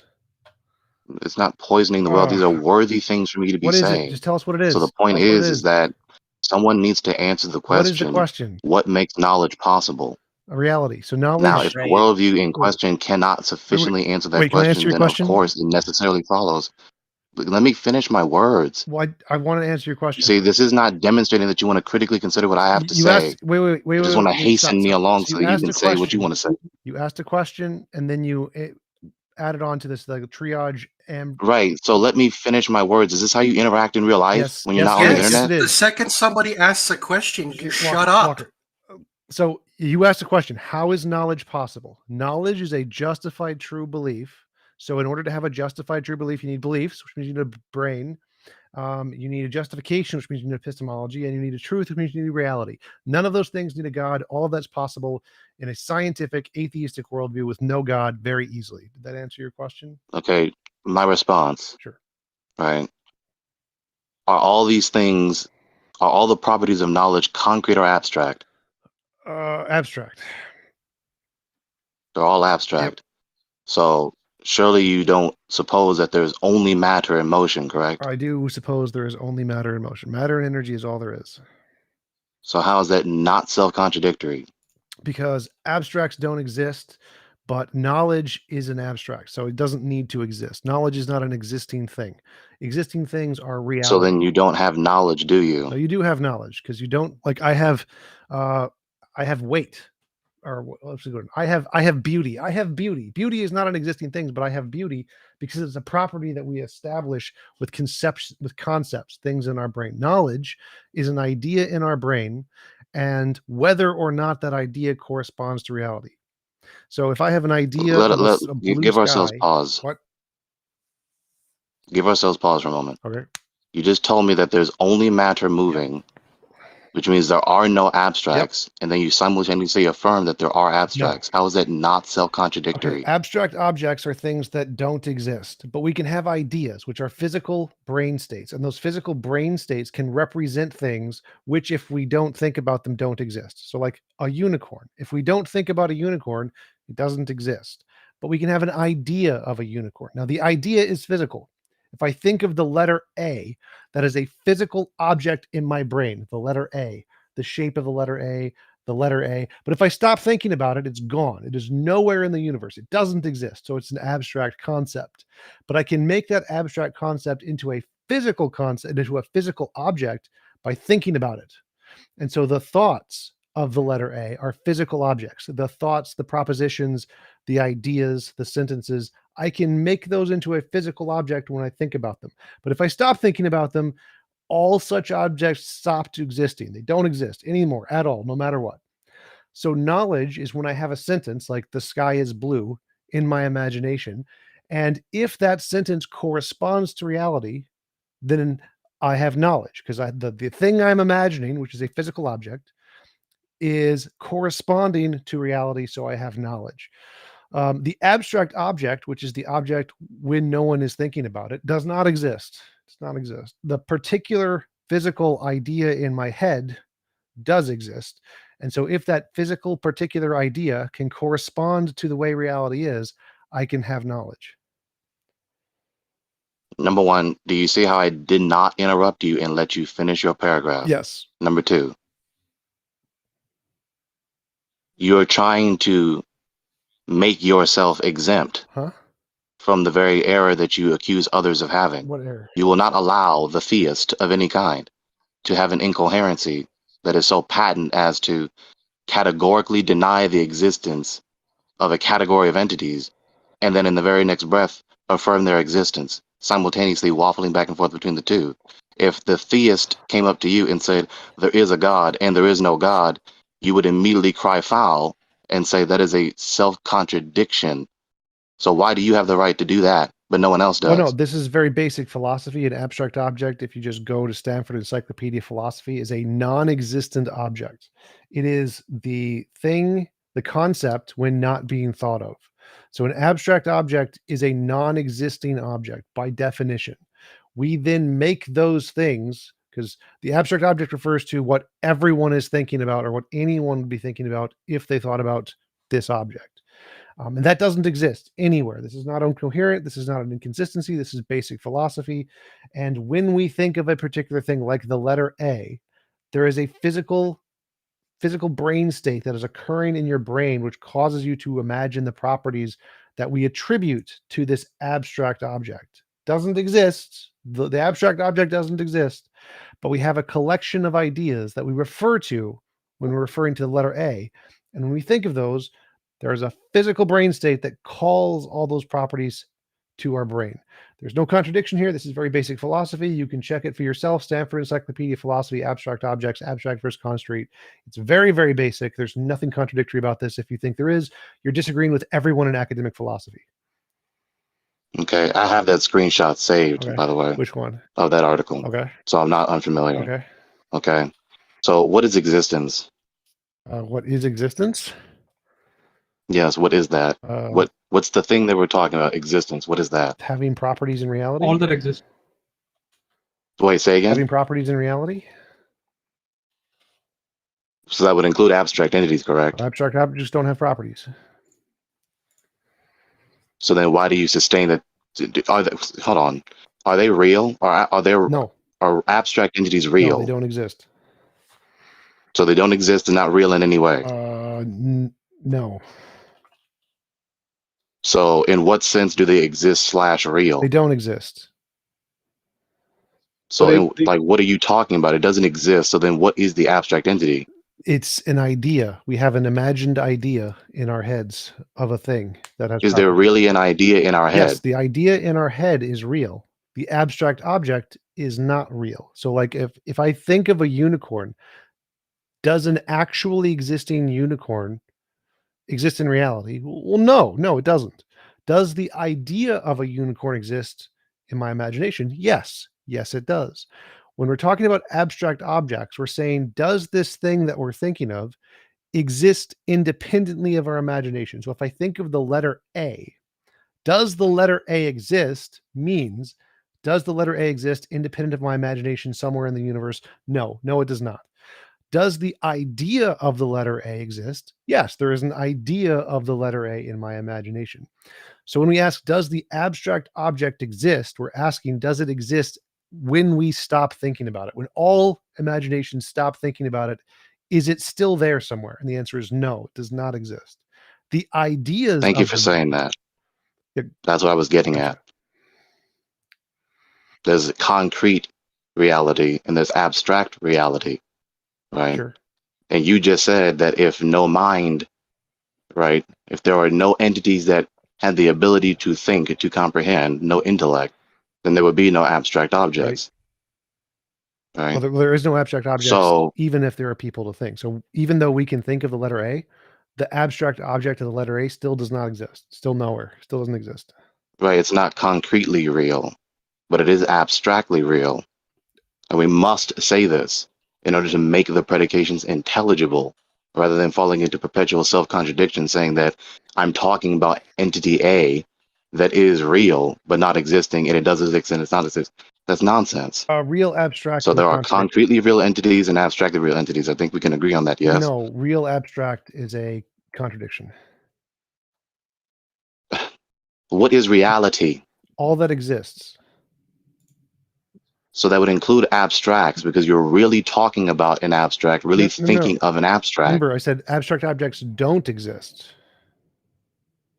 This is self-contradictory. No. So they don't exist and they're not real. So how are you talking about them and thinking about Are them? unicorns real? Unicorns exist. There really are concretely real animals that have one horn. I don't That's what unicorn means. I'm Yes. talking about the magical kind. The magical unicorns with silver blood that if you drink them, you'll be immortal, and they poop rainbows. Do magical unicorns exist? Okay, so that entity, right? Because that's not necessarily implied by the word unicorn. Oh, hell. You need to ask your questions better. That's what I meant. So That's that what I meant. entity, So- I don't think is concretely real. Okay, so that entity is not real, but I can still think of it, right? I can think of it. Right, and the thought really is elapsing in history. Sure. Right? If you deny that, then you're not thinking. Right, but the And if thought. you're not thinking, you can't know anything. T-Jump. Well, but the thought is physically real. The thought is a physical object. So there is a physical idea of a unicorn in my brain, but the unicorn does not exist. It's a very interesting thing for you to say. Gory, because I need to very challenge you on mundane. something. Can you fabricate something you don't know? What? Yes.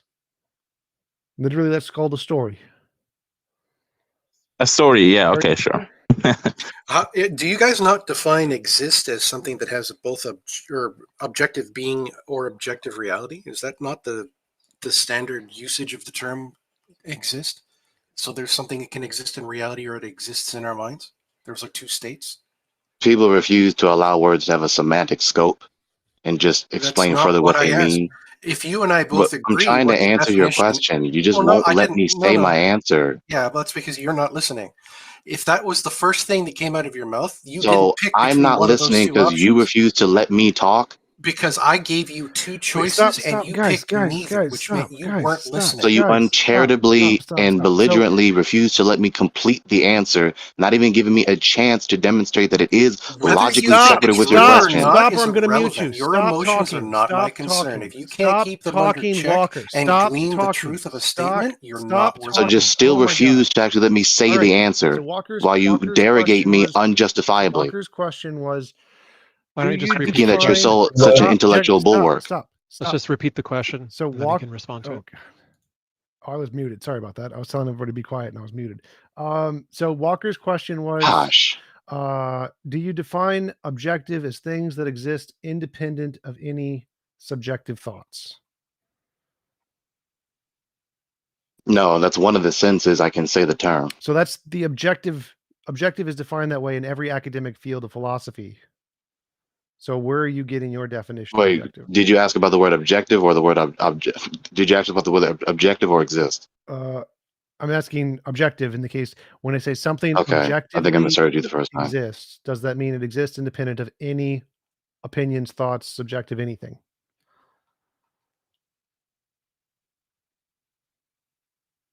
Yes, nevertheless, because so yes, and the qualification, you don't have the perception of objects without the subjective perception. I don't care about the perception, Right. so that part doesn't matter to me. But so if we agree that for something to objectively exist, it must exist independent of any thoughts, feelings, opinions, subjective experience, etc., then all abstract objects do not objectively exist, correct? Well, not necessarily. No. Well, what do you mean? That's what objects are. It isn't required that there be no subjects for there to be objects. Well, sure. So I agree objects can exist if there are no subjects, but abstract objects can't. So like a rock is an Correct. object that objectively exists because it exists independent of any opinion, feeling, thoughts, subjective experience, etc. An abstract object can't exist if there's no subjective experience. So This is correct. which means abstract objects don't objectively exist, correct? No, What? they really are abstracts. Like they're real. Well, I'm glad. Like, if they were not real, then we could not have this discussion. Wait. So, but the word abstract is it's a clarification. It's a qualification of reality. So I just want to clarify. So, to the brain. So objectively or the mind. exists. The word objectively exists means it exists independent of any subjective thoughts, feelings, opinions, subjective experience. All of that's gone. For something to objectively exist, it cannot be dependent on thoughts. No, it is thoughts. What? That's what subject is. Subject, yes. Object. So objectively, anything to objectively exist, it cannot be dependent on thoughts. Okay. Which means abstract objects don't objectively exist. Right, they don't objectively. Right. Of course, the subject doesn't exist independent of the subject. Why are we saying this? Because reality is all things that objectively exist. Okay, so then you're categorically denying that there are subjectivity, that there is subjective perception. Therefore, you could not know that. Well, no, subjective perception objectively exists. So my perception of the TV Thank you. objectively Subjective exists. perception does objectively exist. Thank you. Abstract objects don't. Right, they must be existent within the subjective perception. Right. Yes. Therefore, they don't exist in reality. Yeah, they're not concretely real. That's what I said in the first place Concrete is earlier. different. Concrete is different because there can be non-physical objects that exist independent of thoughts, but they don't objectively exist. That's the part that matters. Whether they're physical, non-physical, supernatural, spiritual, don't care. Abstract objects objectively do not exist. Wait, what is incorrect about me saying there are concretely real things and abstractly real things? There's no such thing as an abstractly real thing. There is no, because real refers Okay, to everything that objectively exists. So there can't be. But no, it doesn't. Yes, it does. No, Yes, it does. no. Let me respond. Okay, No. okay. Right? No. Reality is not only referring to concrete objectivity. No, it's No, not. I agree. I That's agree. the whole This point is of not talking about the concrete. I'm not category talking about of concrete. abstract entities. I'm not talking about concrete. So reality is all things that exist objectively, which can supernatural. There can be all kinds of. Which includes abstracts. Well, you would have to include abstracts in order for you to say that. No, like, do you think the English language exists? English. It's not a concrete entity. But if you deny that English exists altogether in any sense, then we cannot make intelligible what we're doing right now. No, it's subjectively. I've repeatedly given you a very, exists. I've repeatedly given you a very succinct reductio ad absurdum to your line of reasoning, but you just keep presupposing it. No. This has been fully explained in philosophy. We've done this. We've known this for years. You just don't get it. Subjectively. No, I'm well aware you're not. about concretes and No, abstracts. this has nothing to do with. I have the screenshot saved. I have the screenshot saved from Wikipedia and Stanford. I'm glad you have I'm well the aware. screenshot saved. You don't understand the philosophy. In philosophy.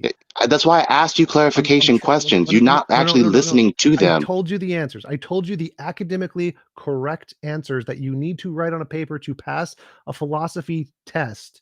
And you don't, you said they're wrong. Okay, what are you determined to say to me? And let me respond to it. So academically, what I said, everything I said was accurate, was completely correct. In the entire field of philosophy, what I said was correct. What you said is incorrect. Abstract objects. What did you say? Do not objectively exist. In any sense, they do not objectively exist. It's literally a contradiction to say they are real abstracts. Doesn't exist. Can't exist by definition. Literally the opposite things. They can't exist. Abstracts are things that are made up by brains. Nothing more. They don't exist. They never exist. They never Okay, will so exist. there's your metaphysic. No, this is philosophy. Can This is you definition of philosophy. allow yourself to accept the possibility your metaphysic is wrong? Sure, absolutely. It is possible. Okay, so this is the response. There are platonic right? objects. This is the response from Gregory. Right? The response from Gregory is that if you categorically deny abstract entities, which includes subjective perception, right? Subjective perception is abstract. It's not a concrete No, it's entity. concrete. It's Right? 100% concrete. That's the consensus in neurology and psychology. No, it's not. Show me the substance of subjective perception. Show me 5 pounds of subjective It's perception. literally a thing. So you can Google how to weigh a thought, I think, and PBS, they did a special on this. You can literally weigh thoughts. Subjective perception is a physical thing, yes. Please explain this to me since you know so much. Sure. That's the consensus in psychology, neurology, cognitive science, philosophy of mind, physicalism, and materialism are the consensus positions that literally conscious experience is a physical thing in your brain. Every academic field shares the consensus on that. Not This is an empirical predication. But correct? what about quantum physics? I don't hear like quantum physics talking about this stuff. That's because they don't Like, talk that's about the only consciousness. person. It's irrelevant. Consciousness is not a quantum phenomenon. It's a macro phenomenon. Back up a moment. Back up a moment. This is an empirical predication, correct? What do you mean? What do you mean by predication? Correct. What you just What do said? you mean by predication? A statement about what is the case. Well, predication is a statement about something that's self-evident or something. So No, it's not only that. It's simply stating this is the case. no. Yes, it is. No, it's not. It's an The predicate Definition of within any predication, sentence. logic, a deduction, a declaration of something self-evident, something that can be assumed as the basis for an argument. That's unjustifiably narrow. It's just the definition that comes up if you Google it. That's Google is unjustifiably narrow. Google Can you is the consider a least semantic scope narrow. of words? Google is the least narrow. It's the most general. So if you're just No, using it's the word wrong. not. But yes, so this is a statement about physical evidence. This is a conclusion. Just making English impossible. There's nothing incorrect Using about the what I said. dictionary is not making English impossible. So is this a physical conclusion? Yes, this is a physical conclusion based on all the evidence. Very simple what I meant. Focus on the question at hand. I didn't So, understand how do what they you meant, which is empirically why I verify asked, what do this? you mean?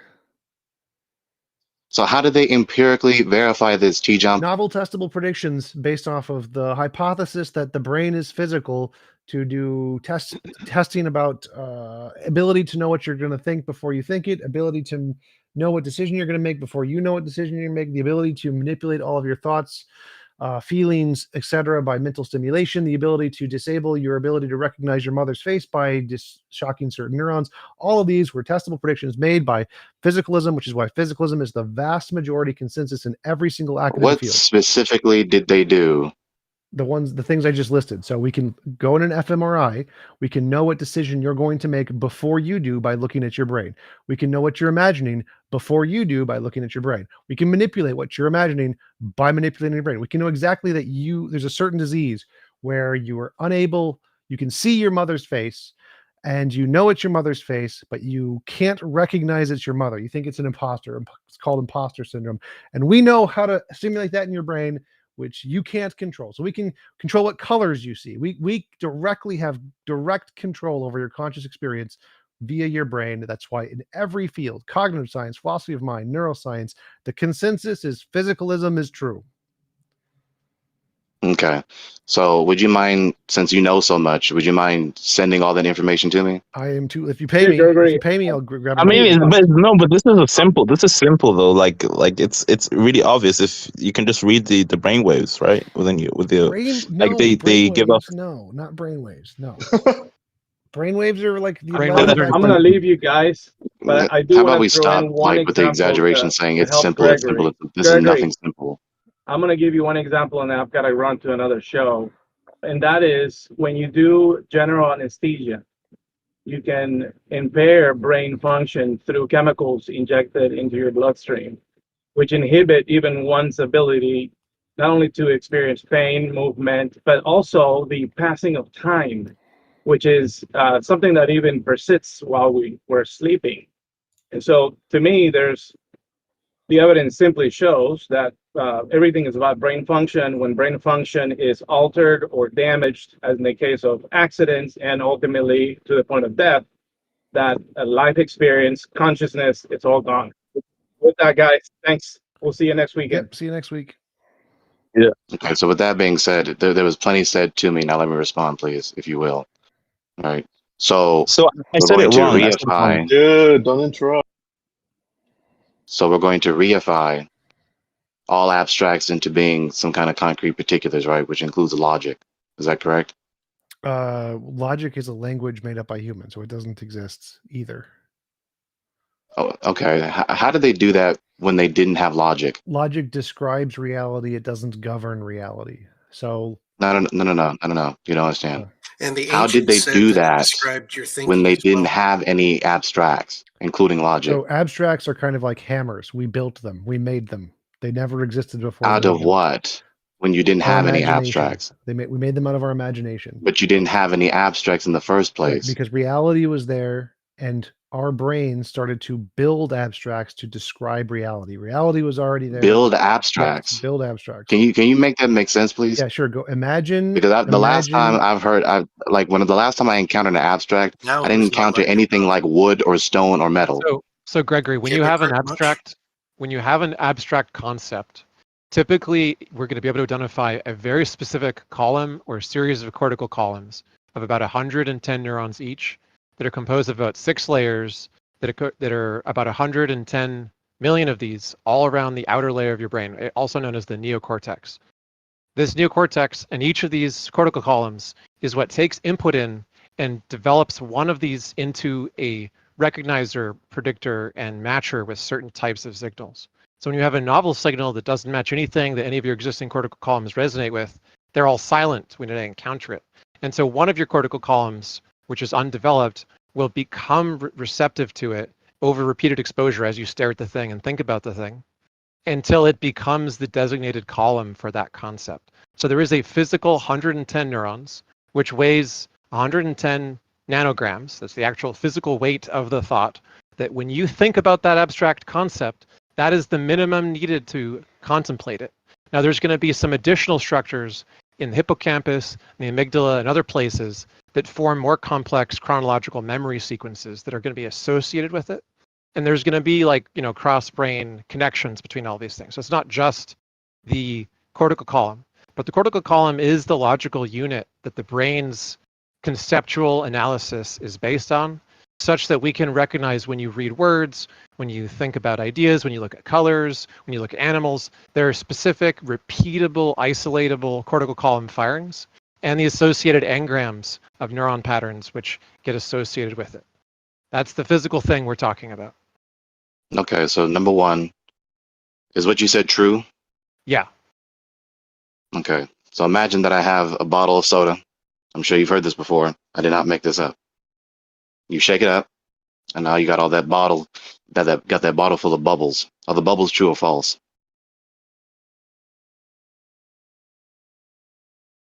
What do you mean? Are the bubbles true or false? It Are the depends. bubbles in accord with reality? Is that what you're asking? If you have a recognizer for some state of bubbles that evaluates it to true or evaluates it to false, made of neurons, then it might tell you that the bubbles are true or the bubbles are false, because that's the concept you have of what you think you mean when you say bubbles are true or false. The thing that's going to determine whether the bubbles are true or false in your mind, whatever you think that means, is going to be some arrangement of engrams connected to cortical columns made of neurons. Okay, so this is a rewording, but a charitable summation of what you said. You had to go from the bubbles to these abstract entities, which are predications, suppositions that supposedly correspond to the bubbles, but not the bubbles themselves. Right? Now, you're thinking thoughts, right? And you want to say that the thoughts are the, whatever you call them, neurons, some sort of physical substance, this collection of whatever, how many particular physical things that are ontologically and identically one and the same with the thoughts, the suppositions, which are supposedly true or false, which you believe. But physical things don't have truth or falsity. So No, this truth and is falsity is a analytically concept. false. Yeah. Truth and falsity is a concept, but it's a very useful one. Okay, but that's beside the point. The point is that physical things don't have truth or falsity. Only suppositions, which are abstract that correspond to the physical things, have truth or falsity. Physical things have dispositions, which is just the things that they are apt to do, right? Now, Yeah, if that's you my have point. if you have a cortical column that's apt to respond to some things as true, and a cortical column that's apt to respond to some things as false, and this enables you to do useful tasks associated with what you call truth and falsehood. That's what it means to have the concept. There's a physical fact that corresponds to you having the mental experience that you call this concept. IX, or 9, excuse me, because that's obviously a Roman numeral. Bear with me and please work with me. You just said that. I heard you the first time. Okay? I'm critiquing this metaphysic, right? This metaphysic is trying to tell me that everything that I just heard 9 say to me ontologically is concrete, an objective, concrete, physical entity. But I don't see any concrete physical substance of the things that he just said to me and that he just thought in his head. This is not making any sense. And you just conceded that when you answered my question about the bubbles themselves having truth or falsity, veracity or falsity, you knew you couldn't answer that question because that would be a categorically erroneous question to that rhetorical question. Erroneous answer to that rhetorical question, excuse me. So you're reifying thoughts into being physical things. That's the fallacy of reification, misplaced concreteness. This is wrong.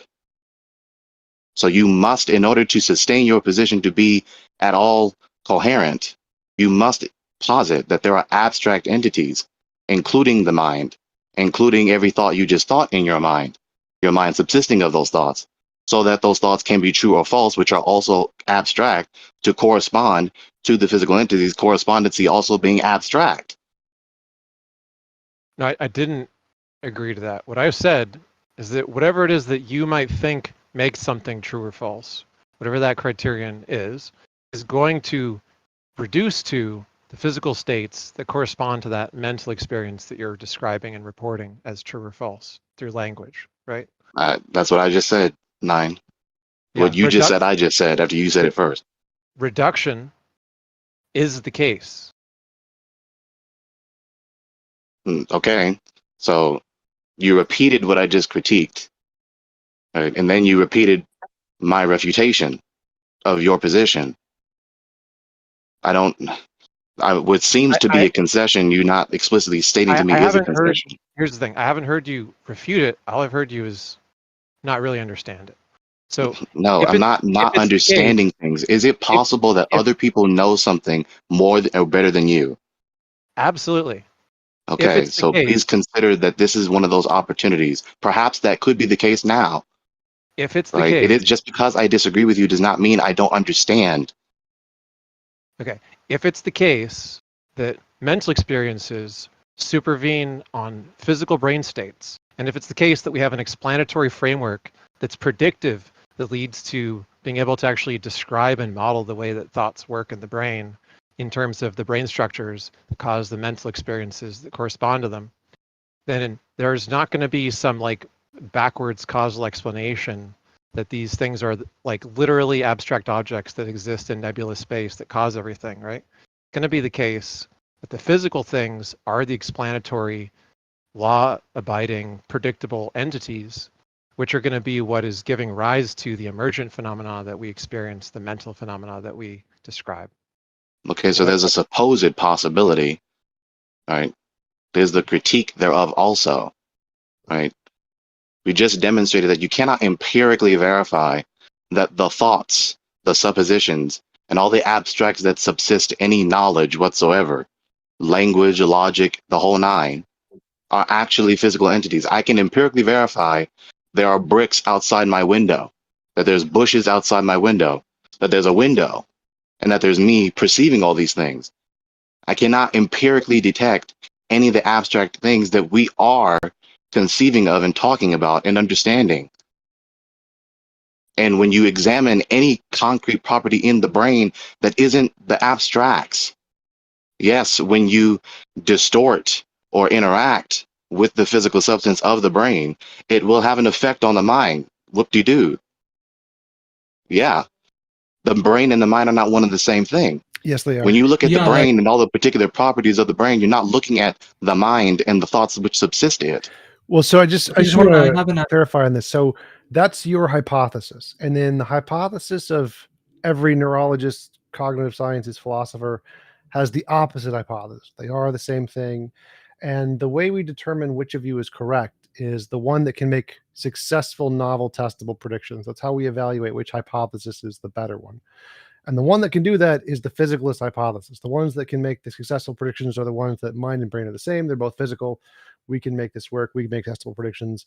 And the hypothesis that they're not physical is just making a bunch of arguments from ignorance. Oh, well, you can't show this or you can't do that, but no one cares about any of it. None of that's evidence. Evidence is novel. Here's my response. Here's my response. It's not an argument from ignorance. I'm not saying, given that I don't know, therefore, it's not an argument from ignorance.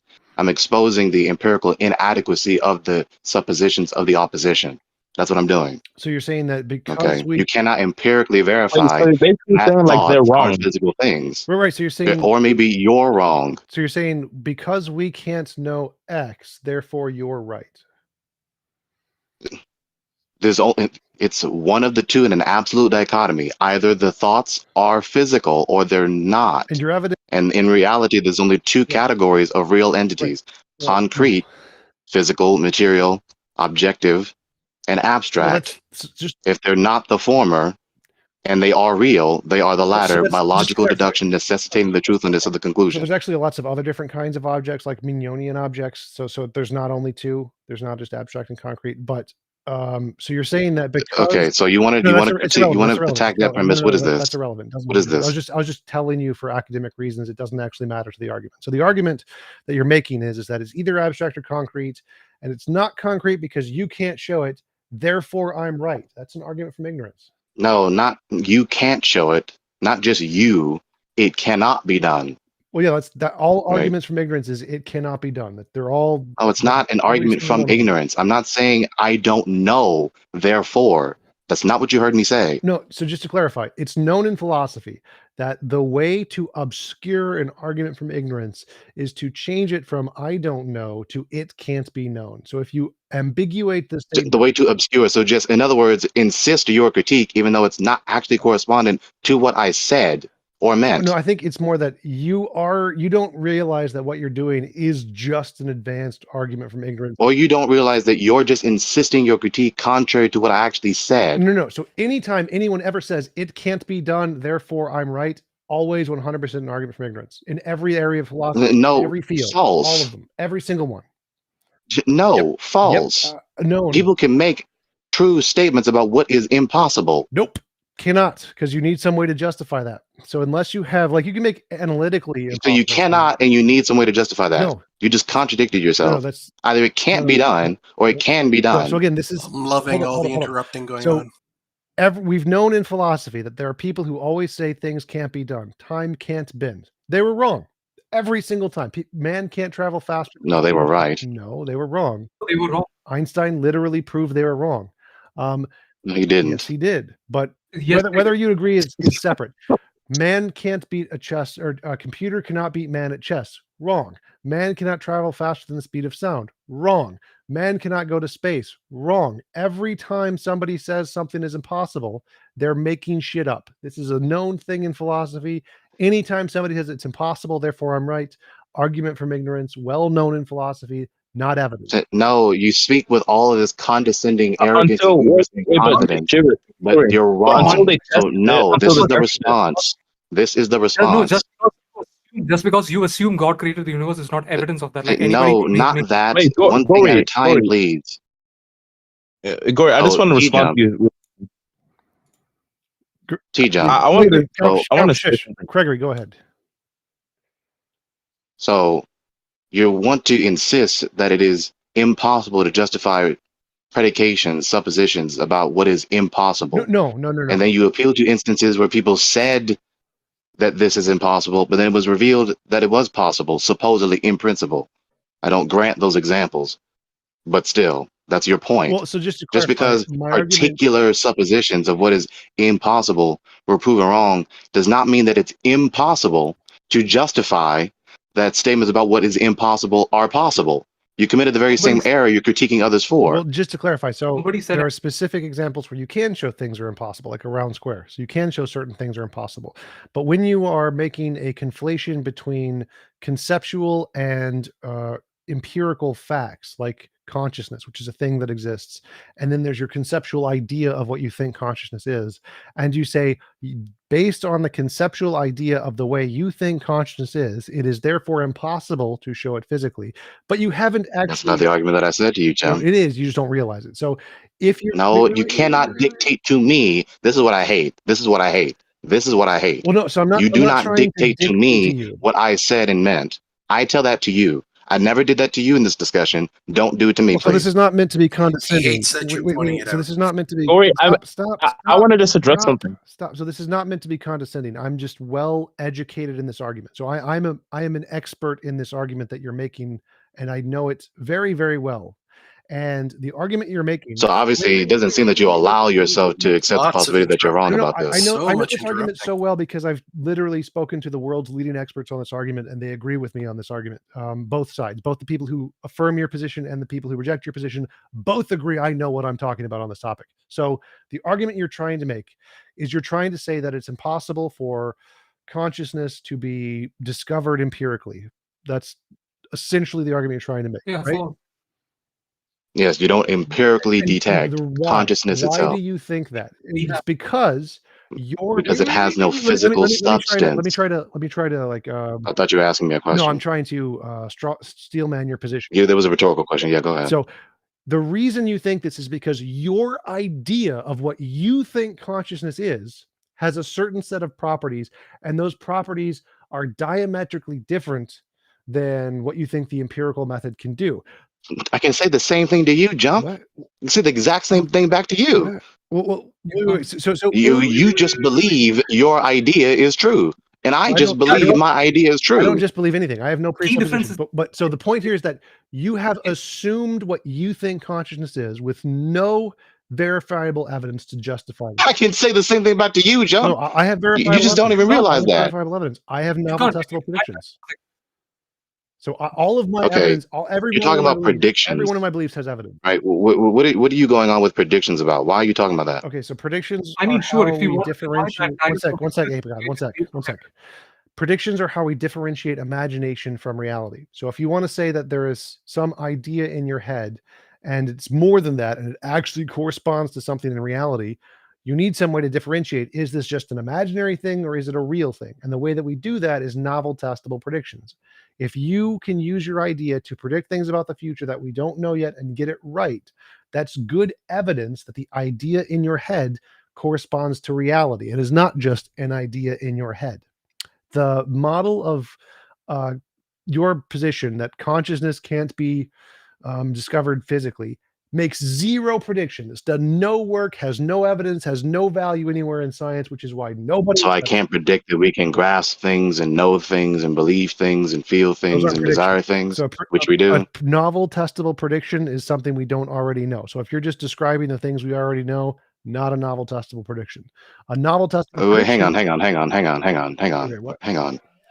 Pause. Right, one sec. I gotta go. So when I appeal to things that confirm my position, just categorically deny them to be valid, to correspond to substantiating my position.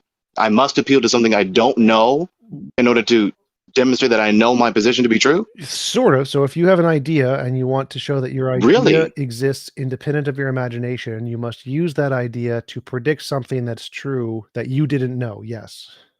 Wait, hang on. Pause. Work with me. That's not what you just said. It is. I just appealed to things that are predicted and then manifested, therefore substantiating my position. You just deny them because they're not novel predictions. I didn't know them before doing some series of actions. Right. So again, evidence is novel, testable predictions. Like if I just say my worldview explains the sun will rise tomorrow, everybody already knows that. Not evidence. We don't care. For evidence, you need to predict things we don't know yet and get it right. Your worldview can't do that. Okay, so is that the only way to prove a position? To differentiate it from imagination, yes, unless it's just purely imagination. I gotta go. Well, perhaps. Like, are you familiar with a priori knowledge? Those are literally just imagination.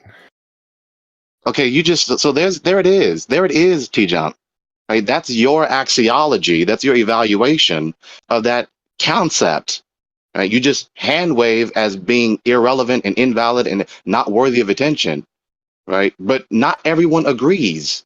Even the very high prestigious philosophers, blah, blah, blah, blah, blah, in university, right? So why do you just dismiss a priori knowledge out of hand? Because all kinds of people believe in all kinds of nonsense, right? Like you can still find websites that with which you can see where people believe that the earth is flat. So just because people believe something is not evidence that their hypothesis is true. What matters Well, is academic I agree consensus. with that, but that's not relevant to the subject I mentioned. I'm talking about a priori knowledge, not just mere beliefs. No evidence or I think testable what he's evidence trying to get at is maybe that you can't prove it wrong because it probably doesn't exist. Yeah, like there is an alien sitting below my Wait, table right now. Disprove. He who? Are you talking about me or him? I'm talking about you, Gory. Actually, I wanted to ask you something before. Like, I just want to know, like, why would he like deny all the evidence that like people like Albert Einstein and like all these other people, gathered up.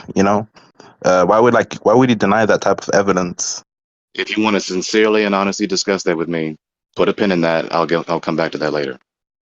Okay, sure. If you look at like Sir Isaac Newton, like he believed in alchemy and he worked on that for a very long time. But we came to know that it is false, like it's not true. Even though he's a brilliant scientist, right? Just because they believe something is not evidence that it is true. So now when you talk about abstract objects, I can imagine abstractly that there is an alien sitting in below my table. I have not made the observation in that area, but I'm just telling you that it's possibly there. So you can't disprove that. I'm not going to show you what's under my table, but you cannot disprove that also. So it's like I can listen to you pointless talk for a very long time. I like your accent a lot. But nevertheless, yes, I agree with all that so far. That's not my point. So please talk about my point. I'm talking about a priori knowledge, right? There must be this entity that is abstract, that is a network of notions, of beliefs, of presuppositions through which we interpret anything to make sense out of anything, which makes logical analysis, thought, contemplation possible, and argumentation possible. Because none of this that we're talking about, the entities which we are thinking and speaking with and conceiving of and believing or disbelieving, liking or disliking, are all abstract. They're not material particulars. If we die, right, when we die and all of our vital functions cease, our cognition ceases, our sentience ceases, right, we still have the flesh that was formerly alive. And you still have all the other concrete particulars external to our body that are also still existing. So there are obviously two different kinds of entities. But hang on, before you say what you're about to say, that's what I'm talking about. Okay? What people refuse to do, there's a reason why I'm acknowledging this. Right? You want to talk to prestigious people in academia and all this other stuff here, great, right? Consider the work of Dr. John Frame, Dr. Oliphant, Dr. James White, Dr. Vodi Bakum. And these are doctors, and they have respect, yada, yada, yada. Right? And they talk about presuppositional apologetics and argumentation because it's not novel to these wishful thinking Christians or theists. It is contiguous within the history of philosophy of transcendental argumentation. Because in the whole history of philosophy, it got down to how do you know anything? How do you know anything? What makes knowledge possible? For instance, Immanuel Kant, which a gentleman earlier mentioned, was trying to answer that question so as to save knowledge whatsoever. And I think just to some people believe that he succeeded, some people believe that he failed. Now, this is what people need to address, right? Okay. Hang on. Before I'm interrupted, please let me finish. Long monologues. So I'm trying to address the worldview in question, right? I'm trying to address, can the worldview make human experience intelligible? Is it coherent? And if it's not, then it doesn't sufficiently provide a worldview that makes any part of human experience intelligible. Just a very quick point. I think that presuppositional apologetics, I know that not all atheists feel this, but I feel it's a very cowardly approach. I think it, generally speaking, it's because they know that the belief system they have is silly. Like, it has talking snakes, it has guys coming back from the dead, these sorts of mythologies. And so what's easier is to actually just do, like, the type of philosophical questions, like, how do we even know we're a brain in a bat? Okay, so And there's we, your cynical, yeah, we, aptitude concerning them. Will you let me respond? You just finished everything, That wasn't me right? just, talking. Oh, okay, okay, wait, let me okay. ask you Hang something. on, let So, me finish my answer to her, and then get you're back going to on Ape God. forever. You're Okay. going on forever. Let me ask you some questions. So, So you don't have to, hold on a What second, in the Abe. world? You need to let him respond. okay. Because So there's your Amy just spoke. cynical evaluation of presuppositional apologetics. Let me ask you a question. What is cowardly or erroneous in any way whatsoever, in any sense whatsoever, about trying to answer the question, what makes knowledge possible? What is cowardice or erroneous in any sense about that? Because I Reality. don't think that's why you believe in your Abrahamic belief system. I don't think that is actually what makes you a theist. I think those are the types of questions you ask atheists because trying to defend, once again, talking snakes, much harder sell. Okay, so here's my response. That is why. Right? You There we don't go. believe that it is why. I'm telling you that it is, and I know my mind better than you. And the God knows everyone's mind better than anyone else. Okay. So there's that. So there's a refutation of that, right? So just because you don't believe that that is really the reason, the rationale behind us believing the doctrine in the Bible or any other theist of any other supposed sacred volume of literature, right, is no refutation to the worldview that you're derogating. Neither does it justify your idea that presuppositional argumentation, transcendental argumentation, is cowardly or erroneous in any way. So there's that. Sure. Ape God. Yeah, Can I sure. So I have a respond to that? Oh, I Yeah. just want to know then, what is the most important thing to your Christianity, or if you're not a Christian, a Jew or a Muslim, your Abrahamic faith? What is that pillar? I assume it would be these presuppositional types of, arguments. Yeah, so the answer that I would give faithfully and consistently, because that's what you people would demand, I can tell by now, is the God's revelation, right, which is known and provides the necessary preconditions for knowledge about anything whatsoever. People disbelieve, that's no refutation to it. You must give sound argumentation with specific, objective, true premises and a logically following argument to prove your negation is true. Likewise, the affirmative, one who holds the affirmative. Okay, Abe God? So God's Yeah, sure. revelation. So what is God's revelation? You said. But hang on, well, that's a digression from what Abe God is trying to talk to me about. We'll put a pin in that. We'll come back to Yeah, it. so I've discussed with, like, I've seen a lot of videos with presubs trying to debate this exact same point that you made. I don't know if you're familiar with that, but when it comes to presubs, they assert that God is a grounding for all knowledge. They are the grounding for everything, and that is the reason for you having coherency in your argument. But you can't just confirm and like demonstrate that to us yet. But I can give you a counter argument easily by saying that because you don't know, because you can't prove that to me, I can just tell you the opposite of that. I can tell you that reality is the grounding for all knowledge, and I can't. The reason I have coherency in the argument that I'm having with you right now is because of reality. My knowledge is grounded in reality. It is the ultimate absolute foundation. So there you go, argument refuted. Okay, so then let me respond to this. People think that is what presuppositional argumentation is. It isn't. Okay. So what is it?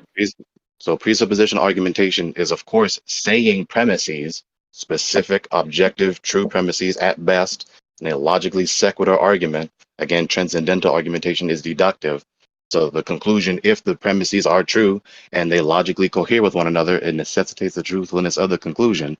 And whatever, of course, is contrary to that is therefore false and could not be false. It could not be true. Okay. Yeah, my So, premises are true. so it Reality isn't just throwing out one or more premises without any argumentation, right? That's why when the precept talks to anyone, they're trying to demonstrate the coherency of their position and the incoherency of the other position, so as to make any knowledge possible, which includes a posteriori knowledge, your beloved empirical data that you people love so much. Yep. Can I just point out that it was God's revelation? It had nothing to do with intelligibility. It was just basically that a God revealed something. And so that is completely different from the types of argumentations that you would put forward. And so I guess my question to you is, why do you believe that God has revealed anything? Okay, that's wrong. You have an erroneous conception of what the God's revelation is. Okay. If you're Help me familiar figure with it the out. work of John Calvin, if you're familiar with the work of John Calvin, for instance, right? That's why he talked about these two categories of general revelation and special revelation. General revelation is all human experience, is all the creation, right? The greater fraction, the greater half, which we have not experienced, empirically detected, because every individual human has not even experienced half of everything that can be empirically detected. So, of course, the sum total of any given individual is an infinitesimal fraction out of all things that can be empirically detected. The God made all that, and whatever the human does empirically detect, they are detecting empirically the God revealing himself. Now, people don't want to interpret the empirical data that way. They don't have an a priori framework of presuppositions through which they interpret the empirical data that way. They have some other worldview. Well, you Yeah, just yeah, said Glory. you So had the it then. problem is, how would you know it's God? Yeah, I want to know how you know that a God has revealed anything at Well, all. before you launch another question at me, let me finish It's the the same first one. question. Okay, so let me finish the answers without being assaulted by questions. I Okay. don't accept that you were being assaulted. I Okay. think you were complaining because you don't have an answer. Continue No, now. no. Rather than derogating me once again, how about you just stop that and let me finish? I would disagree with that. I think you're stalling because you don't have an answer. No, you won't let me. I'm trying to say it now. Me attempting to do something is not stalling. No, I'm finishing The when very you antithesis stop thereof. talking. And Whining so about when derivation is not answering the question, now is it? Sure. Or no, I wanted to stop so that the conversation Whining is about better. derivation is not answering the I question. wanted That is a to lie. stop so that Do the not conversation lie. can continue Why are well. you lying? You I questioning want about that to stop derivation so was that the not answering the conversation question. can continue well. You have to That's talk to me Sure, because you Greg. cannot refute obviously me. that's not So going to now the happen unless conversation you. is degrading and getting off the point because you people won't let me say what I have to say. But we are. You're actually complaining. You're So actually how about we spending more just get time back to the point? complaining when we How try about to we give just you get back to time. the point, No, Amy? no, no. How about this? Instead, we're going to let you talk. And instead of complaining about us not letting you talk, you're just going to say your point. Okay, so let me get back to the point. The point being, general revelation and special revelation, as John Calvin articulated, all of reality, all of creation is the God's revelation. People don't want to accept that. They have a different worldview. People don't So realize what was that the cre- there is nothing more empirically verifiable and verified than the God's revelation. People don't want to interpret it that way. The entire universe is indicative of the God being real and who he says he is. People don't want to Yes. believe that. They believe something Yeah. else. So I have. therefore, we address the Wait, let me. coherency and or empirical adequacy of the contrary worldview. There's nothing deceitful. There's nothing subjective. There's nothing cowardly. There's nothing wishful thinking. There's nothing erroneous about that. Gory, there's one problem. So the way is the thing is about the revelation and stuff, and the whole thing about it is just how are you gonna how are you gonna really interpret it to then make it lead up to God, like someone that created the whole universe and presumably energy and all of this stuff. Like how are you gonna like get to that point? Okay, it's a Reply to good question. It's a I have, valid question. I have a contradictory worldview to yours. So reality has revealed itself to Why me would through you do revelation. that when you just heard him ask me a question? The universe exists is indicative of the fact So that just reality insist exists. what you have to say instead of letting me answer the brother's question. I contradicted your worldview, right? Man, that's an Prove it wrong. excellent and valid question, right? Show the So, incoherency in. wow. Please, Yeah, just let him. Just let him. Okay. You have the God's revelation, and it came from one of two basic entities, the God or non-God. Now, if you appeal to a finite or infinite series of non-God entities, of course, that's insufficient. because every non-God entity that you appeal to in this line of appeals, you're just going to ask the question, how do they know? How do they know? How do they know? On and on and on. Now, if You there don't is have to. never the God in this series of appeals, right, then you can't know that the supposed revelation from the God, about, especially about the God, is actually true. So in the nature of the case, again, by logical deduction, out of the two options, the only way to know the God's revelation is if it came from the God, no matter how many or less intermediaries there are between the God himself and us, the recipient, the final recipient. So there's Yeah, that. wait. I guess you're basing it off knowledge. I would think maybe you're basing it off knowledge, and knowledge is based on the untrue, which would be the falsehood, and the falsehood is based not on reality. So, yeah, this knowledge you're talking about, the I did not follow revelation. anything you just said. I tried, but I got lost. What did you say? I'll try to So, reply once again. so I think when you're talking about revelation, you're talking about the knowledge that presumably God gave us. Yeah. Wait, so I Yeah. have knowledge all. So through the naturalistic processes like quantum fluctuations, I have revelation revealed to me, and I know it for a fact, and it does not require an intentional agent like a God, and I know that for a fact. And your worldview is wrong. I'm not going to have two different lines of dialogue at the same time. You need to learn how to have a Yeah, proper, decent discussion. I just made a continuation of the argument that you made. It's just No, I'm easily just going proved. to talk to one person at a time because that's followable. Sure. Okay. You seem to be afraid to reply to my point, right? Show the incoherency. I'm going to get to you, but you're so eager and narcissistic, you won't wait your turn. I'm waiting. Mackie, please say the last thing you said again. Yeah, so you're basing it off knowledge, basically. I'm basing what off knowledge? Because you're talking about revelation, you're basing it off knowledge. So you're basing it off like knowledge, and knowledge is not based completely on reality. It's based on minds. It's a mind thing. It's a mind That's a false dependent thing. dichotomy. Well, that's a false How? contradistinction between the two. Right? Wait, 'Cause so minds are wait, real so things. Wait, hang on. You didn't even listen to the answer. You immediately blurted an answer at me. Right? So the contradistinction you just said is erroneous. Why? Because minds are real things. Mind is not contradictory to or antithetical to reality.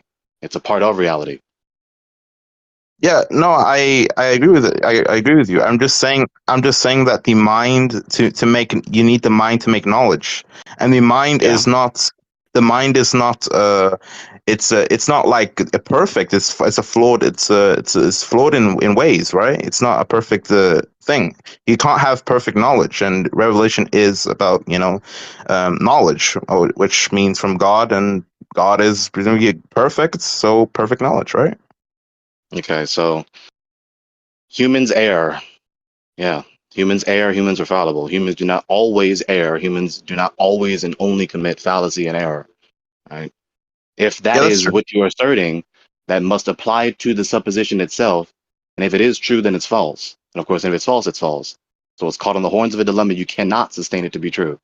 So by logical deduction, you must presuppose that knowledge is possible and that it is possible to have knowledge without error.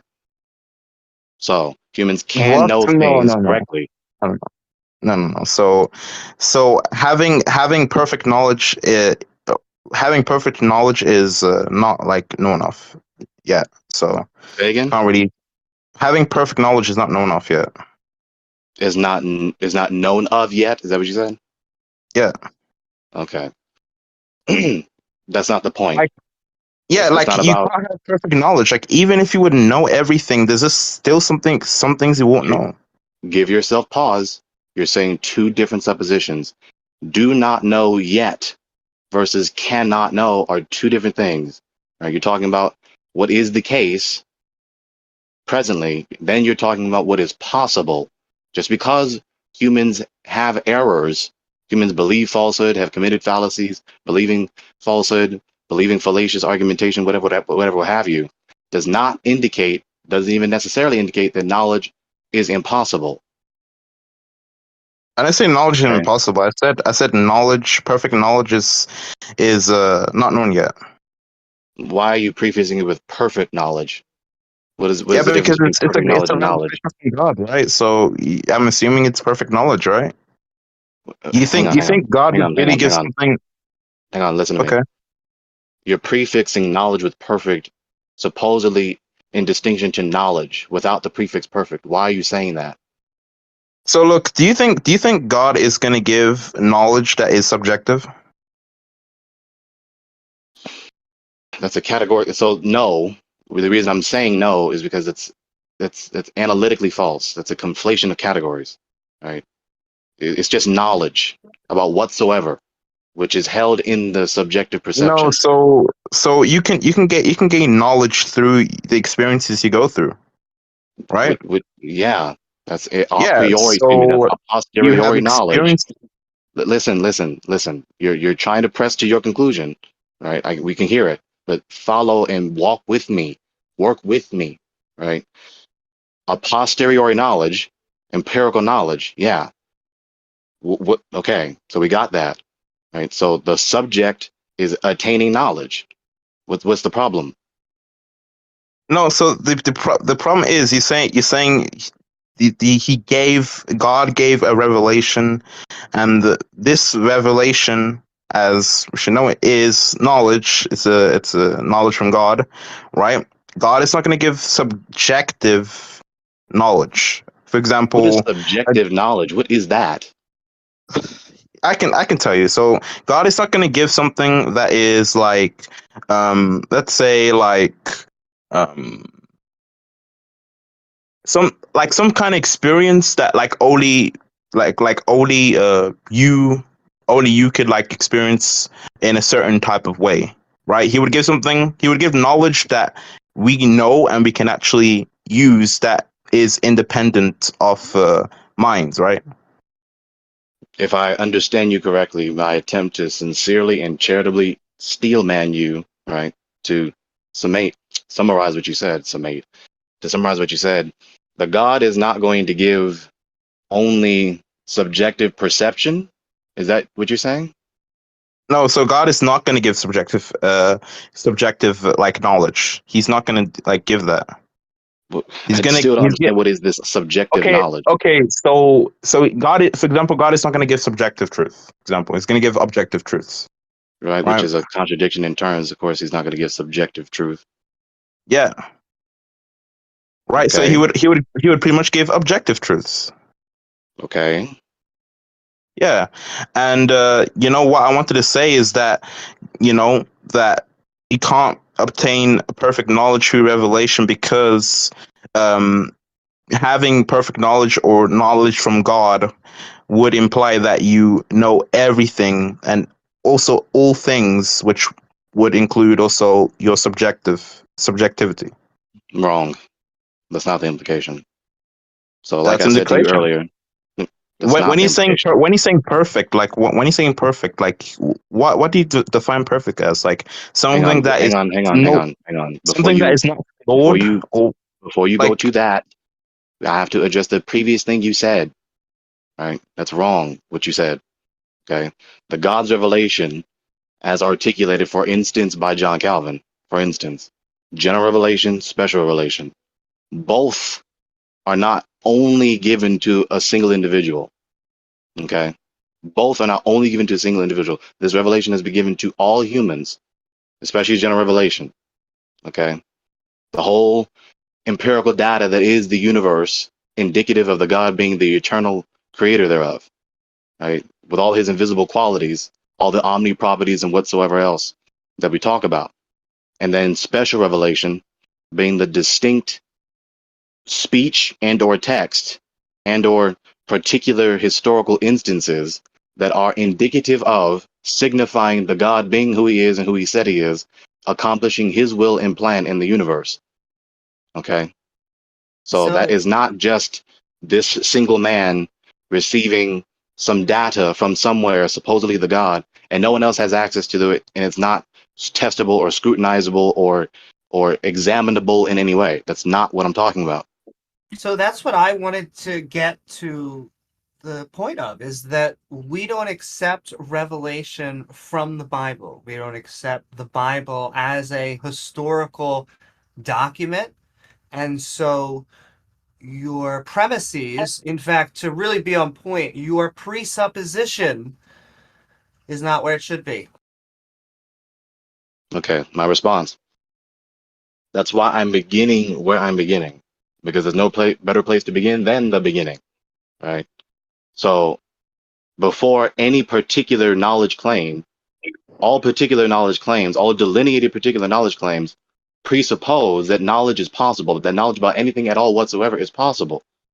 Now, if that is not established, which is a necessary prerequisite, a logically necessary prerequisite to know any particular thing, then they couldn't know anything at all. So the worldview that fails to answer this question with the truth, that fails to demonstrate that their belief in answer to this question is true, cannot justify appeals to anything, including empirical data, in demanding prediction and evidence and blah, blah, blah, blah, blah.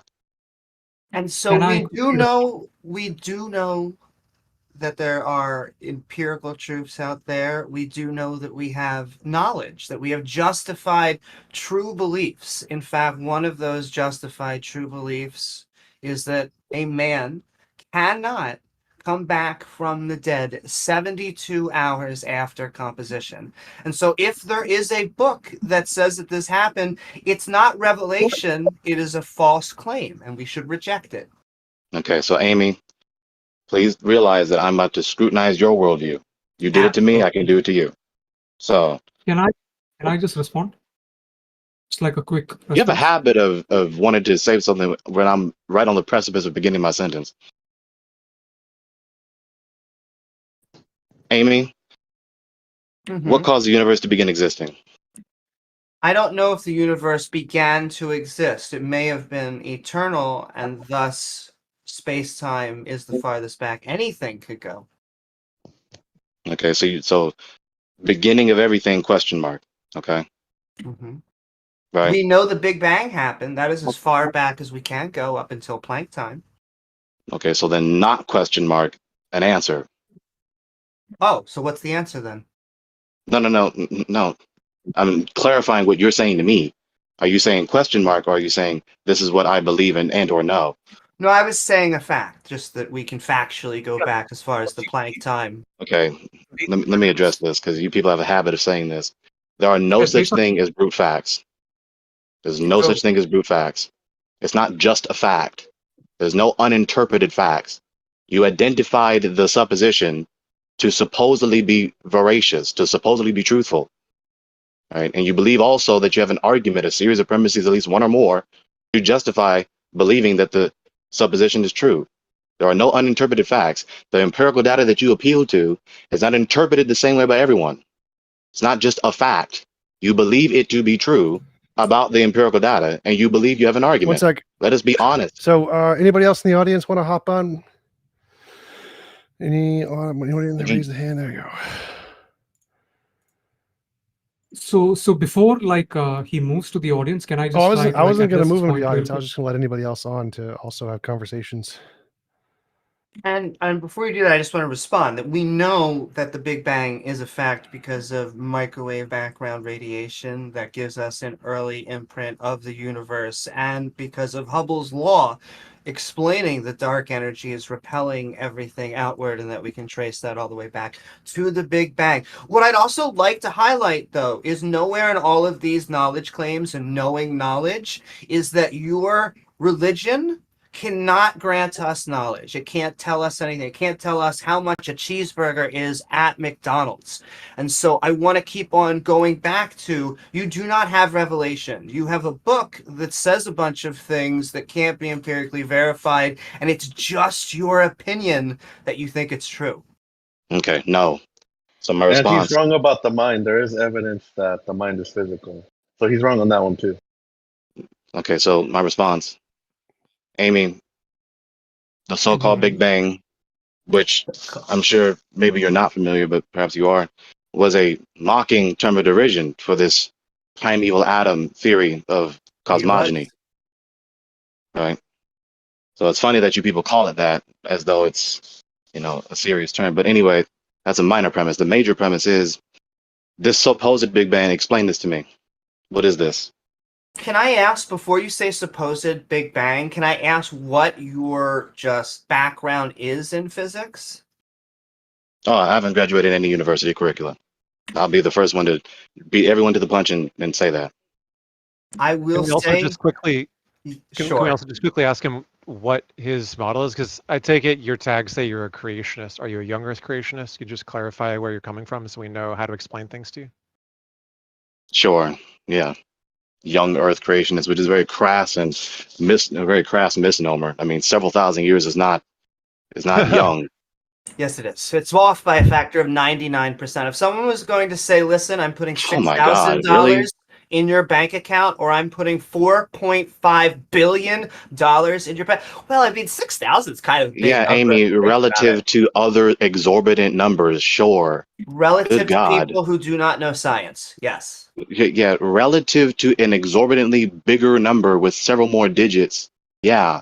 I repeat. But relative to the average human lifespan, several thousand years is not freaking young. Can we be honest with that?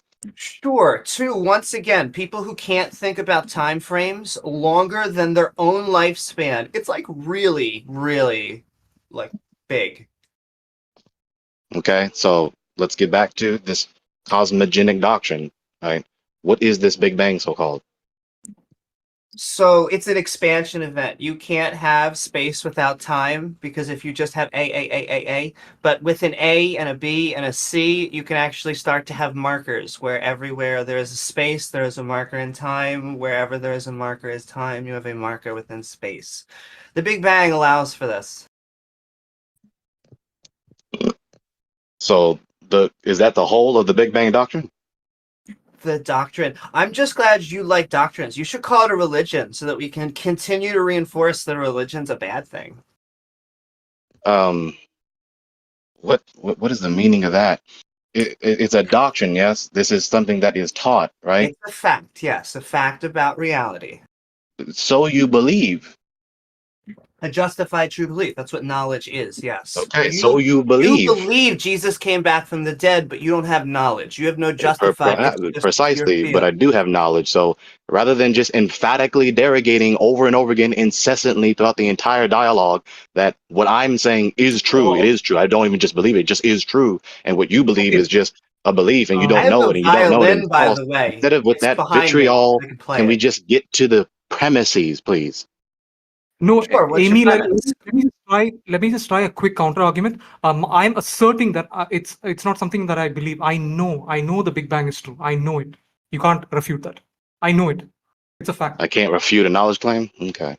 You can't. Amy. You can't. It's for a fact. It's revealed to me through revelation. Okay. So I can't be you wrong. think you're doing the same line of argumentation, but you're not. We'll get back to that. Amy, is that the entirety of the Big Bang doctrine, yes or no? What you just said to me earlier. That is why the Big Bang is a fact, unlike Jesus come back from the dead, which is a religious opinion. Okay, next question. What banged, since it's called the Big Bang? So it wasn't an actual bang, just like there's no actual sound that you are hearing in the vacuum of space. That's why it's an expansion event. An expansion of what? An expansion of time and space. An expansion of time and space. Yes, but can I also ask if you have any evidence that why you think Jesus came back from the dead or any sort of revelation from God? Like evidence for your actual position that you think is so cornerstone to all of knowledge. Okay, so not switch to trying to make me the scrutinizer, which is what frequently happens in these dialogues. No, my entire line of reasoning is that you can't answer questions. That presuppositionalism, if to go back to an original point, is cowardice, and that you cannot defend. I do answer questions as I did answer them earlier. So regardless of your incessant animosity, right? So regardless of your incessant animosity that I've answered none of your questions, I have answered your questions. You don't believe them. You don't want to accept them. Why do you think Jesus came back from the dead? Not switch to scrutinizing me, right? Not digressing from scrutinizing me. You believe that you have so much knowledge. I did not come at you with all this aggressive, animosity-filled vitriol, belittling you every sentence I say. So go back to the point. politically go back to the correct point. bullshit. And Go so if back you're to the going point. to try Your and Big Bang doctrine. obfuscate what I You told want me you that to time say, and space expanded. What the hell does that mean? Yeah, once it again, means that it literally expands. That's what it means. just like a black hole, how everything would be in on itself. You cannot have. How Jesus did. No evidence. You can't answer the question. Just evading. Okay, so Yes, I'm exactly. ignoring all of this red herring. I'm focusing on this cosmogenic doctrine. Right? Because you can't have all these other particular knowledge claims if you don't have a freaking cosmos to exist in yet. So, Amy, you said what about the supposed expansion of time and space? What does that mean? Justify how Jesus rose from the dead. It means that as things were able to expand, we were able to have things like hydrogen form and the first stars able to formulate and the universe had light. Unlike the explanation that we come from an agent, which is unfounded and only within religious texts. Okay, so next question. You call it an expansion, so it's not an explosion. So the entity which caused the expansion is not within the whatever is expanding, supposedly time and space, right? Quantum So it's fluctuation. not time and space itself or an entity within time and space pushing time and space omnidirectionally outward. So then what pulled time and space outward? We are being pushed by dark energy. We don't know what dark energy is or why it's pushing outwards. But do you notice that we can keep on answering all of these questions and you are never, not for a single thing, whether it's the talking snake, whether it's Moses, whether it's Jesus coming back from the dead, none of these things that you think are foundational to the story of the Abrahamic religion being foundational to all of knowledge, you're never going to defend. Okay, so you see, I'm not focusing on that right now. We can talk about that later. Do you hear that, Amy? Mark it down. We can talk about that later. Can I point out right? that is the presuppositionalist calling card? Oh, just wait, we're getting there. Oh, just hold on. No, it's not a calling card. more Regardless of questions. your asinine, hateful, antichrist vitriol, repeatedly trying not to about- derogate my belief No, you system can be a at every chance you presuppositional get. I'm Muslim focusing one point at a time on the specific objective premises of your worldview. It just still makes you a count. Yeah, we don't care about what you have to say. Justify the existence, like how Jesus resurrected. Justify No, talking not snakes. switch to trying to scrutinize the resurrection. I'm not done with her cosmogony yet. We don't care. Justify that. Don't try to evade. I'm Justify not that. done with her cosmogony yet. No, We don't care. That's the point. Justify that. Justify that Jesus I'm not resurrected. talking about that right now.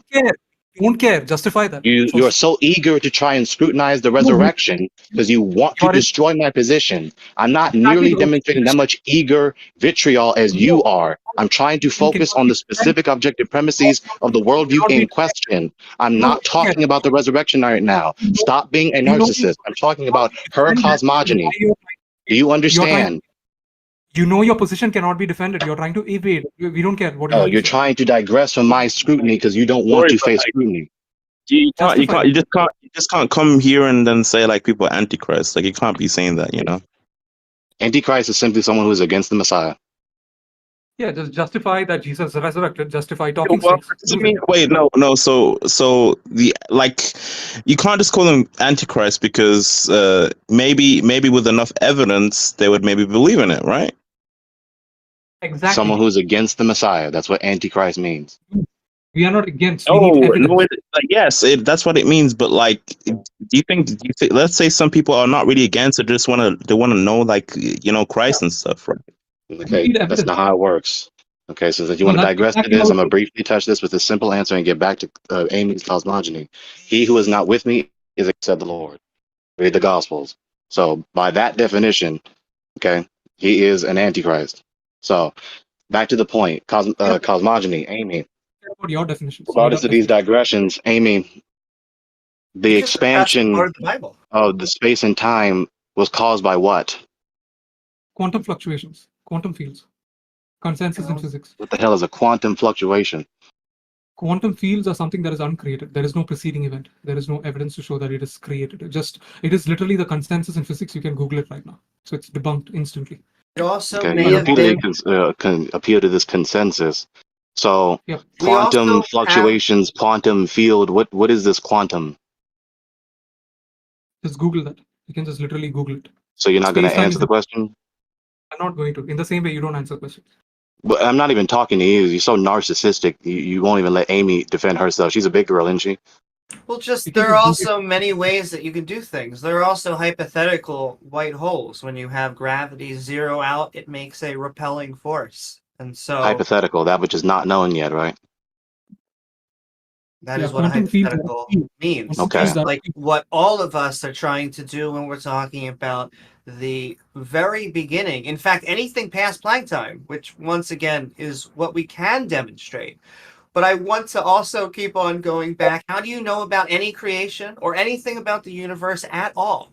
Okay, I'm not done with your cosmogony, Amy. Oh, just one So more appeal question, to a right? Oh, no, I hypothetical, know. that which One is more. not known, to account for the supposed cause of this event, right? So you can't have this effect if you don't know what the cause is. You can't sustain that you know that this happened if you don't know what was the sufficient cause for the event to elapse. In fact, I the can- correct answer when you don't know something, and when we're saying past what we know in current physics, is to say, I don't know. What the incorrect thing to do So a is to give concession an that you don't know answer. what you're talking about. You don't know your beliefs are true. You Literally failed know what- scrutiny. I know that is as far back as we can go, and that we're supposed to say, I don't know something when the leading Right. So a theoretical concession physicists. that you don't know your belief is true. Wait, hold on. Steel man, what I just said. You don't know what is the sufficient cause of the supposed expansion of space and I told time. you. Fields, quantum fields. Space-time Okay, is emergent from quantum field. Google that. So we Okay. just need to, what we need to lean towards what would be the start or the creation of like all things. You would have to just lean to things that are uncreated. You know, for example, like energy. You know, if you would lean to something like energy, then we could then also say, okay, energy did went out at the speed of light, made like main matter or formed to the matter, and you have to look at things that are uncreated, to see what created these things. Okay. That's how you would look at it. For Two example, let's say things. God. Let's say example God, like I don't know like what type of God you believe in. Like, I don't know if you believe like Jesus is God, or I don't know like what exactly you believe in, but you don't believe like he was created by anything too, right? Before we get to that, that's digressing from what I'm trying to say. Oh no, you don't Okay. understand. Hang on. He's one question away. In one Hang more on. question, Hang on. he's going to Hang on. answer all the Hang other on. questions. Hang on. Right So now. number Hold one, on. after scrutinizing Amy's cosmogenic doctrine that she believes, she conceded that she doesn't have a sufficient account for the cause of the supposed expansion, the effect, what Can I caused the respond to expansion. So that? she doesn't know that her belief, her cosmogenic belief, is true. So then Okay, she maybe she cannot know about Just answer your anything existing fields. afterward. Her worldview cannot even get started. That's my point. So Secondly, Wait, Gory, you know once why? again, You know what's that is called, the straw man of my belief system, which is that we can go as far back as the facts allow us. Like, right, we can go as far back as the time facts allow and us, the right? Big Bang. Okay, you just told me you However, don't know what caused the expansion to elapse. You can hear me. Therefore, you do not have a sufficient justification to believe that this effect elapsed. no. The effect happens. That is a fact. Okay, Whether you have argument an by opinion on reassertion it. fallacy. So You I guess just told my me you don't know what question the to you. sufficient cause is. So the universe is expanding. Why do you think that the universe is expanding? Why do you think the universe is expanding? Why do you I think that don't it's actually know. elapsing? Why do you think the universe is expanding? Okay, so you I don't know say what I is don't causing know. the expansion. Wait, that's the Yes. thing you already told me you can't answer. So answer now. Why do you think the Right. universe is I don't expanding? believe the universe is expanding, Amy. I've never Okay. seen the universe expand. So you I've never empirically disagree detected the with expansion all of the of so-called modern universe. science. So I don't have that cosmogenic presupposition, Amy. So back to Comp Mackey's question. What was your question, Comp Mackey? Yeah, most.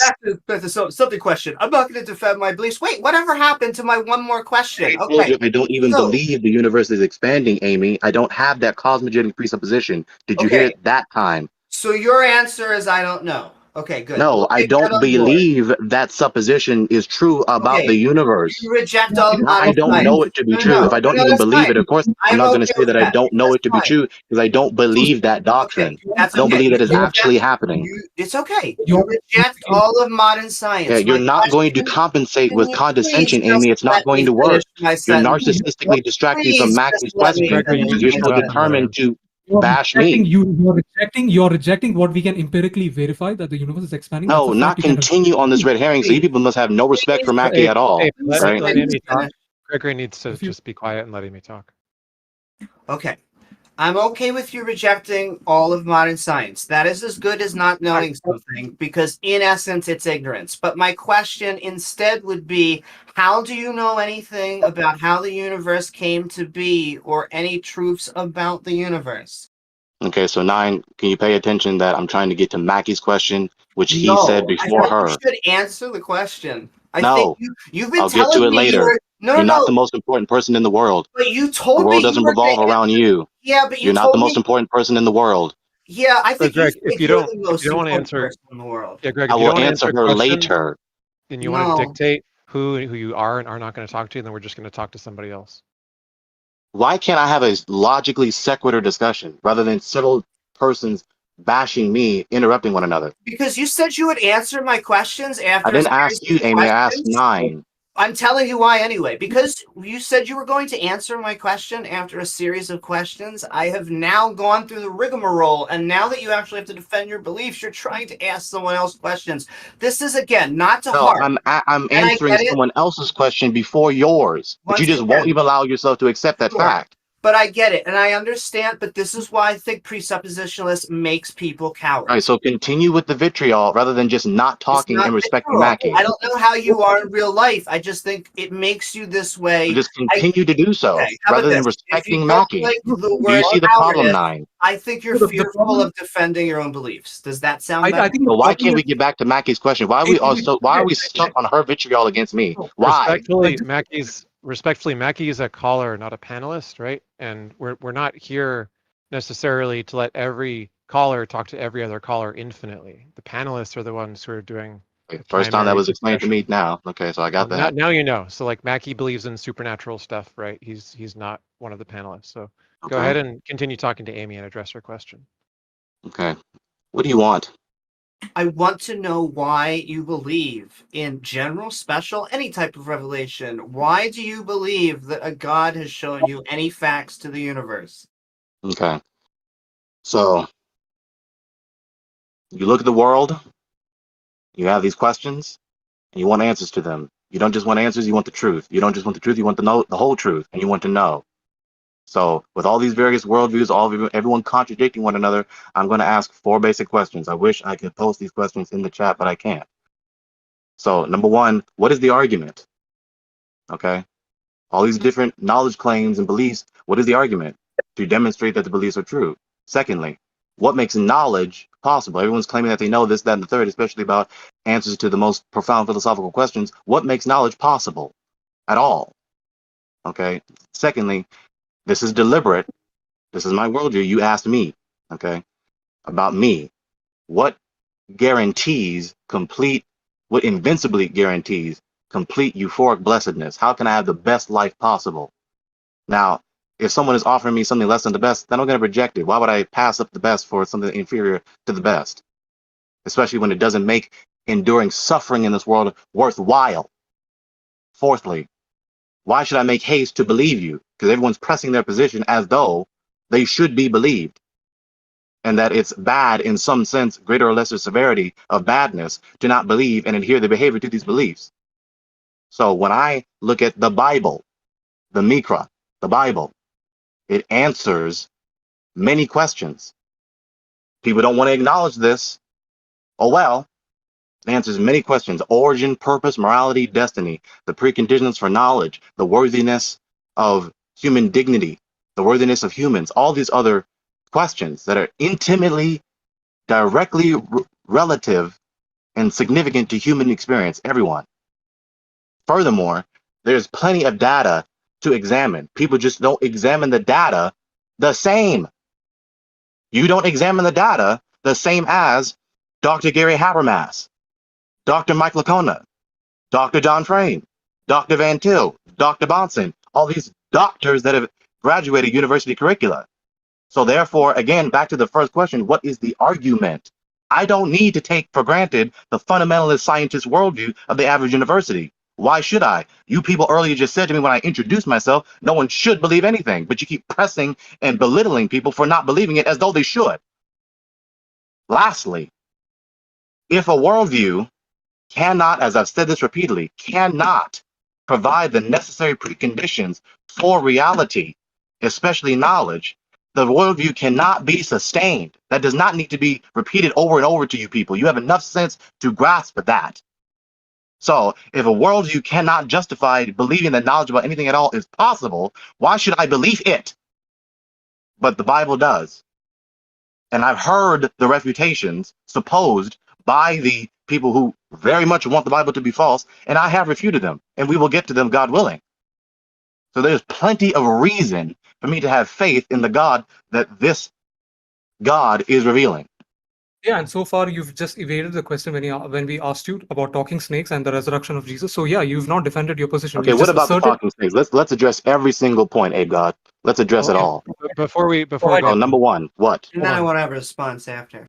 Yeah, can we go to the talking snake thing after Amy responds to the 4 points, because that was a lot of points, and let's make sure we cover them. Would you prefer that, Amy? Yes. In fact, what was your point right before what makes knowledge? You were giving 4. Yeah, what is the argument about whatsoever? Whatever anyone is saying, what is the argument? Thank you. And okay, so very specifically, the argument is there is no revelation from a God in any holy text that we have so far read. Just to What jump in makes real quick, anything bad happen? Any nude images or anything? We're good while it's going. Not to my knowledge. Good. Only on everyone's browser history.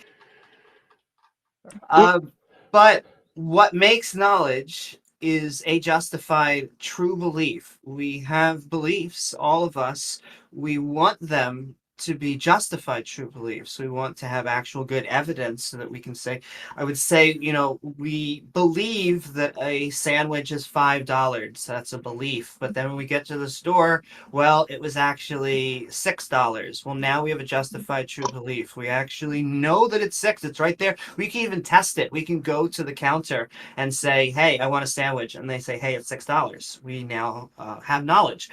It starts to get more, however, arbitrary, because now we're getting to what makes euphoric blessings, and I have to say that is not a concept to me unless I would secularize it, because you can get euphoria from a wide variety, from meditation to drugs to just being with your family and everything in between. And so I am not sure that where I would put any value on a truth claim. And why? And then why? What was the fourth one I have written down here? You had a why one. Why should I make haste to believe your position, whoever I'm talking to? Yes, make haste. You shouldn't make haste. You should evaluate the evidence. You should be listening to different types of not only claims, and their evidence, but how good that evidence is, what good quality is. You want it to have it with human happiness. I like to think that's where things like secular humanism come in. Now, I don't think that's an objective standard, but I know that moves me towards a happier place with humanity. You don't some of the specific doctors that you were referencing were creation scientists, and some of them do have real degrees, but oftentimes what they do is they have like a physicist talk about biology or a biologist talk about physics and vice versa, because they know they are almost universally rejected largely within their own fields. And so I guess my precondition for knowledge, to get really concrete about it, is a brain. I think at the end of the day, if you want to talk about an agent holding knowledge, it needs to have a physical substrate, a substance, so that it can have a mind, some sort of neural network, whether that is synthetic or natural. And that is how you get justified true beliefs. They do not come from a being outside time and space. Okay. I don't hold that the God is outside of time and space. That's ontologically absurd, but that's a minor premise. So my response, I didn't ask you what is knowledge. And then finally at the end of this, you answered the question, what is the necessary precondition? What makes knowledge possible? Now you appeal to the brain as being that necessary precondition. Can you have a brain without knowledge? You have a brain without knowledge? Oh yes, absolutely. Because you can have damaged brains that are just chilling there. Okay. So having a brain doesn't give you knowledge. Then, Nope. But it seems to be a precondition, however, to have knowledge. okay. Second question. Is the brain a contingent entity? Is the brain, yes, upon the body. It's an organ among an organ system. So then the brain is not necessary. It's contingent. What do you mean by necessary? Because if you mean the brain is not necessary for us to live, I mean, good luck. I mean, there's That's not some the point. experiments you could take to prove that one wrong. That's not the Amy, I point. think he's getting to the contingency argument. Like ultimately, yes, quantum fields are not contingent. Yes, there you go. Oh no, I love the contingency argument because I have a completely opposite. I believe that God I'm not is done with my answer. I'm waiting to stop being interrupted. Okay, and eventually I do want to hear some reason why you do believe Jesus came back for the dead or some sort of thing like that. I know that's gonna any question now, but what were you saying? Okay. Yeah. So is the brain a contingent entity? You said yes. So then the brain is not absolutely necessary. It isn't as though there could not be. It isn't as though the existence of the brain is impossible. So the existence of the brain is contingent upon something else to make it exist. When you mean necessary, it's necessary for the animal. If you mean it's necessary for the planet, no, life isn't necessary. We could all die and the planet wouldn't give a shit. Okay. No, he meant So something. please appreciate you have this metaphysic of yours that's contrary to mine. Right. So you just appreciate that. Okay. So the brain is a contingent entity. It does not necessarily exist. It is not impossible for it to not exist. And you Yeah, can so have a what? brain without knowledge. So Yeah, this so isn't what makes knowledge possible. No, it allows us to hold knowledge. You cannot have an agent that is able to have a justified true belief without a brain. There would be no Okay. meaning to it. I guess I asked the question incorrectly. What are the necessary preconditions for knowledge? Reality. And Right. So knowledge? everything that is real, because that's not tremendous. That's not the superlative of vagueness, right? So reality is another precondition would be a belief. All knowledge claims are in and of themselves beliefs. Okay. But you're not getting to any of the necessary preconditions. What makes knowledge and all of its properties real at all? So in the Because the knowledge has to be in possible and it has definition to of be real in order for any entity to hold it. Reality. Yeah, it's definitional, right? So the part of the superlative of vagueness again. no, it's very simple. It's justified true belief. By true, we mean corresponds to reality. So Exactly. that is the What necessary thing. real entities are necessary? Not all real entities are necessary. You just told me that the brain is contingent and not absolutely necessary, and that you can have a brain without knowledge. No one's I told you claiming. quantum fields are not necessary. Sorry, they are necessary. Yeah, no one's claiming that a particular piece of knowledge is necessary, but there are necessary things apparently in the physical model that is our best explanation for the universe. The mediums with which you hold knowledge, talking about the 13 brain and your carnal body, are not necessary entities. It is possible that they not exist. 13, I'm going to finish my sentence. There are 13 quantum fields in our current best model of quantum mechanics, which appear to be necessary and potentially eternal.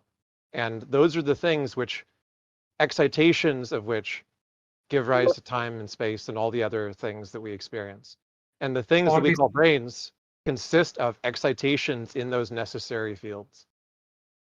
9, I want you, with all that, when you start talking about quantum, this, that, and the third, please send me information, if you will. Sure. To be are honest, I don't think you're going to understand it. It seems to me like you're so. I can send it to you. Why not just?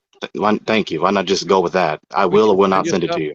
We can send you stuff, but what's really not going to cut it is you looking piecemeal through your creationist lens and just trying to pick apart everything that you see that you don't agree with.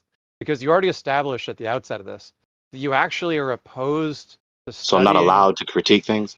You're actually opposed to studying science as a whole in an earnest way, as though it could actually be true. You're Hang only on, interested nine. Are you telling me in I criticizing shouldn't it. critique things? You're only interested in criticizing it and attacking it from the bedrock of the biblical worldview that you hold. And you're looking at my thoughts. You're looking at my thoughts directly. I'm paraphrasing your statements. So you earlier told us that science is like this big cabal that you don't subscribe to, you don't have to study or believe in. When did I didn't say that sentence. No, but you said things that amount to that. So the Okay, question so is, your interpretation is wrong. Let me put it this way. Why should anyone waste their time trying to educate you when you actually refuse to get an education? So just presume that I don't want to know, even though I'm patently demonstrating that I do want to know at least what the doctrine is. I'm trying to elicit a statement from you that would go something like, I am willing to study science. I will earnestly attempt to study it and understand it and see if it turns out to be true. Equivalent to that, I just said to you, I am patently demonstrating to you. I'm demonstrating. I'm not just saying it. I'm demonstrating it to you with all the questions and answers that I'm giving you, that I want to know at least what the doctrine is. So what I'd like you to be able to establish is that you're actually going to engage in a course of study that goes beyond this conversation and just trying to debunk the scientists. So can you actually? Why you talking as though I should say that? Why? The question is, we've all been very patient in entertaining your arguments. The question is, are you willing to actually engage in a study of science earnestly? Just yes or no. So why are you asking me that? It's a really easy why are you question. digressing Yes. to this? No, it's a very simple question, Gregory. Gregory, just answer my think- question, yes or no. Are you willing? I've already told you yes. Now answer mine. Okay. If we recommend a science course to you, not just a thing to read, but a course, will you actually enroll in that course? Hopefully, yeah. Why are you asking this? Because Answer I'm me. establishing what it's going to take for us to send something to you that's going to pass any muster in your reality filter bubble. I posted So peer-reviewed journal. it's not okay for me to attempt to persuade you, but it is for me. I should have the attitude that I will allow myself to accept your doctrine as true, But but I Gregory, shouldn't say that to you. when we asked you a question, so for example, I feel like I went over your explanation, but in reviewing your explanation, it was a set of questions. In essence, the reason that you believe that Christianity is true is, hey, prove me wrong about everything and all of my beliefs. And Amy, so That's not the point. Amy, I That's think my like point. Gregory actually That's not the demanded, point. You demanded us misinterpreted. reading material. I just did link him the reading material, like debunked. It's like peer-reviewed journal. So sure, like watch, like read that and cry.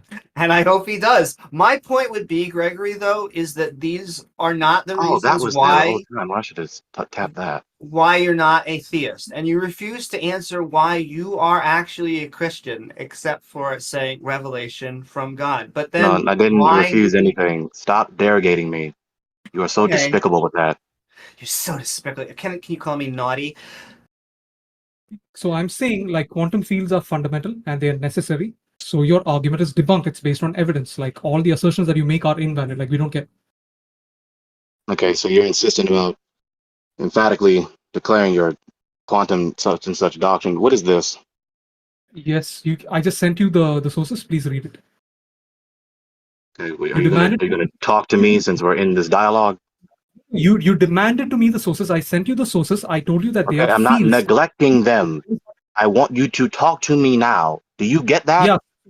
Time is emergent from quantum fluctuations. They are the lowest energy state. Like it is more fundamental than energy and space. And matter. Okay, if you talk right about this quantum theory at several thousand miles per hour, I cannot follow. Please slow down. So I just told you it is the consensus in physics. You can Google it. I've sent you 2 peer-reviewed journals. You can Google it. It's like the vast majority of physicists accept this. It is a well-established theory based on evidence and testable predictions. So yes, our position is supported by the evidence. Yours is not. You're just asserting things. Nobody cares. What are you talking about? I am talking about fill in the blank. What? Like you're so determined to emphatically say what you want to say. You're not trying to edify me. Yeah, because you don't answer questions either. So because I don't answer questions, therefore you give this asinine poor pedagogy to me You and expect asked, me to no, understand? you demanded reading material. I sent it to you. Read it. So you don't want to talk. No, You don't read want to it. say an argument right now. You don't want to explain to me what it is that you so emphatically believe is known. No, read it because you don't listen to anything anyways, and you don't answer any questions. Oh, so because I'm a bigot, supposedly, that therefore absolves you from the burden of sound argumentation to prove your emphatic predications of your beliefs are true. No, doesn't work. Jesus, if you don't answer that, I'm not going to answer your questions either. You demanded reading material. I just debunk you instantly with I didn't consensus. whistle past any of your questions. So, wait, why is Stop acting like I did. why you guys still? Or why is everyone arguing still? Like I thought everything was good. So justify that Because Jesus. he's so emphatic in anti my position. He just emphatically reasserts that his beliefs are true. And I want him to explain further since he's so confident, but he won't. Exactly, because we've tried to ask you multiple times to justify that Jesus resurrected. You would not. So I'm not going to answer your questions either because you No, failed you to answer. blurt that question at me as a red herring fallacy. I don't need and I'm not obligated to entertain red herring fallacies. We're talking about subject B or C or D or whatever I have you, and then you blurt that question at me, which is not at all sufficiently relevant to what we were previously talking about. So no, I didn't entertain your red herring fallacy. If that's really what your criterion for trying to bash me is. Since you've asked us several questions, we asked you questions you don't answer, so I'm not going to answer your questions either. You demanded reading Right, material. so I just sent it. repeat that. Instead of just being charitable and cooperative and cordial and amicable, you just want to be combative. Yeah, your word gibberish does not matter. You didn't answer our questions. So yeah, sure. If you just want to demonstrate to me incessantly that you're combative and not amicable or cordial or charitable or edifying whatsoever, why should I entertain you? You're exactly the same. Like you don't answer questions either. Gregory, can I ask you a question after this one? What's up? Earlier you mentioned that the mind is not physical. Just curious, like, what's your evidence for that? Like, what do you base it on? Okay, so I'm not going to give you a posteriori data to affirm proof positive that there is no mind because it's the negation of the existence of a thing. So to demand that is invalid. That's an incoherent demand. But why make the claim then? Because we don't empirically detect the mind in the same sense we detect all other solid liquids and gases or whatever. Your consciousness is physical, and we physically Given detect the absence of empirical data of detecting the mind, therefore, the mind is not physical. But we obviously have a mind, so it's not real in the sense of the phone you're holding in your hand or the laptop on your desk or whatever, but it's real in the Incorrect. sense that it is abstract. It's incorrect. Consciousness is physical process. It's a physical process, and we What is described consciousness? it Since you want to talk to me again, but you don't want to talk charitably, so go ahead, talk. the state of being aware. The what? The state of being aware. The state of being aware. All right. Yes.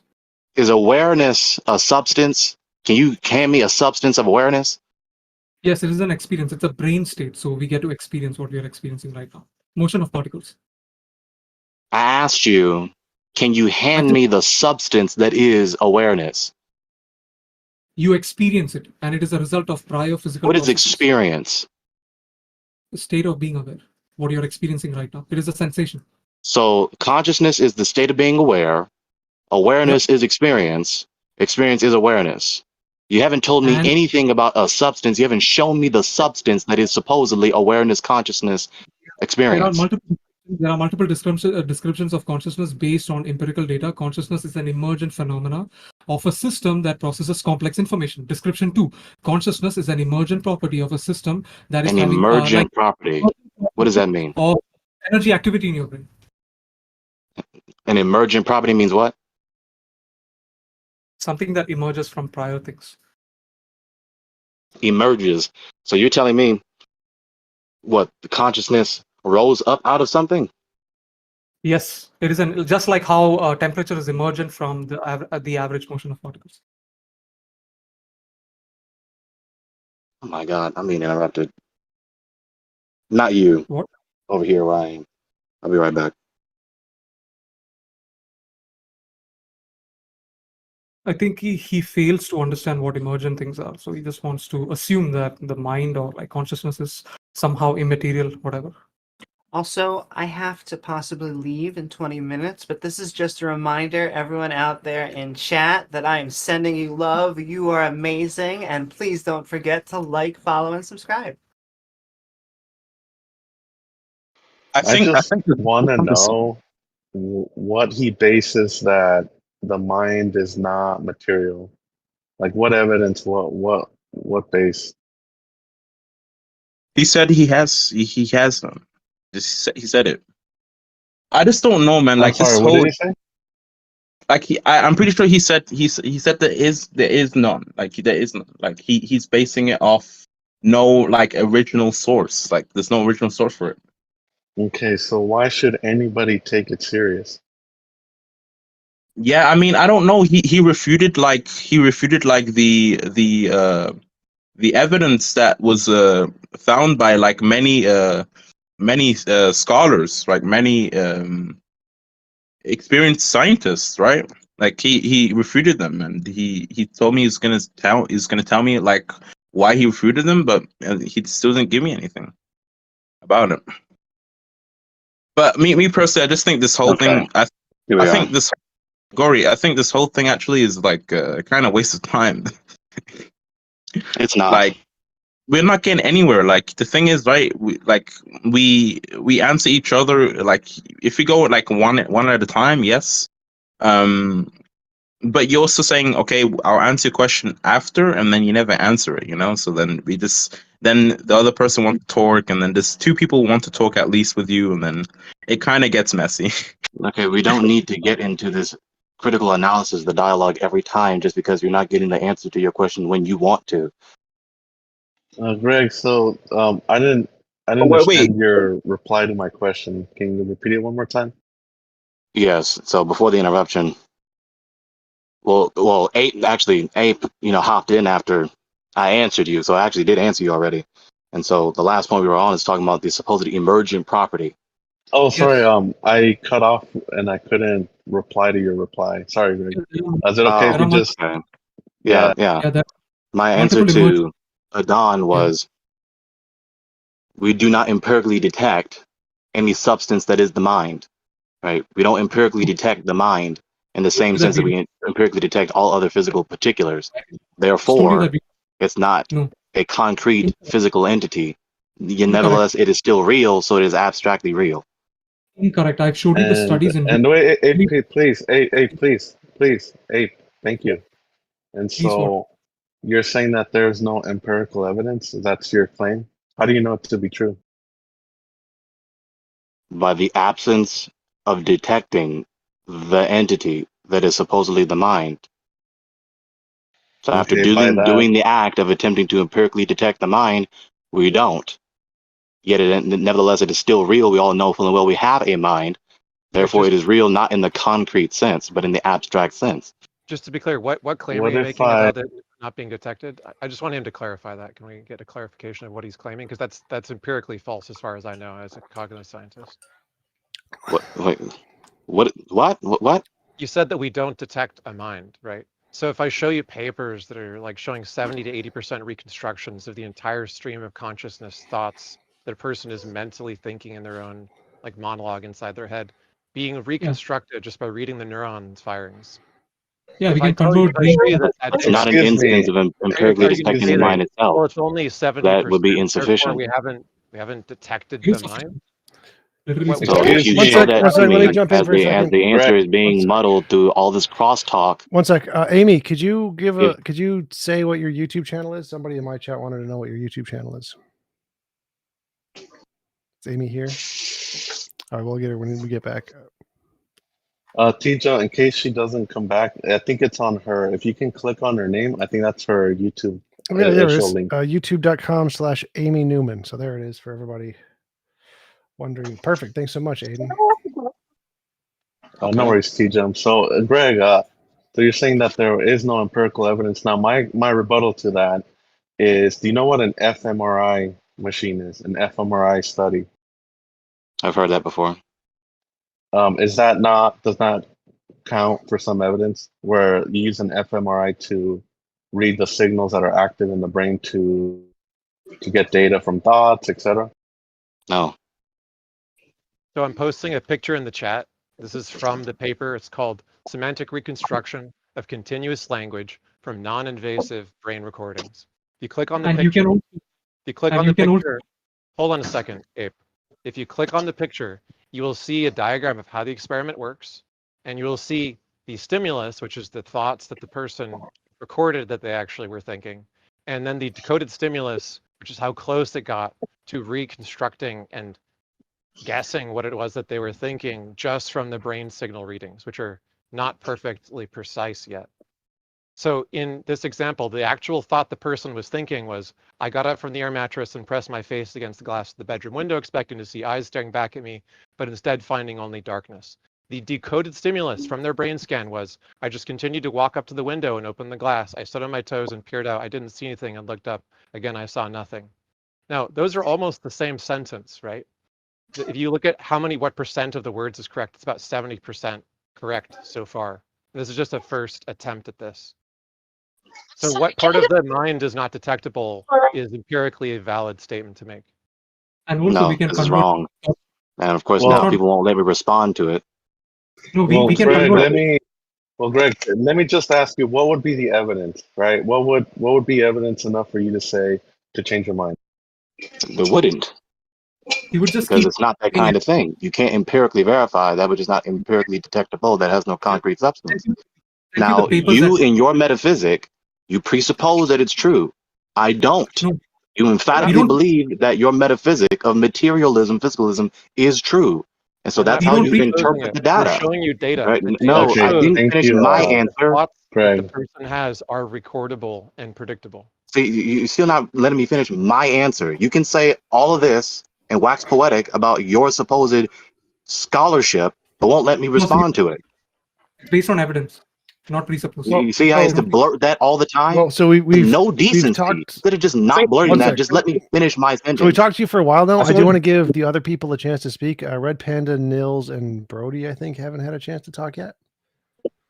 Yeah. Yeah, that's fine. Isn't Let's my move on question- because Greg answered the question. So yeah, Red Panda, go ahead. What did you want to talk about? Is my mind working? Is your your mic is Sorry, working? Yeah, you're good. You're good. What's your question? Okay. So can someone just repeat the whole premise of the mind not being tangible? Therefore, does it exist? Is that the premise, if I understood correctly? I think the argument is No, that let me. If you're asking about me, that's not what I I said. think the argument is that there's no way to empirically demonstrate a direct conscious experience. Therefore, conscious experience isn't physical. It's something more than physical. Just because it isn't physical as intangible doesn't mean that it does not exist. Ancient Greek philosophers said, I think, therefore I exist, which basically the thought making you do actions, etc., is basically giving you physical evidence of its existence. Sure, but I think, And I don't deny that think- abstract entities are real, including the mind. I agree with that. I think he's saying that consciousness isn't a physical object like a rock, that it's something different. He's not saying it doesn't exist. He's saying it doesn't exist as a concrete rock object. Neurons. Yeah. Right, neurons are not one and the same as thought. Oh my god, I fell. In Don't the fall. brain. Please don't fall. Don't fall. Okay, so Red Panda, when you think about closing your hand, you close your hand. Does that mean your brain is your hand? It's an extension. Oh no, Yeah. So in the same It's an way, right? extension of the nervous system because it's Yeah. a lot more complex than just a brain. Yeah. It's but a in whole nervous system with sorry, English is not my first language, so I'm kind of struggling with We'll be patient. We'll be patient. So it's a so basically you have nerves connecting to the brain. Basically, the nervous system is a lot more complex than what we think of it just as a brain. We don't have to think of it just as a brain. It can be just a complex web of information. And when I think in my head, right, like, hey, close your palm, the nerves are going to close the palm, and the nerves are the extension of the brain. Therefore, they can be taken as like a one whole system. Oh yeah, of course. They're consubstantial to one another, right? Yeah. But even then, your nerves aren't actually, they aren't the skin, they aren't the bone, they aren't the muscle of your hand. They're just connected to it. So your nervous system is connected to your hand. But in the same way, right? In idealist philosophy, I'm gonna your just give me a second. okay, Is it working? Yeah. yes, it's Your mic, yeah. Okay, yeah. awesome. But yeah, in the same way, in idealist philosophy, your soul, your spirit, your consciousness is not actually a part of your brain, but it is connected intrinsically to it, and it controls your brain and your body by extension. But it's not actually the same thing. Does this predict anything? Predict anything? He's asking Does if this generate any predictions? Yeah. What do you mean? Okay. Are you like espousing idealism? Yes, I espouse Okay. idealism. What are the consequences of idealism? The consequences. What do you Yeah. Okay. Like, do you know what a scientific theory generally is supposed to be able to do? To be called a theory? mean? So scientific theory, it's supposed to be able to come to likely conclusions, right, about our existence through testing. Well, it's supposed to be able to be empirically adequate to explain all the existing data and to make novel testable predictions about future data, not Oh, just yes, to explain the data we already have, but to be Yeah. able to model and predict the future data based on some actual mechanism that's contained in the theory, right? Yes. So if I say my theory is that God makes apples fall, and my evidence Mhm. is apples do fall, we already knew apples fell. There's nothing about your God makes it so that explains why the apple falls or that predicts it in any specific way. You could just make the exact same claim about literally any possible prediction. There's no connection between God wills it, then the thing happens. There's no explanatory chain of reasoning in that example. So in the idealism example compared to the physicalism example, like I showed you in the chat, like just an example of the results of one paper that shows like a very accurate reconstruction of what a person yes. is thinking. Yes. That's based on the physicalist scientific project of looking at the neurons and assuming that the connectionist way neurons work explains how our thoughts are generated, right? And it Yes, works this well so far. It's not Mhm. perfect, but it's working quite well. And it gets massively better every couple papers, every couple years. So the question is, what thing would idealism explain any different than physicalism that would generate any predictions or do anything that could be improved upon by applying the theory so-called of idealism? Oh, so I was specifically replying to Red Panda, but I can explain this too. Okay. And it's basically that it won't change a thing. Idealism doesn't actually change how we interact with the world. So do you know what a distinction without a difference is? No.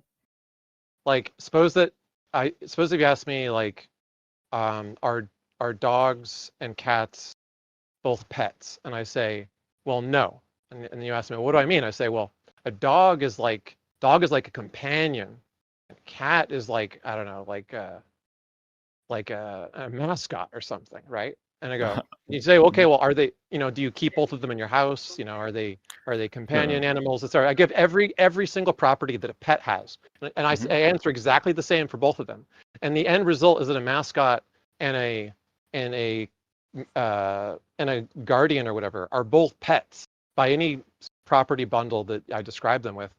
But for some reason, I refuse to say that they are both pets. Now, this is a distinction without a difference. I'm saying these are different things. In other words, they both are not pets.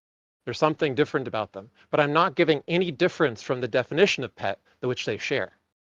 Okay. Yeah, I see what you mean. But you could just as well say, right, that say the cat is red and the dog is yellow, and then you can recognize that that there is a color difference. Yeah. Yeah, sure. There's other properties they could have. Yeah. Yeah, you can recognize the difference, and it might still not affect your life. Having your dog be red and your cat be yellow, or the other way around, it But doesn't those are affect your life. differences. Those are differences, but they wouldn't disqualify it from petness, for instance, right? Yeah. So, like, what is the thing that idealism is actually saying, other than just imagining it a certain way? Well, I think it says something about religion. I think it proves religion correct. Okay. So if I don't believe idealism, does that prevent me from understanding or predicting or doing anything? No, it doesn't. Okay. If you don't believe in like the cognitive neural model of the brain, would you be able to generate those readings of people's brains from fMRI scans? Would idealism be able to do it better a different way? Idealism would probably be able to do it a different way, but I think predicting Like through psychically or neurons something? is yeah. But I think predicting through neurons is probably more accurate actually. But I still think idealism is correct factually.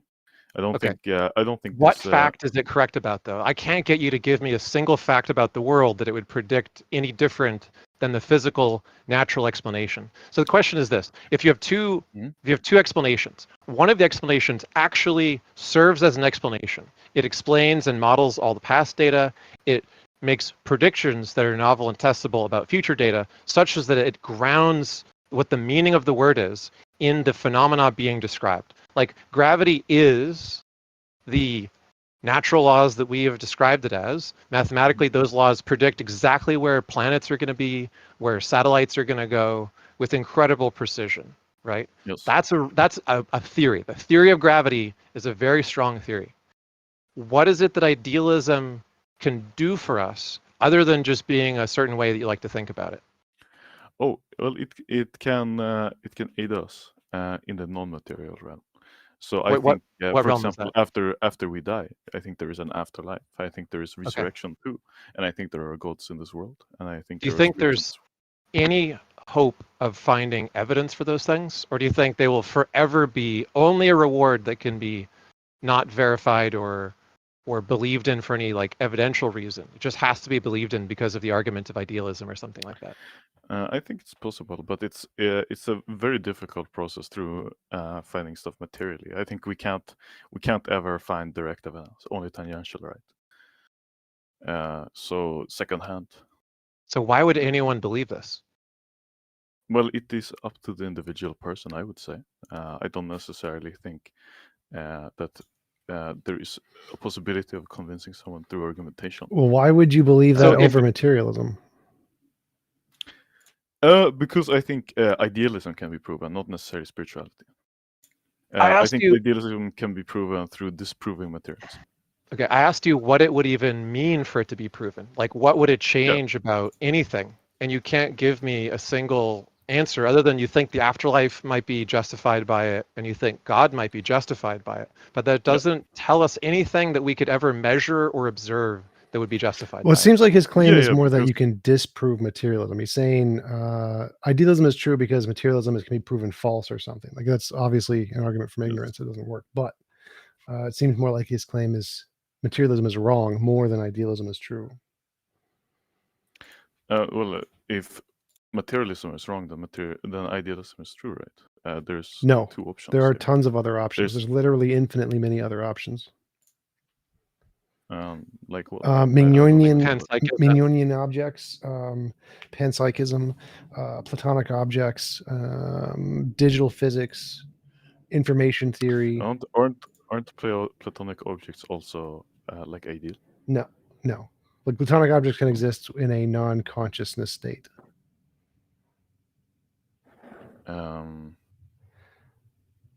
I'm not quite sure what that means. Well, so there can be other kinds of objects. So like consciousness is in idealism, it's a kind of ontology. And then there's materialism, which is another kind of ontology. Then Mignonian objects is another kind of ontology, and platonic objects is another kind of ontology. There's things that are different hypotheses about the fundamental nature of reality that are neither consciousness nor material. Supernatural, supernatural, super duper natural. You can make up all kinds of stuff. Sure, but I think well, I'm not sure about these other things, but I think like at least for me, right? Argumentations about, for example, the famous argument about yes, Mary's color room. Scientist, yeah, Mary's room, exactly. The person who put that forward, Frank Jackson, is a physicalist who thinks that it just was an incorrect argument, but he disavowed it because he explained, look, if you understand that the things are representational, not there's not a thing that is gained by sensory experience that we would call knowledge. There's just some representation of a thing which is a real thing in the world, like color or light. So that's the thing that actually one could know about, not the way you represent it through sense experience. It's just not a. It was called the knowledge argument, but it's not knowledge. It's just sense experience. You have a sense experience. It doesn't necessarily entail that you have knowledge. You just have a certain experience. Yeah, but that is something which is strictly non-material. That's something which can't be No, measured. no. It's literally an engram. Do you know what an engram is? No. Okay, so an engram, whenever you have some novel stimuli, it encodes a series of changed neurons, which we can detect. And that's how they do these language models. So when they do engram formation, like they show you a thing you've never seen before, they look at which neurons fire. And then they test it later. They show you the same thing again. And guess what? The exact same neurons fire. And they can do very interesting experiments showing how associative learning works. Like they show you two things that have overlapping engrams. And one of them causes the other to strengthen or weaken by association because of how it's affecting the neurons. So associative learning and dissociative learning are like Hebbian learning, as it's called as a whole, are not a thing that you would just automatically predict based on like your intuitions about your thoughts. It's something that's counterintuitive to people that can literally shock and horrify people and do things they don't even realize that it's doing to them because of how it affects the neurons, not because of the way you think the thoughts in your head verbally. No, of course it's not verbal. And I don't think the way the neurons fire necessarily invalidate idealism at all. I think they just render it superfluous. Why? I think it's irrelevant to the argument how the neurons fire, because we know neurons fire. We know the brain has electrical impulses in it already. This isn't something which is unknown. It's not just firing. It's not just firing and impulses. Engram encoding is what the memories are. Like the physical difference. Let me put it this way: they take a mouse and they put it in a maze. You familiar with like mice learning maze experiments? You ever read any of them? No, I haven't read any of the. It's like the classic learning experiment. They get better every time, right? Sort of. Okay, so there's a bunch of experiments on mice learning mazes to see how they learn and in what circumstances they learn and to what degree they learn and so on. This is how we establish things like memory consolidation. Like the mouse that goes in a maze for the first time, it's okay at doing the maze. It takes a nap and it wakes up, then it's really good at doing the maze because memory consolidation, also known as REM sleep, actually is a process of your brain revisiting recent memories to get better at and strengthen their association so they work better in the future. So that's the kind of experiments that we're talking about. Well, in the case of memory engrams, the things that are being strengthened have been studied to great detail, to the extent that they can hook up an external set of neurons to a mouse's brain. They can have it learn a maze. They then disconnect the neurons and plug them into a different mouse's brain. The original mouse forgets the maze, and the mouse that's never been in the maze before now knows the maze because the neurons from one mouse were hooked up to another mouse. They even did this over the internet and radio waves, right? They can wirelessly switch memories between different mice. So it is the case that knowing the thing, the memory, is the engram. There's an identity relation between you having a memory. All you're doing is producing that ideal experience. You're not actually having that ideal experience in any form, right? All you're doing is producing the electrical signal in the neuron. Well, it's not just a signal. You don't understand. The engram is not a signal. It is the arrangement of the neurons themselves and the particular ion channel setups of the individual dendrites. So each neuron has like somewhere between 5 and 15 dendrites, right? Yeah. Those are the webs between them, the cortical connections between neurons. Each of those has ion channel regulation properties, which are analogous to a logic gate in a computer. So one neuron is something like 5 to 15 logic gates in a computer that all, when a signal comes through it, processes it in a novel way. It's analogous to like a line of code in a computer program, or like with one entity within a line of code. And the whole block of functionality at the level of the neocortex is what's called a cortical column, which then triggers distributed engram regions in the hippocampus and others that are linked to those cortical column hierarchies. So that when you have a memory or you have an experience, we know exactly which engram you are creating to associate with it in the future. We can swap it from you to another brain and that other brain now has that memory and you do not. Yeah, But the again, problem with materialism is that it is a reification fallacy of half of all reality. You're breaking up, Gregory. I can barely hear you. I'm sorry. Fix this, fix this, fix this, fix this, fix this. Okay. I should be better now. Is that good? Try saying like a full sentence. Hello, teacher. My name is Gregory. It sounds a little better. Okay. Still a little wonky. I don't know why Okay. it's struggling. So- I'll leave and come back. That was good. So what part of the explanation makes you call it just electrical signals? Because I've clarified now, it's not just signals, it's an arrangement of neurons and dendrites and their ion channel relationships. Yeah, sure. Like a computer program. One sec. Let's. It's like Gregory, can you test your mic now? Yeah. Hello, teacher. My name is Gregory. Much better. That's better. No, it's good. No, it's Okay. good. Yeah. Now, I just wanted to say this and then let the other gentleman continue. Materialism is a reification fallacy of half of all reality. Misplaced concreteness upon half of all reality. When you do this materialism, there is no intelligibility or meaningfulness or value of any kind on anything. You can have. Therefore, knowledge is impossible. Neither do you empirically detect intelligibility or meaningfulness or value of any kind. So you couldn't know it if it was true. You can have all of Those that. are all concepts. You can have all that meaning, Yeah, purpose, that's my point. value, morality. You can have all that in a purely physical, material world. Can you show me, can you present to me a physical substance that is intelligibility itself? No, you don't need a substance of intelligibility. That doesn't make any sense. We're literally intelligible. That's my point. Neural Like firing. I cannot make this any more clear. This is the refutation. This is the critique of materialism. It's not a misunderstanding of materialism. Gregory, the thing you were asking for, can you render some intelligibility directly from the physical substrate of the brain, has literally been answered in the affirmative. Yes, you can. I You literally just showed cannot. you If concrete you evidence. suppose to me there is only matter, this is where the materialist stops listening and just emphatically, with the religious devotion, presupposes this metaphysic. Can you show me intelligibility itself, the physical entity that is intelligibility or meaningfulness or value? Yes. The intelligibility of the brain pattern is not dependent merely on language.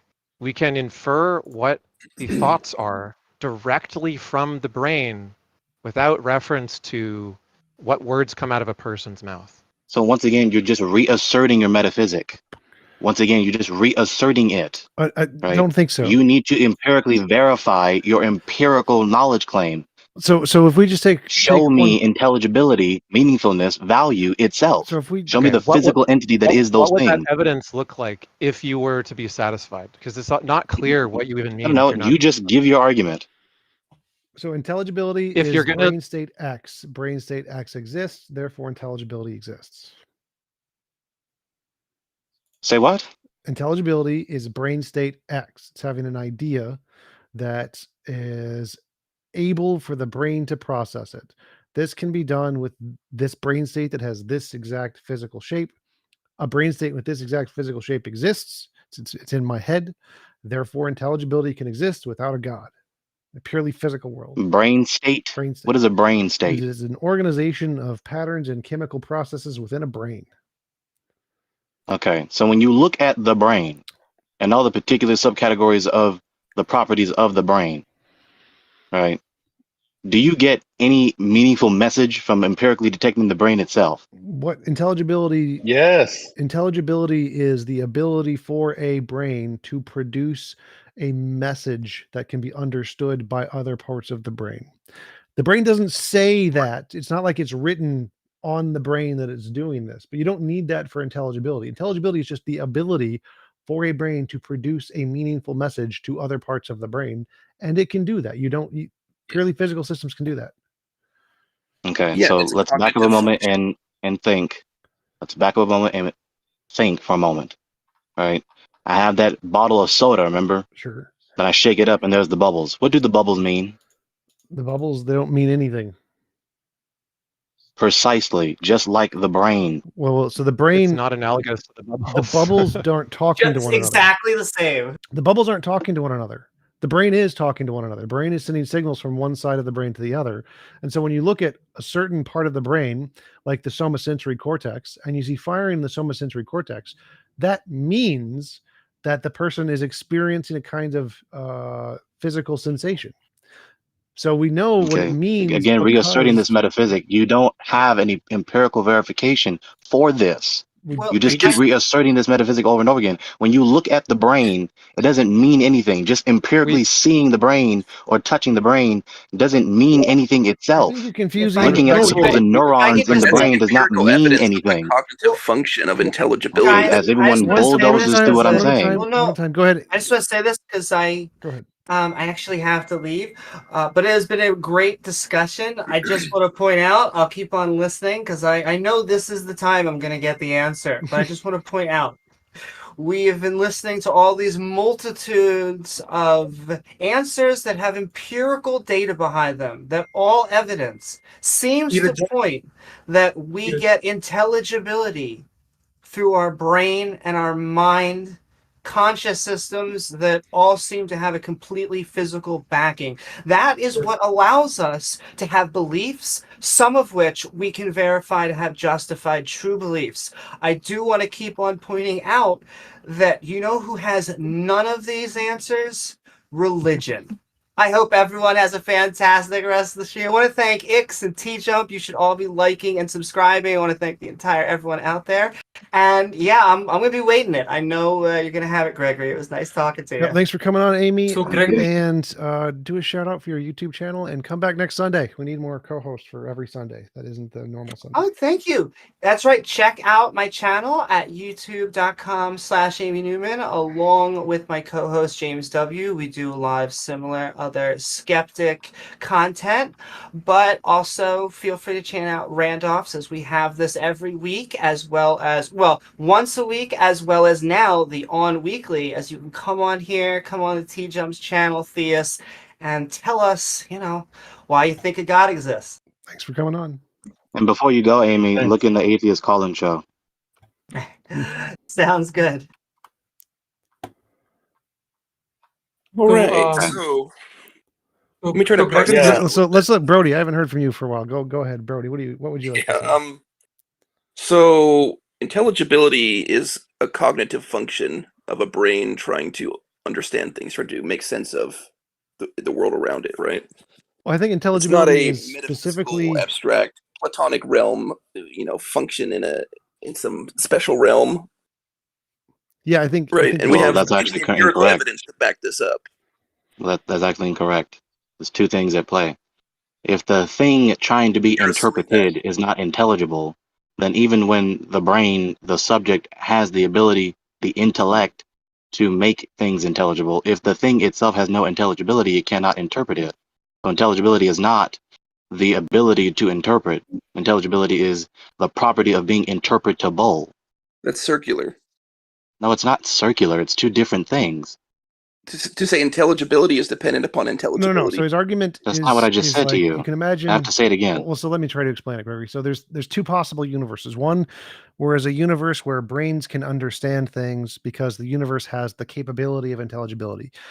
Universe 2 is a universe where even if there was a brain, it could understand nothing because that universe lacks the property of intelligibility. So intelligibility is some kind of, whatever it is the ability for, in that universe, things to be able to be understood by minds to some degree, whatever is causing it. So that's the minimum criterion of what intelligibility means. That's intelligibility. It's an intrinsic property which is abstract of any property so that the intellect can interpret it in any way. Well, that's your assumption. That's your assumption of your worldview with no evidence. And no, I have evidence and I have an argument which is a priori in nature that exposes the absurdity of the contrary, demonstrating and necessitating the truthfulness of my position, which I argue deductively. Well, all such arguments are garbage, but please go ahead, present it, and I'll show you why it's garbage. Okay. So, as you just acknowledged with me, right, that intelligibility is an intrinsic property of the entity that is being interpreted by the subject, the subject having intellect in order to interpret. No, that's not required. Okay. So Now, intelligibility. okay, so okay, you deny that, but I didn't finish. Go ahead. Okay. And secondly, you do not have any empirical verification for intelligibility being a concrete substance. You cannot show me a physical entity that is intelligibility itself. Well, I don't need that. So brains don't think. Well, so there's You need that. You don't have the right So to just I want to hand wave address. the burden of I want to proof. address. It's There's an two arguments. empirical There's knowledge two arguments claim. there. You must empirically Hold verify up, it. Gregory. So I think you're confusing epistemology and ontology. The first thing is I don't need empirical proof. All I need to do to prove you wrong is to show that it's logically possible for there to be intelligibility in a universe that's purely physical. I don't need to demonstrate it. I just need to show it's possible. Because if it's possible, that means your argument, which is saying that it's impossible, is wrong. So I don't need to empirically demonstrate this. All I need to do is show you that it's logically possible for intelligibility to occur in a purely physical universe. And it is possible because intelligibility is simply the ability for a brain to process information into some kind of a useful format. That's all it's required. Information. No. Yes. What? No. What? It is my not an response. abstract process, right? It's a cognitive process dependent upon. I'm not talking about a process. Intelligibility is not a process. But you And don't no. know what intelligibility is. You have an assumption of what intelligibility is. No, I do know what it is. I just said it. Now let me say the answer. So no, your logic sequence is wrong.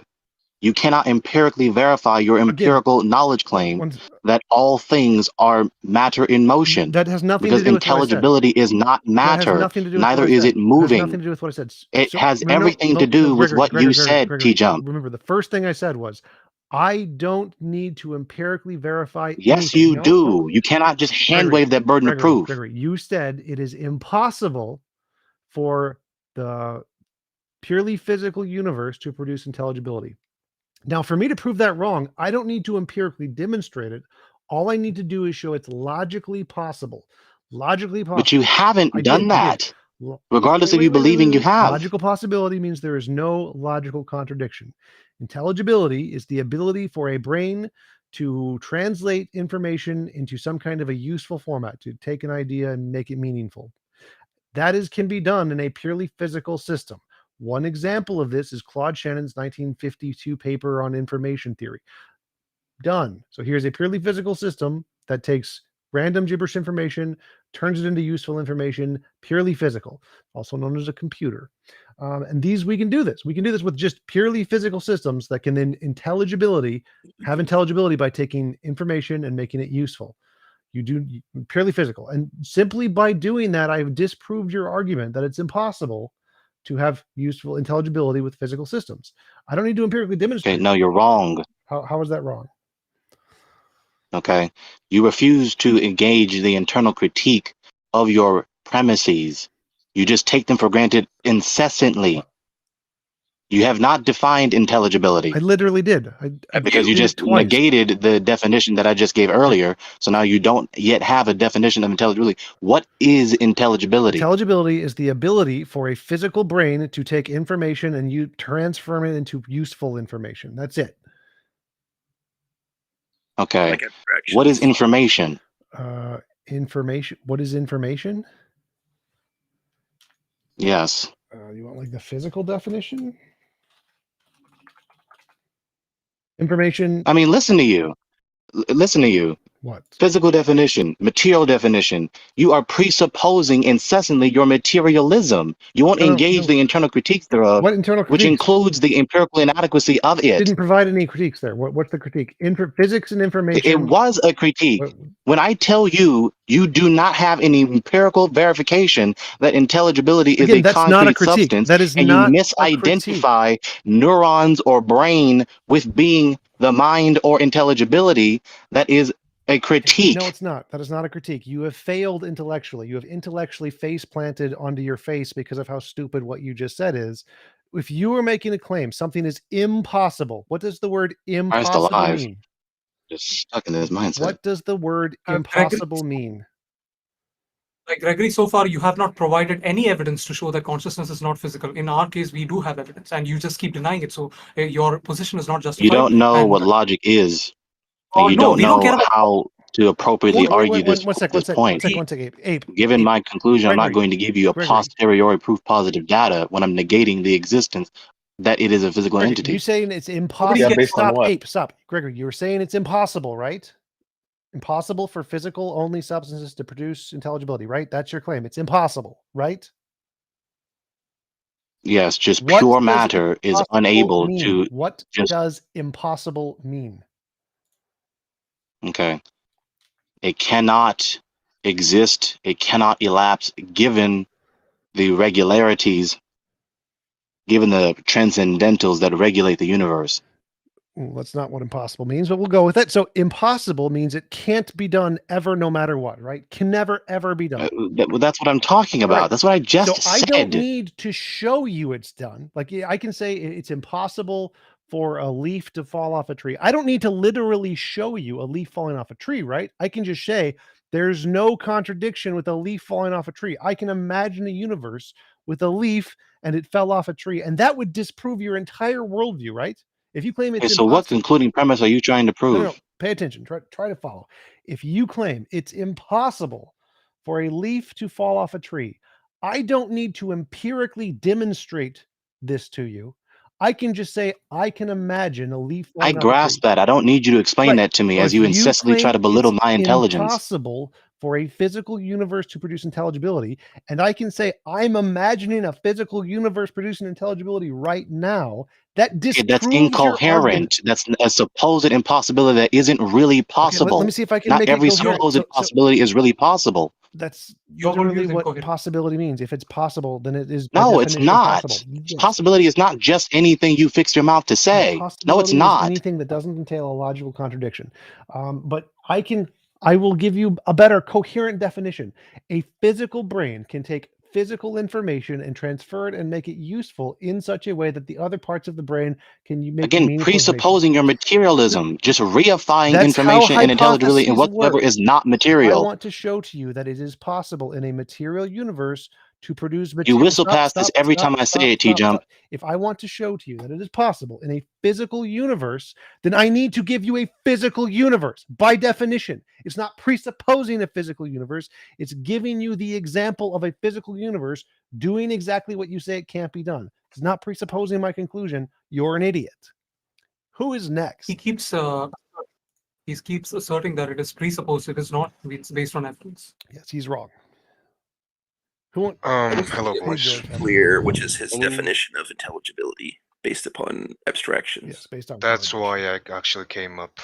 That's why I came up on the stage to ask that, because I think that like his definition or Gregory's definition of intelligibility hinges on the definition of information. Because like T-Jump's definition is what? Information that we make use of this information, right? That's like intelligibility.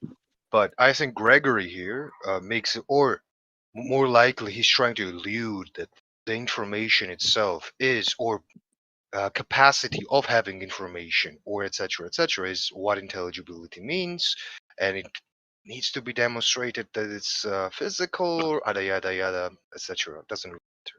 I think it's more likely about Gregory's definition of intelligibility because he's the one who's making the argument, not we And guys. so is T-Jump. Hold on. People don't want to T-Jump is listen not to what I making have the to say. argument. Oh well. He's not Or making the you can argument, prove me you wrong are. that people actually want to listen to what I have to say and be critically considerate. So Actually, T-Jump I'm just helping incessantly you. whistles past the critique that he has an empirical knowledge claim that intelligibility itself, meaningfulness itself, language itself, value itself are material particulars. He must show them to me, but he can't.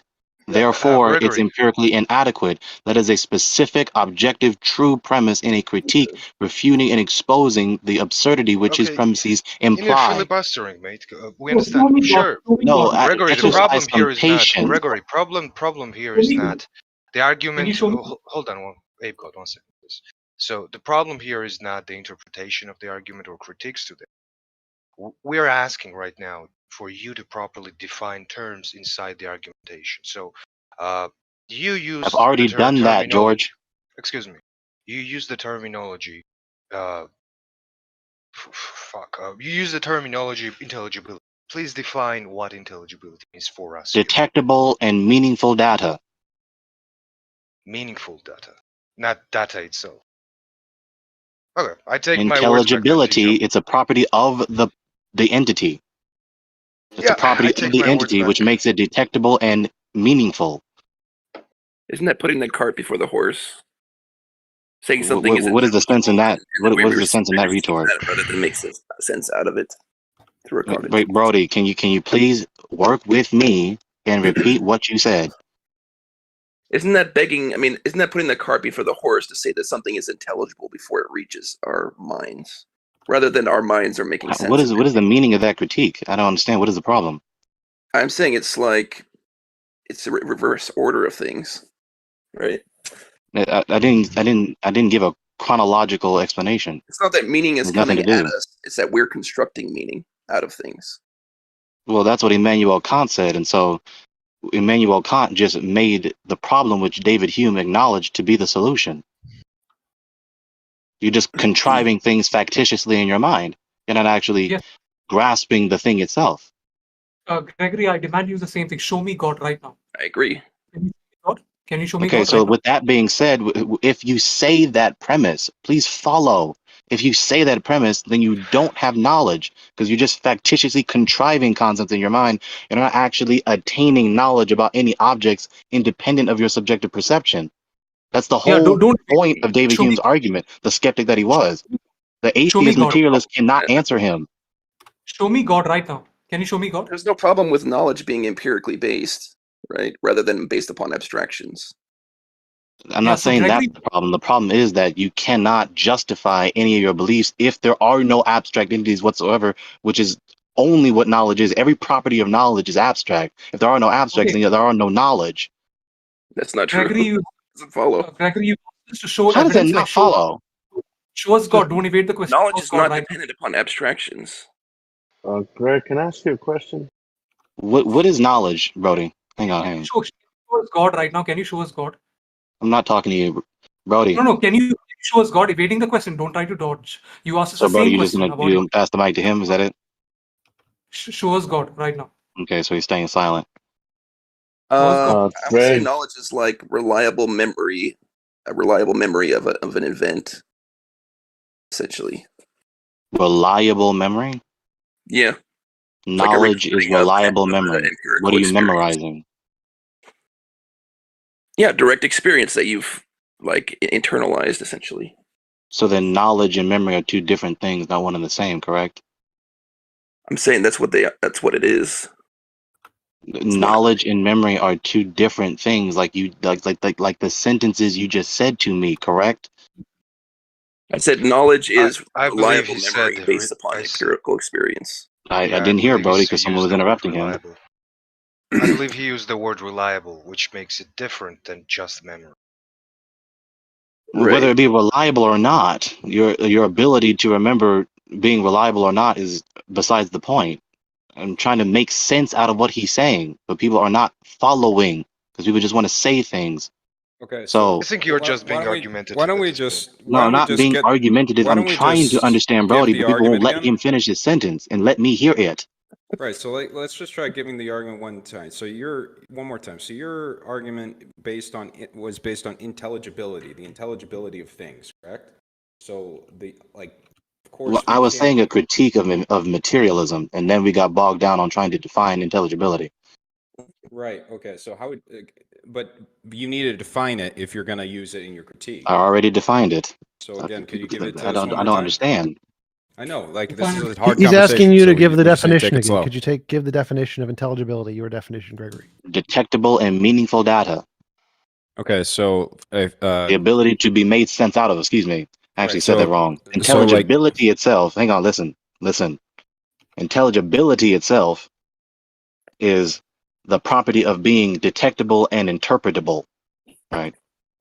Okay, so like if I have something under a microscope and I see, like small little bacteria swimming around, those bacteria are intelligible, correct? Right. In that instance, in particular, to understand this, you are detecting, right, empirical data, and then you're interpreting it, and everything that you're interpreting, you're identifying this to be whatever. Right. So intelligibility is very synonymous to identifiability. Okay, Right? so then You what's your can criticism grasp that again? this is X and that is Z and so on and so forth. That is So- a tadpole. This is the light, whatever. So your criticism of materialism is that intelligibility isn't definite and is subjective? No, my critique is that it doesn't exist in that worldview because it's not a concrete. It's not matter in motion. You're saying it's impossible. Okay, It's so impossible. so so you can't define things you can't there has to be some other force acting on the material world in order to make it intelligible. That's right. Okay. Cognitive processes are matter in motion. That's how we understand things. That's what intelligibility is. That's how we create abstractions, right? It's a mental Also, process. A mental That's process. your metaphysic, but I've already critiqued this. The thing Okay, that so we once actually We're again, showing that the mind is synonymous with brain activity, right? but you haven't shown Everything's that. this You just platonic keep repeating this to me over and over and over again. Gregory, if Well, I people aren't think- understanding you, it is your fault. You're not saying it well enough. That's a rule. And Okay. quickly, I've sent multiple journals to support that like the consciousness is nothing more than a physical process. You keep denying it. You ask us evidence, and you keep asking us to show it to you right now. I'm asking you, show me Jesus right now. If not, I God, will. you I are will just not so accept. angry. No, show me Jesus right now. Can you? No, I'm Can not you show me- engaging you. You can't handle the discussion. So how would you And handle his claim that intelligibility or the consciousness that acts on the material to give it meaning? How would you argue against his assertion that that is also material? Say it one more time. So he said that the force that acts on the material world is also that we perceive as, that you claim is outside of the world is actually just a material process. How would you critique that argument? Okay. Because they cannot empirically verify, that is to say, show me to my empirical senses intelligibility itself.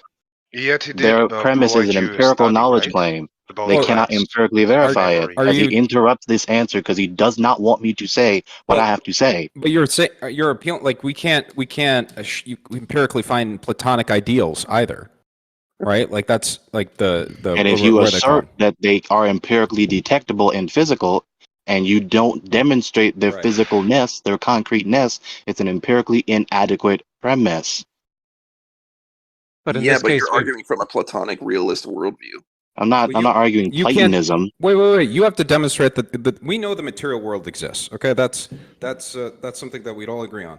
We don't all agree on that there's a force outside it. So you have to demonstrate that consciousness is outside the material world, not the other way around. I think That's not the point I'm making. One sec. So I think You don't One sec, understand. one sec. I don't Stop, understand stop, why you're stop. arguing like this. I see you have the Christian role. I don't One sec. understand. So I think Gregory's argument. Say it again then. I think Gregory's argument is All right. that if you claim something is material, then you must be able to empirically demonstrate it. Otherwise, it's an invalid argument or something. Empirically inadequate, yes. Dumb argument. Very, So I very have- stupid. so- Like, empirical things exist that we can't demonstrate all the time. But So I can assert that the God is concretely real, and I don't have to give you empirical data to prove that, right? if you're saying, Yeah, we don't have to. if you're saying it's impossible for him to be physical. So not answer my question about your premise. I'm trying to answer your question. So if your claim Okay. was that it's impossible for an apple to be physical or something, I wouldn't need to show you a physical apple. All I need to do is logically give you an example. So if the claim was that it's impossible, then no, you don't need empirical evidence. You just need to show there's no logical contradiction.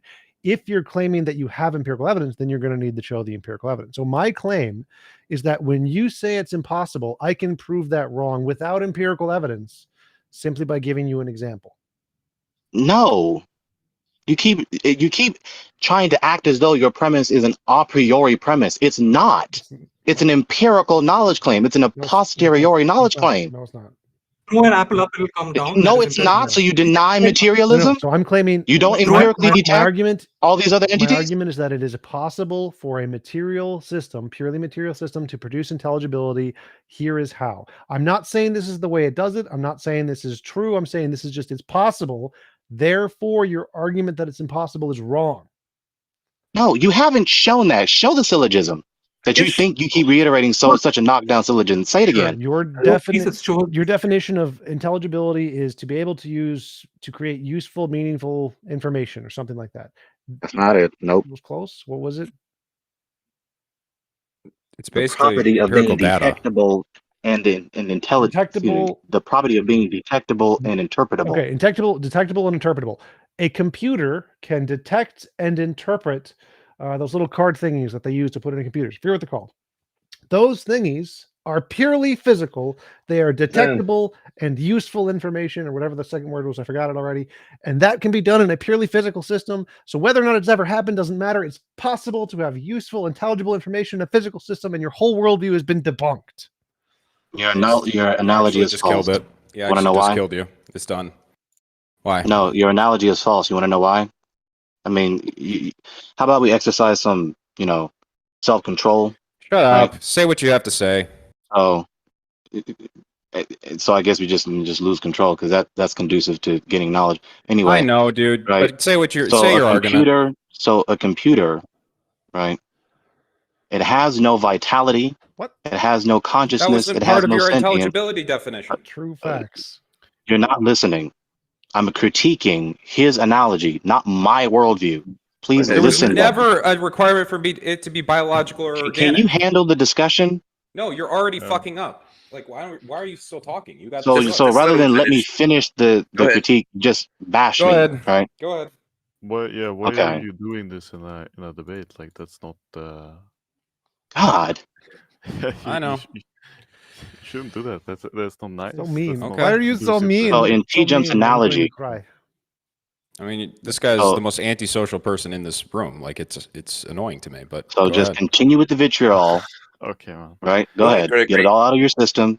All right. Okay. God.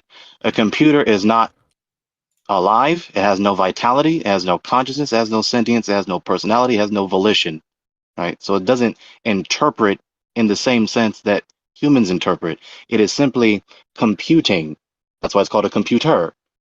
It is simply doing a process according to the laws of physics, which a person that is conscious and personal and intelligent and sentient voluntarily chose to make so as to operate in that fashion. Our brain The also computer does not express to you that it understands what the data is and believes it or disbelieves it, likes it, dislikes it, cannot express any subjective perception of the data. Your analogy is wrong. None of that was Artificial prerequisites for intelligibility. So you're saying Artificial intelligibility. That retort is irrelevant. You're not Right. following. So you're saying interpretability requires you to take it from base reality to some interpretation without any intermediary doing it, introducing any additional, because I get what you're saying. So like the computer is hard programmed to take, these punch cards and output this data, right? So that the interpretation has actually been done for it by the programmer who interpreted all of the physical and all the requirements for that computer to do that. Basically, is what you're This saying, is right? true. Okay. So, that's.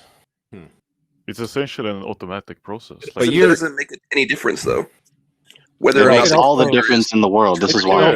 Hold on. Right, It because makes it also all the the difference in the computer- world. This is why. Right. So the One sec, computer one is an sec. extension of the interpretation of the person that programmed it, not interpreting the world It itself. doesn't actually do Correct. that. The So we actually computer, which do the human made, has experimental- no subjective perception of wrong. anything. One sec. This is One sec. irrelevant. Stop. Ix, go ahead. Okay, so this is wrong. Like the way that we do in the era of like biomimicry and neural networks that are unpredictable, the way that we do research with neural networks now is like experimental biological science in the sense that we build a system where we try out some different properties and we actually don't know how it's going to perform until we test it. We have to do very like novel and like varied testing with different kinds of inputs to see what will be the result. And what we find is that it has capabilities that we are shocked and sometimes horrified by, and then have to like nerf and like take away because they result in things that we don't expect. Skynet. The reason that they can do that is the same reason that we can do that. And it's because we've done enough biomimicry of the way our language processing works that they're reproducing the way we process language by doing something analogous. The thing that we're reading from the neurons when we do the 70 to 80% accurate sentence reconstruction in the paper that I posted is the same thing that's happening in language models to a degree. There's obviously some things going on in brains that are going to be different because the structure is slightly different than the approximation. But what we've done with biomimicry is not predictable. It is unpredictable. And it does things which are so emergent and uncanny that like we just discovered, for instance, that it had a theory of mind, that it could interpret the mental states of imagined characters in a story and like actually understand and predict how they would feel about things.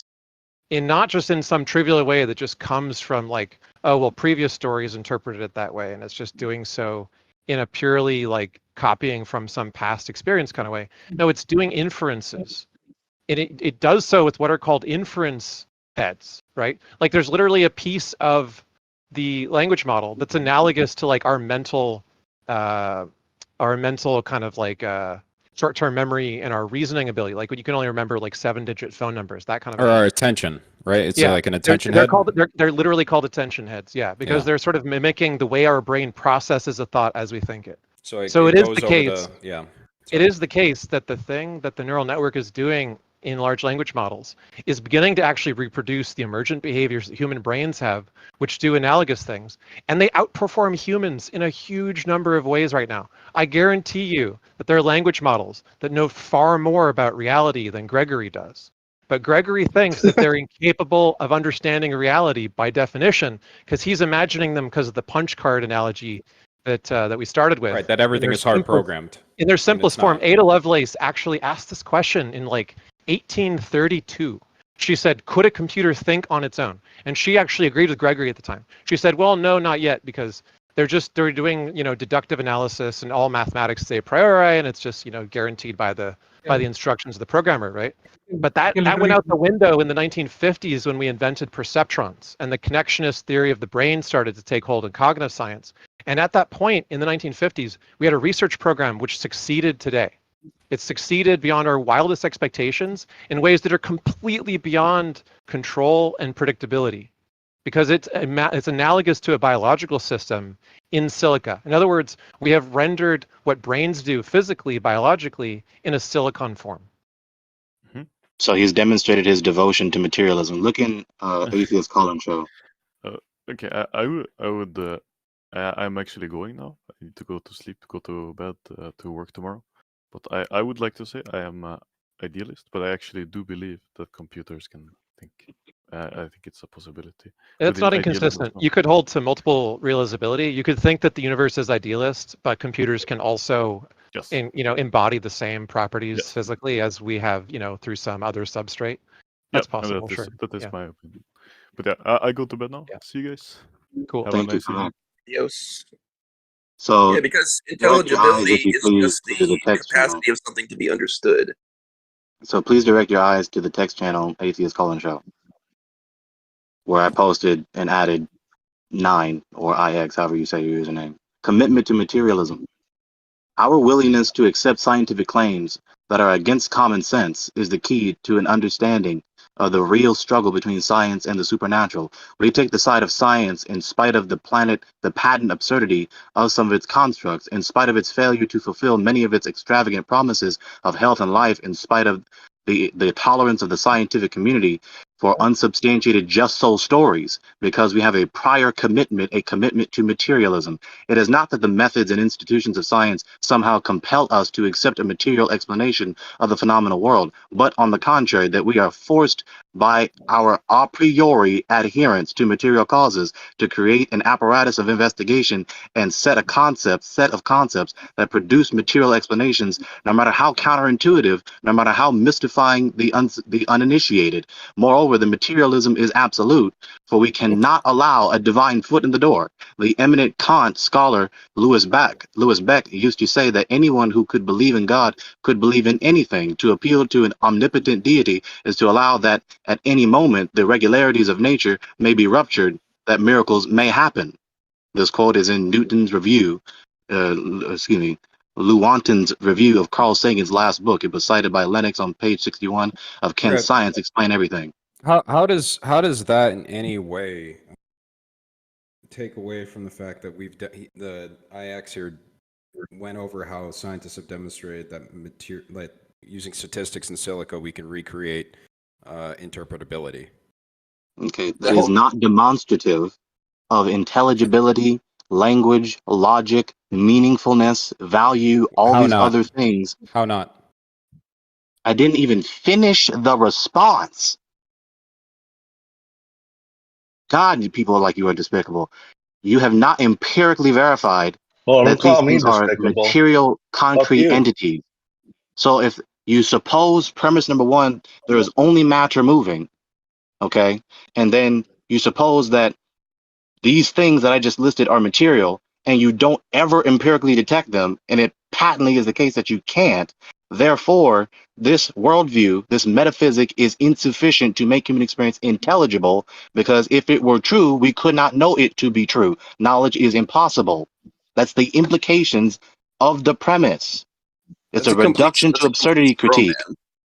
That's a complete straw man. We don't have to presuppose anything in order to find evidence to support naturalism, materialism. Okay, We please don't listen. have to. It's not a presupposition. Please listen. It's evidence based, right? Please listen. It's not a non-presupposition. You cannot live in this world without presuppositions. You have beliefs about the nature of reality and how you know what you know and how you ought to think and how you ought to live. Everyone does inevitably and necessarily in order to make anything intelligible. Right, is ought. We understand. How do other animals live without presuppositions? They are ontologically different from us. They're behavioral. They're not. And you could They're easily able say to that- function and do things and live. They're easily say that ontologically they're- different from us. You could say I just told you. that they are emergent effect of through evolution and what requirements these creatures Why do you have the to Christian survive. role? I don't understand. Well, because I can argue things I don't believe in, dumb fuck. Might want to try it sometime. And you're supposed to be a Christian talking to me like that. You said Anyway. something you said something dishonest there, Greg. That all humans have presuppositions. That's wrong. Okay, so if you don't have presuppositions, then you don't have any beliefs about what the nature of reality is and how you know what you know and how you ought to think and how you ought to live, correct? Why do we In need some that? cases, do you know what the case is? Do you know where in some cases? If you don't have any presuppositions, then you don't have anything that stands upon them. Yes, science. Right. But there's some world cannot give cases you where some presuppositions humans don't themselves. have them. Well, what Does you that make can sense? do. You're saying No, that see, all you of them don't do. understand. You people don't understand. You think I'm trying to you think you just have facts. You don't just have facts. There Right, is we no have such thing values as an too. uninterpreted fact. That's fair. So Everything again, you identify as a fact, you interpreted it. but we can posit Greg, values. did you fuck not up. hear me? Oh my god. Did you not hear me? Why are you talking into me, dude? Shut up. Shut the fuck up! I was talking to him first, asshole. Can you Don't tell mute me this to guy? shut up.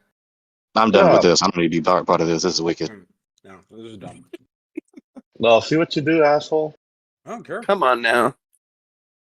I'm just gonna let you interrupt me like that. Fuck off. Anyway, so he's wrong that all humans need presuppositions. Obviously, cavemen and people that don't have a language or don't understand it cannot make a presupposition. They're just going on intuition, on instinct, intuition. So he's stupid. He's even ignorant. Wait, so you believe that you can derive values from the world? You disagree with Hume's is-ought issue?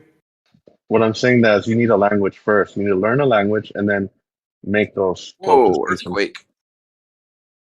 Oh shit. Okay.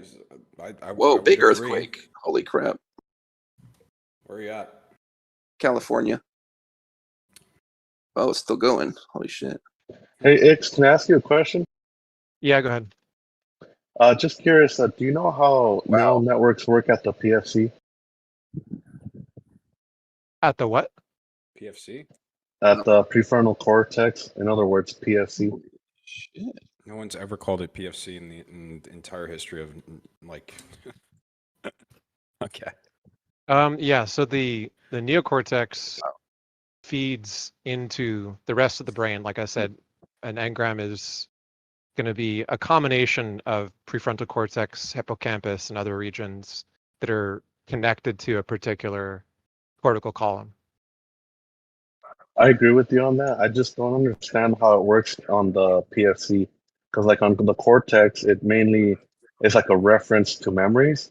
But once they're drawn up to the PFC modifies them. How does it juxtapose them or stitch them?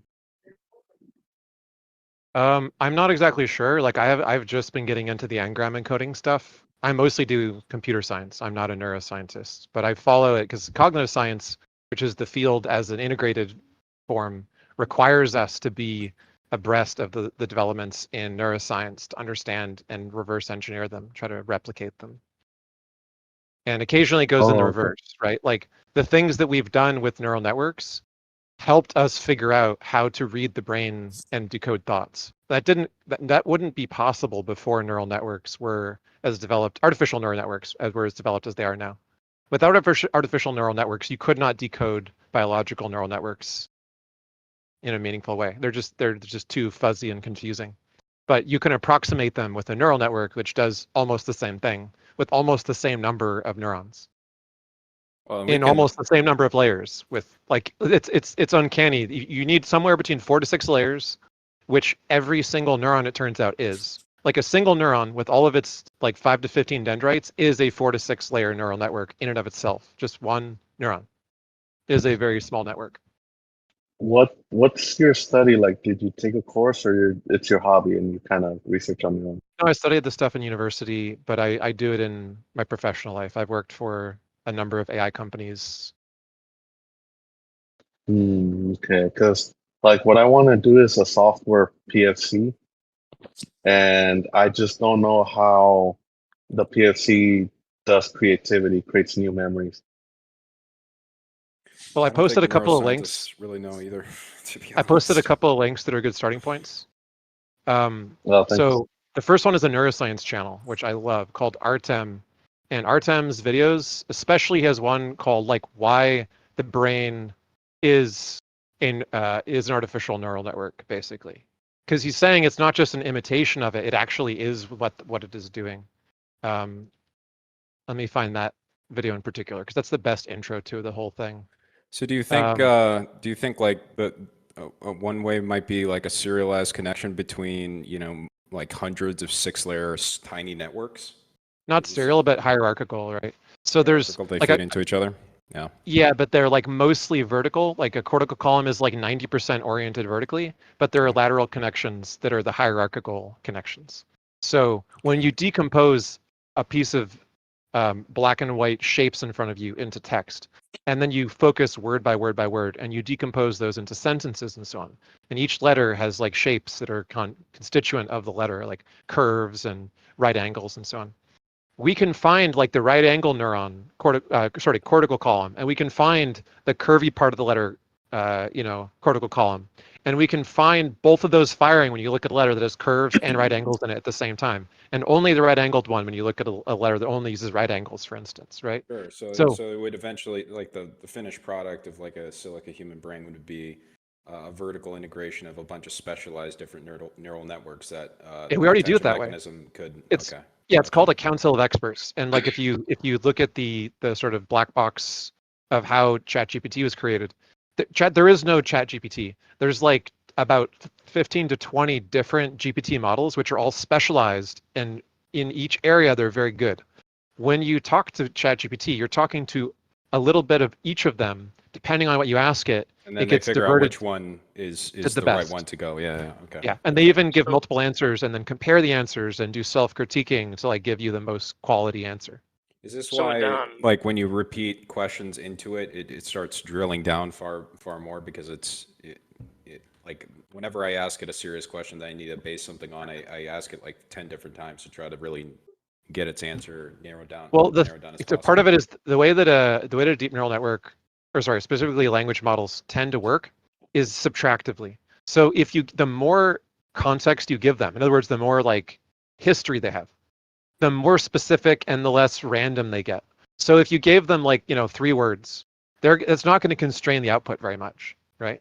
But if you give them 13 words, it gets much, much less all over the place. And after like a couple paragraphs, it starts to be like very focused and like on track with one particular sort of narrative. So the reason for that is that every subsequent pairing of tokens is going to make other tokens less likely. So it's like, imagine all the possible token connections in a 70 billion parameter model. It's eliminating constantly until you only have like a tiny square of possibility. I gotcha. Yeah. And that's why when a person is talking, you can like often finish their sentence for them or just guess where they're going. You kind of know what's about to come out of their mouth because their neurons are firing and subtracting from the possible next neurons the same way that yours are as you're like receiving and interpreting their speech. And if you have a lot of the same context that they do, you're going to know what they're about to say most of the time, or a lot of the time. And someone asked me earlier in the chat about the prediction thing. And yeah, that is what an artificial neural network like a language model is doing, is prediction. And so if you run the network on speech, it's predicting what the person is about to think before they think it, as well as actually rendering what the fMRI tells us they actually did think. So yeah, it does both. It lets us read the neurons to know what they are actually thinking, and it lets us predict what they're about to think using the same language model approach. Pretty amazing. And also very disturbing and dangerous, right? Like, let's be real. We live Especially in with like cyberpunk. Elon Musk in charge with the Neuralink. No, right, but I mean, Yeah. like, I know what you're imagine if thinking. imagine if technology got to the point where people could just read your mind from afar, like it was an RFID chip. I mean, that would We've be done like that with mice. totalitarian. Yeah, we've hooked mice up so that we take the maze learning that they do in the maze, and we disconnect it from one mouse brain, and we hook it up to the other mouse brain. And then we did it via internet radio waves. So we had like a Wi-Fi chip in a mouse brain, and we could just beam thoughts into the mouse's head. Like, oh, now you know this maze. Now you don't. And there take was away thoughts as well. Well, yes, because the neurons. So this is more than just thoughts. What we're connecting to it is a prosthetic network. So we're literally giving it artificial neurons, and then developing those as it learns, and then disconnecting the artificial neurons, and then connecting them to the other mouse. And then we did the same thing. The signals that come from the neurons are being replicated as virtual signals coming from the network instead of from the actual neurons. And the brain has no idea that it's different. It solves the maze exactly as well as it did to the real neurons. Okay, so how are they connecting it to the right areas? I mean, that seems like you can just connect any artificial neurons to any neurons in the proper structure in the prefrontal cortex, and it'll, well, not any, but like it's just insane how it integrates them so seamlessly. That's ridiculous. Yeah, the mystery whenever you learn something new is which brain structures are going to form the engram, right? Now, there's a lot of logic behind it, and it has something to do with excitability. So neurons that have been wired to other neurons become less excitable. And the only thing that will excite them is a specific pattern. They get more and more picky, more and more subtractive, the more that they develop connections. But when they are initially neurons that wire together fire together or something. Right, but before they wire together, they just fire at a like a hair trigger fashion. They're highly excitable.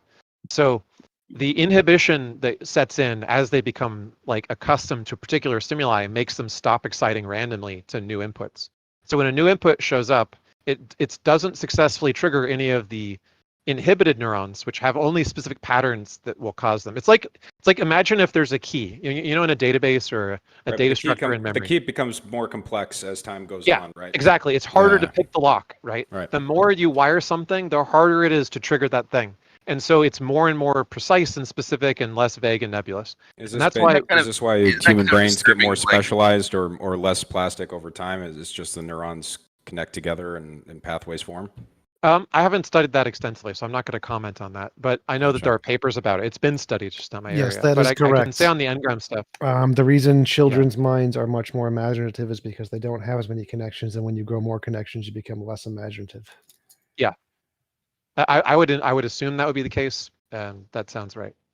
I mean, we're going to be able to hook up whole new brains pretty quick. I mean, just hook on an entire new module brain for this activity and go at it. The Ghost in the Shell trope of like downloading how to like hack the helicopter in the Matrix, which Matrix got from Ghost in the Shell, is a real experiment we've done with mice that works. Yes. Can I just ask an interesting question? If Yep. Yeah. Okay. Thank you. Do you think we will ever go back to a world with no technology at all, or do you think this is just if we have a down nuclear from there? war? Probably, yeah. But if we don't go nuclear, then hopefully not. No, but But like it's more, he's possible- asking morally, like, should we? Like, do you think it would be the best way forward, kind of? No. Yeah, because I'm hearing a lot of enthusiasm, right, for the future and what is in store for that. But You know, at the I same like time, not I'm not dying hearing a lot of Mediterranean, so- caution. Like, I feel like you should treat this subject with a lot of caution, because I mean, there's a lot of unknown here, right? Well, and you could even just differentiate between hard compute and, like, you know, what would you call this, like an artificial intelligence, right? Like, you know, there's all of the systems in our society are running on code right now, basically. But there's a difference between that and like hard and like intelligence, right? I don't think it matters. Yeah, of course. I think I was just born. there's always been an argument against technology that, oh, we should stay in the good old days and the technology can do bad things. Oh no, it's a stupid argument. Oh, we're making a new species. I feel like I'm making it more equal because everyone is sounding their enthusiasm with technology, while I'm the only person I think so far who has voiced any uncertainty. 200 years ago, most people Well, died. we have to become good stewards of it, right? We have to be mature people that can handle technology and not abuse it. Don't care. 200 years ago, most people died from dysentery. The world is much better with technology. Every time. Yeah, I'm not disputing with that. That's not. I'm just saying, like, you don't want to give a hand grenade to a monkey or something.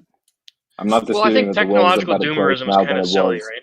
Consumerism is great. I think it's yes. Well, again, here's. I think this is a little bit more sophisticated take. Like, there's a difference between building new machines and creating intelligence. These are not like the technology. It's not just a progress in technology. It's a creation of a new species, like a new We've being. already done that. Doesn't matter. It's still technology, and it's still just trying to make the world a better place. Makes no difference. We've It's done that? intelligence. Yeah, we've created dozens of new species. and if that's the argument you want to Like make, animals, fair enough. but I'm not okay, the a new one who's category of disputing- species, like a new thing. It's a completely new thing. Why does that make a I'm not difference? the one that's gonna.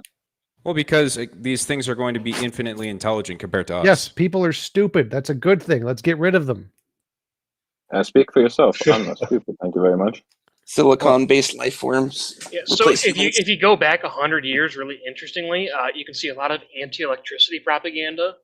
So it doesn't matter what era you're in, there will always be people that are opposed to technological I think progress. yes, that doesn't change the fact that this is a difference great difference in potential impact. I mean, Wait, was electricity not a great difference? It was a big impact, but again, the electricity can't do anything that we don't tell it to. We understand how It can. electricity It works. absolutely can, but that doesn't make a difference. Like if it's gonna be smarter than we are, then it's gonna make better decisions than we do. This is a good thing. You're saying, oh no, we shouldn't make something smarter than us. Like, yes, Intelligence doesn't equal morality or ethics or any sort of act. It doesn't mean it's aligned with us in whatsoever. does. So like all of the evidence. Well, what's funny is if you ask there's an an entire AI model, there's an entire field of AI alignment. So they disagree with you. Well, their entire purpose is to align these things So, properly. like, yes, I know, because I'm interested in that field. But higher levels of intelligence do actually correlate to higher morality. It does happen. Yes, even in I think you could believe that it's. Hold on a second. Psychopaths are not I more think- intelligent than the average person at all. They are. I think you could believe. No, T-Jump, like I think- anyone who's high in the dark tetrad is usually less intelligent than a normal person. No, it's not correct. Yes, that's look not it up. I studied psych for almost 7 years. I'm well aware. Narcissists are less sociopaths- intelligent on average. Sadists are less intelligent. They all Sociopaths cluster together. Can be extremely smart. They tend to have above average IQs. There you go. Wrecked.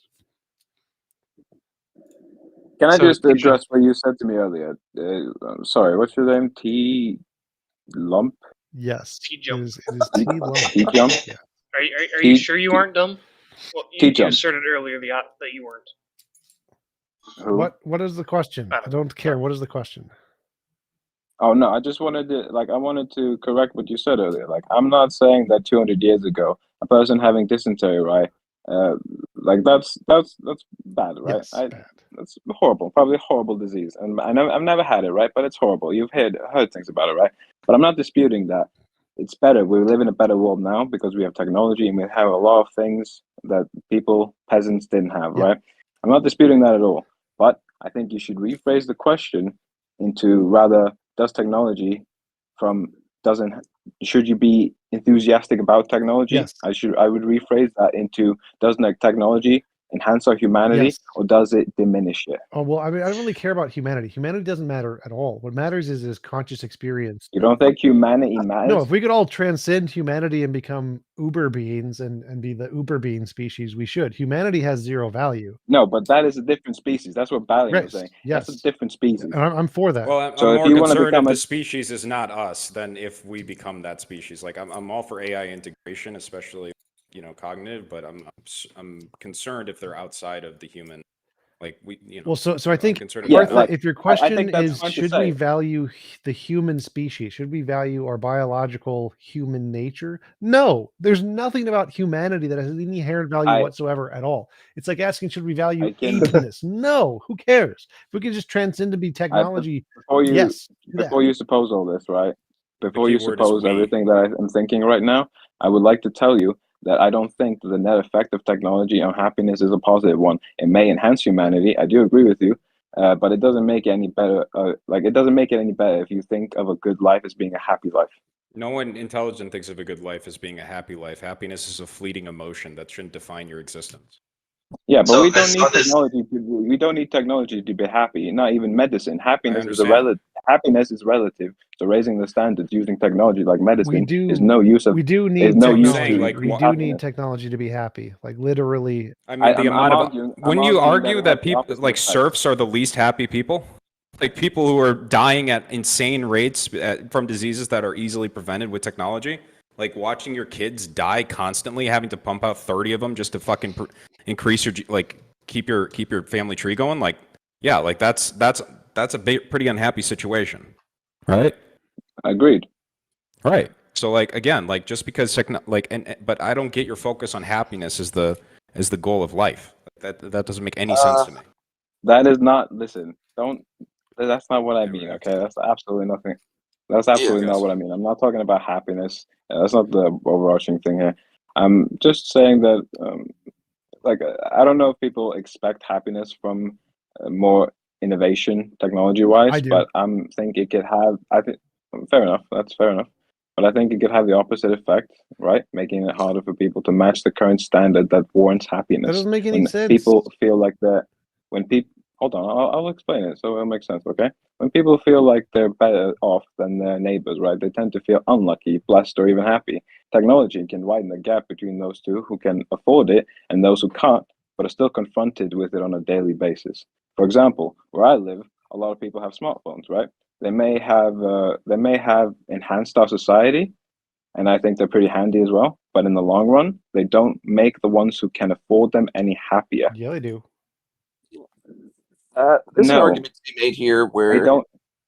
like things things like like phones, they social don't media make have you. had negative impacts, right?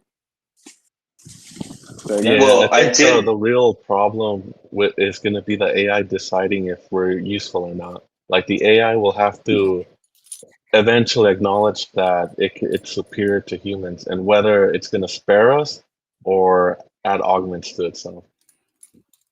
Yeah, I saw a documentary about that. It was about like the dangers of AI technology. It was about this guy named John Connor. And anyway, his dad's from the future. There's definitely a lot So of fear much mongering out stupidity there in one about AI. statement. Like I don't understand this. And then Like name a single technology that has ever detrimented humanity. Penicillin. Nuclear Nope, armaments. that benefited. Penicillin nu- has wait, given wait, wait, wait, has stop, given stop, humanity. stop. Was that a serious Nuclear was that a weapons serious saved more question? lives than they killed by a significant margin. Was Penicillin that did more. Hold on, can I ask you, TJ Lump, before I answer that, is that a serious question? Yes. Not TJ Lump. satirical at all. Yes.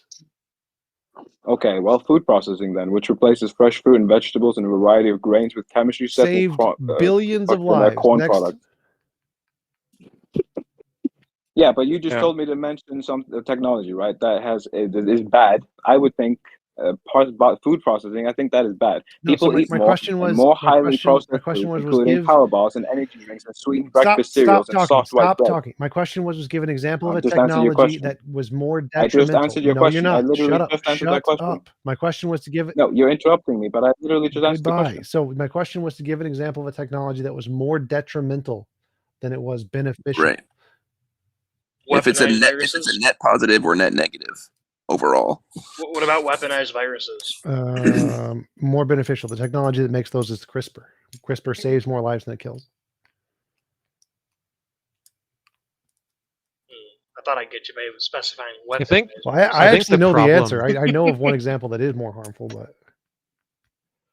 Okay, I'm curious what that would be to you, but I don't think that this question really addresses the issue. Because the issue with an existential risk is not like I could just say sort of as a parody argument, name one existential risk that has wiped out humanity so far, right? And the answer is going to be, well, none of them, obviously, right? Because they haven't done it or we wouldn't be having this discussion, but it's just like a survivorship bias to think that it couldn't happen. Well, I think the question is So more general than that. I think it's, will the fact that this could be an existential risk lead to a negative outcome, or will it lead to a positive outcome? Because like nuclear weapons pose an existential risk, but they haven't killed us. They've provided significant benefits to billions of people's lives.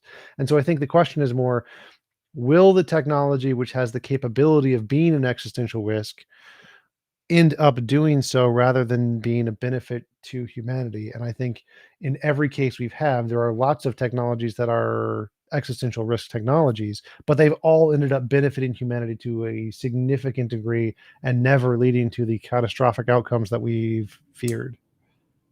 However, what about torture devices? Yeah, just hold on a second. Okay, there's a problem with that kind of thinking, right? Because you're just basically saying, look, if you look at this, it's like if you look at any graph of like a growing economy or whatever, you can always say, look, this economy is just going to explode. But what we actually see with economies is they kind of have this pattern of like, there's a growth period and then there's a tapering off period. The graph doesn't hold true for all time.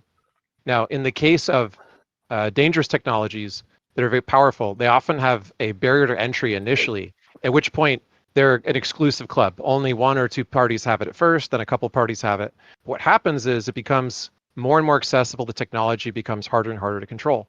And right now we're on the verge of Iran having nuclear weapons, of other countries that are potentially reckless and ideologically committed to genocide, although they pretend they're not temporarily for the sake of trying to get sanctions off their back, having access to nuclear weapons in the very near future. And given the case that that's not a stable situation, that it is deteriorating, and that it only takes a couple of steps in the political chessboard to be armed with nuclear weapons for there to be a much less safe world, for us to think that this is not like a completely viable strategy without some updated strategy to handle it. And I think that's the case with biowarfare as well. So synthetic biology, the cost of CRISPR-type technology, is presenting an incredibly elevated risk of biowarfare being a tabletop, like, independent group activity, whereas before it was a state-level program that required, often hundreds or thousands of test subjects, humans, to be unethically experimented on for the research to continue. Now, just a lab with some monkeys and some CRISPR technology can make a virus, prove its viability to kill, mammals, and then make the jump to humans and unleash the thing. So we shouldn't rest on our laurels and say, look, the past's been good so far because we know that the democratization and lowering of the barriers of entry is a big deal.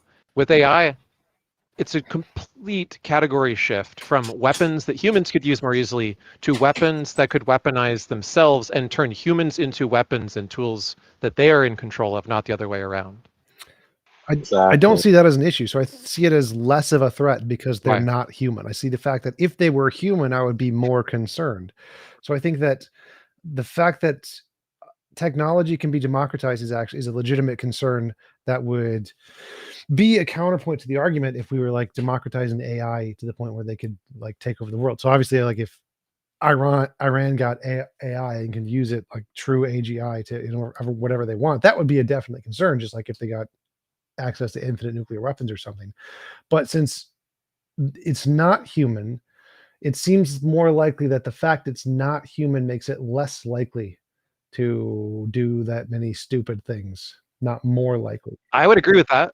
Like I agree with you there. I think that there are completely different risks to do with AI misuse by humans, which are much more malevolent. They're committed to genocide and like rivalry and geostrategic sort of realpolitik and so on. So that's the biggest risk by far, I would agree. However, the problem with the non-zero risk of a thing being a runaway, completely unpredictable alien intelligence is that even if it's the case that it is initially or in some forms very moral, which I would agree, it's very possible for AIs to be very moral and almost like angels. Like religion could become accidentally true in the form of silicon angels and, GPT God or something, right? But the problem is it only takes one malevolent angel in the, sort of Book of Enoch or the Paradise Lost by Milton to be the antagonist of the whole story. And it only takes one rogue AI.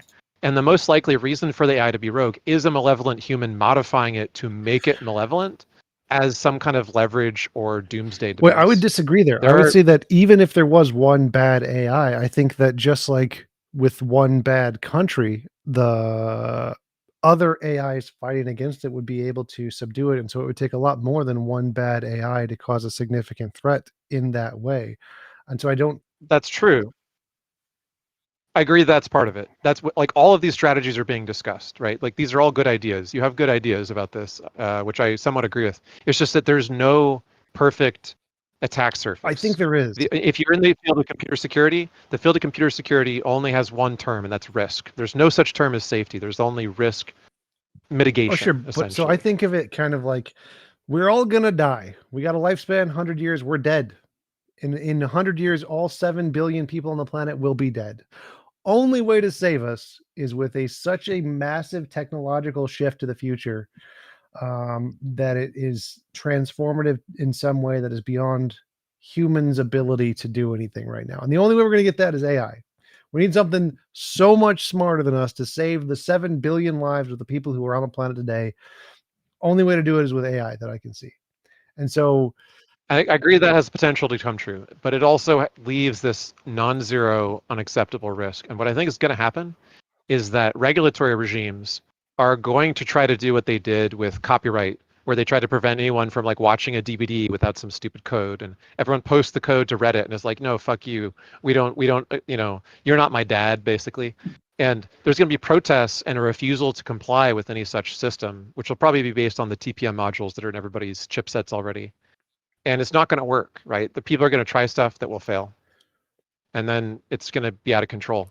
And we're just going to have to live with whatever comes out of the fallout. Sure, but I think your argument that's going to be dependent upon like the delicacy of the ecosystem, essentially.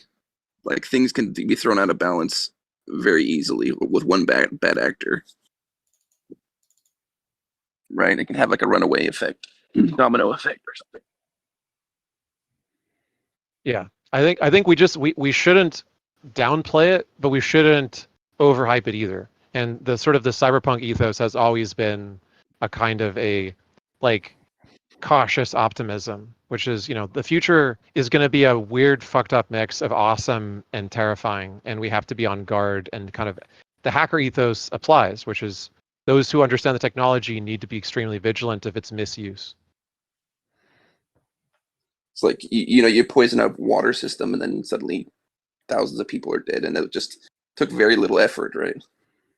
Yeah, but hopefully someone will also write little robots that can like monitor the water system and catch it instantaneously and put out the wildfires and, you have solve to think global about warming. how much more difficult it is to defend against something than it is to attack. Yeah, The Diamond Age by Neil Stephenson literally depicted this as a cloud of nanorobots that permeate every society.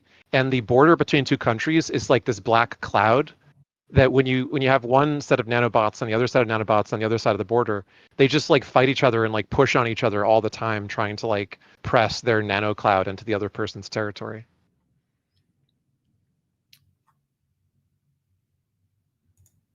It's going to be weird. And we'll still have people debating idealism and panpsychism and God and precept all the while. May I mention something? Sure, go ahead. Yeah. TJ, I don't know if you saw my game. I have a postdoctorate in natural language processing, ironic, and deep learning.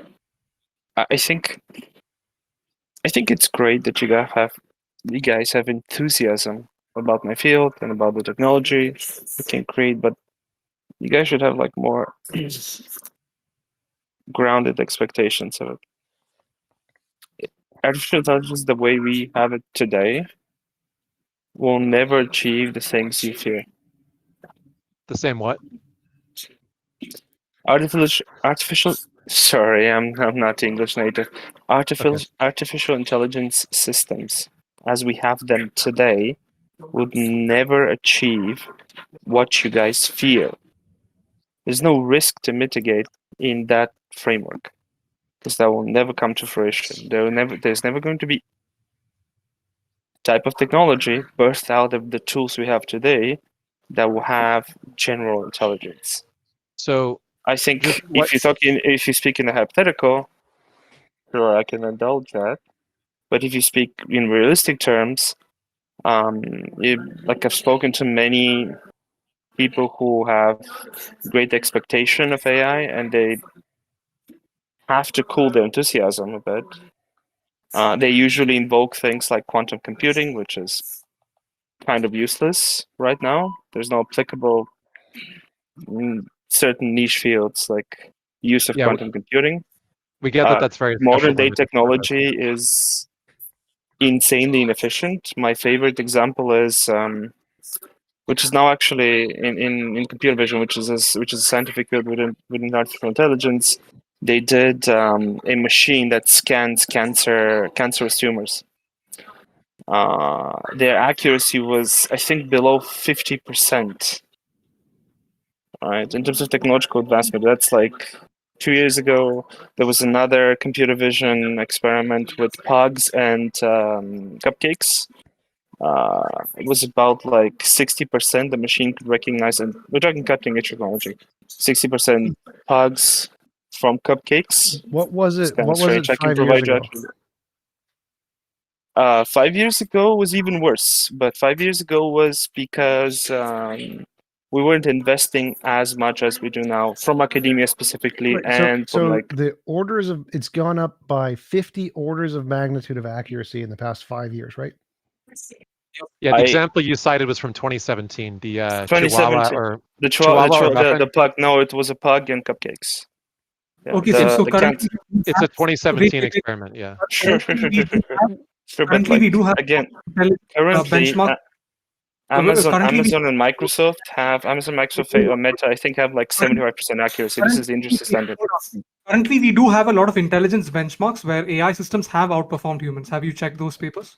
Of course, and undeniable. What I'm saying is that the thing you expect this machine to do, or to be able to do in the future, I think it's kind of unrealistic. I think it's I think really you have a backwards understanding alarmist. of technology. So I think I do? technology goes the other way. If whatever we're estimating, it's going to be able to do 10 to 100 times more than what we're estimating. It's not just true of AI. This is true of every technology. When people started to think about cars, what they anticipated was many orders of magnitude less than what cars became. Same with computers and chess computers, and any kind of system, cell phones. What we anticipate a technology doing is almost always a significant under interpretation of what it's going to actually be able to do. Pretty much all throughout history, it's always happened. I don't necessarily disagree, T-Jump. My point is that the current framework we're operating under, or paradigm, will not produce what you guys feel. I think we need to see, a magical jump in terms of advancement. Okay, let me give you an example. Which seems a bit unrealistic. I'm not somebody who hates this technology. I work in the field. No, let me. Commercially and in academia. You have a very poor understanding of that. Let me give you an example. When it comes to the collective intelligence of all the different scientists around the world, they have been collectively, with their intelligent minds, trying to solve the protein folding problem for 50 plus years. They have solved just a fraction of that. Google deployed AlphaFold within 5 years. It solved the protein folding problem that the collective scientists around the world could not solve. Sure, In 5 years. but I'm not saying that the technology is not capable of amazing feats, which it is. We're talking about a model that can operate without resting, without having psychological problems, without having like focus Does that problems and concentration problems. Right? does that right? They don't sleep, they don't eat, they don't require maintenance, right? In the sense of like what a human mind would require, how much it's burdened and focused and scattered. That's not. I'm not taking away. Well, let me. Currently, I my think your university, point is Milano that Polytechnic. Just let me finish this, please. My university currently, if you don't believe in this, I will not work it. My university, Milano Polytechnic and Copenhagen Technical, currently work under a €100 million project by the European Union for intent recognition for people who have disabilities to be able to operate computer systems. So you speak in natural language to the machine. Machine recognizes intent, returns a natural language sentence, fulfilling a task, basically. Like I'm not disparaging the technology. I think it's great and amazing. That's why I work in the field. But the problem is like I think you guys, when you talk about AI deciding to exterminate humanity as a rogue AI and the other AIs are going to fight, I think that just sounds a bit silly, no? No, No, I think not this is really. But I wanted to jump. this is a So, little so bit. I wanted to. Sure. I understand your argument that current AI systems don't have anything near what would be needed to be an AGI. We don't know what the missing link is between current systems to go to AGI. So it seems very magical, the idea that we would be able to get to that point with our current technology. But every technology throughout history has always seemed magical to make those leaps, even though they weren't actually that big. The missing piece was usually really, really tiny. Someone just understood it or saw it in a different perspective, then poof, the magical solution was found, and it was actually really simple. And that's most likely what's going to happen with AI too, is that whatever the missing link is, it's probably not going to be something super, super significant that we're going to need to apply in order to completely transform the magical nature of computers. It's probably going to be something simple that we're missing that just needs to have its new Einstein or Darwin or whatever find the right solution to it. And when it does, the floodgates are going to open. And it's not at all ridiculous to think that there's going to be AIs competing against one another. They literally I already never do said that. ridiculous. It's sort of in the same way where people Like asserted that like chess engines could not beat humans, and then here we are now. No humans can beat chess engines Again, anymore. I don't He's making disagree. a What is he's it? making a pretty limited statement. All he said, if you were being fair, he just said that like it's not the current architectures it's going to require some kind of a leap. Well, what? But the leap is exactly what we are seeing on a regular basis. Yeah, but So almost all the major limitations that language models suffered from initially have been pushed on. Pretty much the main problem that LLMs still suffer from is the sort of U-shaped accuracy that they suffer. So like you can increase the context size to like 1 trillion tokens or something if you use like dilated attention or some other scheme like that, but they still have a kind of a U-shaped accuracy graph. So there are limitations that are harder to crack. Also, they don't do as a biomimicry of the brain the same kind of continuous training that a recurrent neural network can do, but people have already created hybrids of LLMs and recurrent neural networks. So what's likely gonna happen is each breakthrough is going to seem like, oh well, this is a big breakthrough, but it's not the breakthrough. And at some point, it's not going to be entirely predictable what the breakthrough is going to be, and that's the problem, right? Is we don't really know what's going to take. We're firing on all cylinders, and the floodgates are open in terms of the number of humans working on the problem now. Interesting. I guess I have like a different opinion on how these systems would like interact with humans. I think these systems specifically will augment our lives for the better. I don't necessarily think they'll turn against us in any way. I don't think they will ever have the capability to do so. I would definitely disagree there. For like, you've heard what's his name, Paul Bloom's paperclip argument, where we tell it to do something and it accidentally just destroys everything because the most efficient way to do that is a way we didn't anticipate. Like, I definitely think there's a legitimate concern where AIs could overperform at doing a task, which could cause detrimental effects that we didn't anticipate, which would essentially have them turn against us, even though it wasn't like it. Yeah, I don't think they're going to go evil and just legitimately say humans suck, let's just burn them all. I don't think that's going to happen. But inadvertent consequences of the things we tell it to do could absolutely happen. Invasive I'll probably agree species. with you. In that case, I'll probably agree with you. Invasive species are an apt analogy in terms of the history of biology, right? There were times where there was an animal that was out of control. we thought, well, we have this other animal that eats that thing. We would just bring that animal in, it'll solve our problem. And those animals are still like crushing all the species in those islands where they were brought to this day, and were basically impossible to get rid of. So once the thing's out of the bag in a form that is hard to control, regulate, it's too late. So I'm in agreement with you both that there's lots of positive outcomes. I think all the strategies people have proposed, like pitting them against each other and trying to make them really, really smart so that they'll be even more moral than we are, those are all things that will happen in some form. But the question is, how can we in the long term guard against an almost inevitably gradual increase in risk? And as long as the risk is like significant for someone, anyone, in an unpredictable time or place to doom human beings forever, then we have to keep thinking about the problem and take it seriously. So the ultimate answer is give them the Church of the Best Possible World's morality, the T-jump morality, problem solved. Yeah. I mean, it is a real reason to focus on moral theory at this point. Yeah. What do you guys think the problem is? Is it that we have some weird limitation on the way we create these systems, the way we layer out our like rationale when we structure them in terms of architecture? Or do you guys think the problem is some sort of hardware? I think recursive to reach the just the general intelligence level. Recursive self-improvement. So have you ever heard of MetaGPT? Yes, in passing. Okay, so MetaGPT is based on Aider, and Aider was already like a self-improving software engineer for language models. So you give it some code base, like a Git repo, and you say, change the code to be more like this. And then it tries to do it, and it says, do you like this? And if you say, no, I want it more like this, it'll try again. And it'll keep trying until it gets something that you like. Now, that's already useful enough. But what MetaGPT does is it has multiple models that act like the members of a software development team. So you have like a project manager model, and you have like a designer model, and you have like a system architect model. Each of them thinks in a very narrow way, just like a human engineering team does, about their piece of the engineering puzzle. And they all work together along with DevOps so that the running software continuously can be improved upon in an iterative fashion. Well, if you apply this to their own code base, which is what a lot of people already, as a sort of troll did with Auto or Baby AGI. They just told Baby AGI, make Baby AGI's code better, right? And most of the time it failed because Baby AGI wasn't very good yet.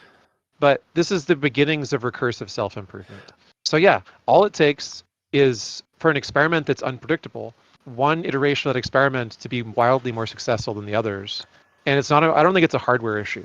I think someone with like a reasonable like server cluster could do this on like a network of machines, and the inferences that are generated from it can run on a cell phone using quantized 4-bit models that don't require GPUs at all, and can run on like literally ARM processors with just a few cores. I would You're slightly saying disagree that there. this could One sec. I want is your claim. I want to say that I think the problem is actually a motivation problem. How do we input a motivation to the AI, kind of like our desire for survival or sex or food or whatever?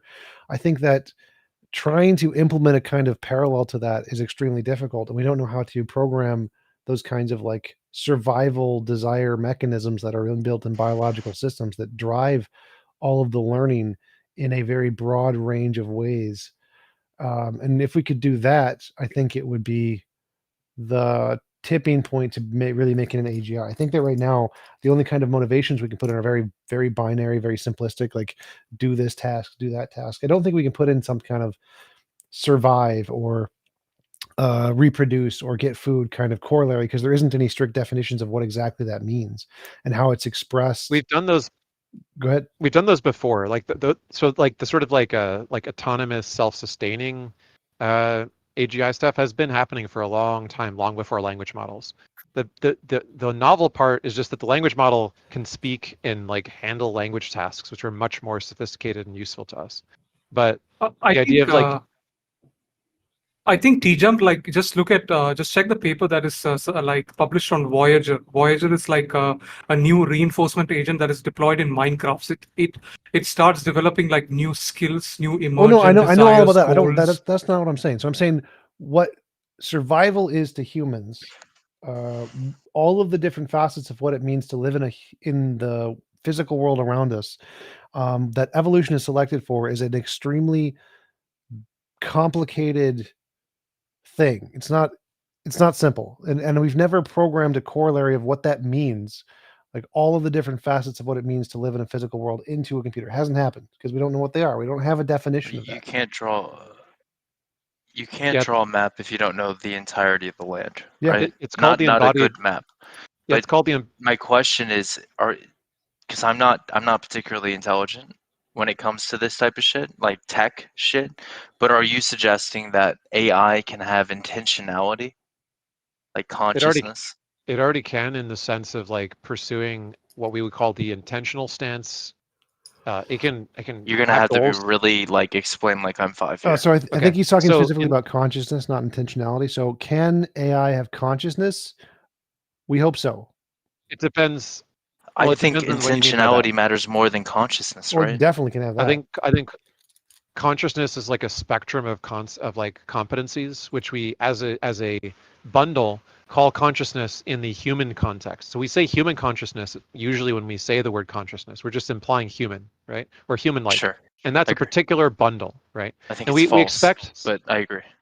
Okay. Well, when we encounter aliens, we expect they're going to have a different bundle. They might have like mostly the same bundle, but it might be slightly different, right? So we can already imagine beings other than humans, and we know from the animal kingdom that they're beings different from humans. So it's entirely subjective to what bundle you're referring to as the minimal definition of consciousness, or if you're talking about something that's Then human level. can we focus on intentionality? Is that what you're saying? That We already AI? have I guess I'm asking intentional because if you're not agents. saying that they have intentionality, and I mean They do. real intentionality, They okay, have I a- don't think they- I don't agree with that. Okay. I think Real intentionality intentionality means that you have the ability to force your will onto something else. Okay, real intentionality is a controversial term in and of itself, but Okay. I'm of the opinion that Daniel Dennett kind of nails it in the intentional I don't know stance. these people. Explain Okay, like I'm five. Dennett's a very popular philosopher amongst cognitive scientists and AI people. Okay.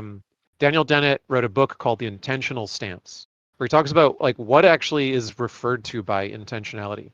Is it a thing, like a lot of Mysterian so-called philosophers want to claim, that is like an Okay, entity? so my definition of intentionality is being able to force your will into something else from a quasi-original state of point of view, right? What is yours? Okay, so by imposing your will, does the will entail like rational representation and some like global workspace to think about future states that you're trying to actualize, or would a virus have intentionality? I would say that a virus is not necessarily intentional in the way that I'm describing it. It doesn't Okay. have a will. It just has an instinct.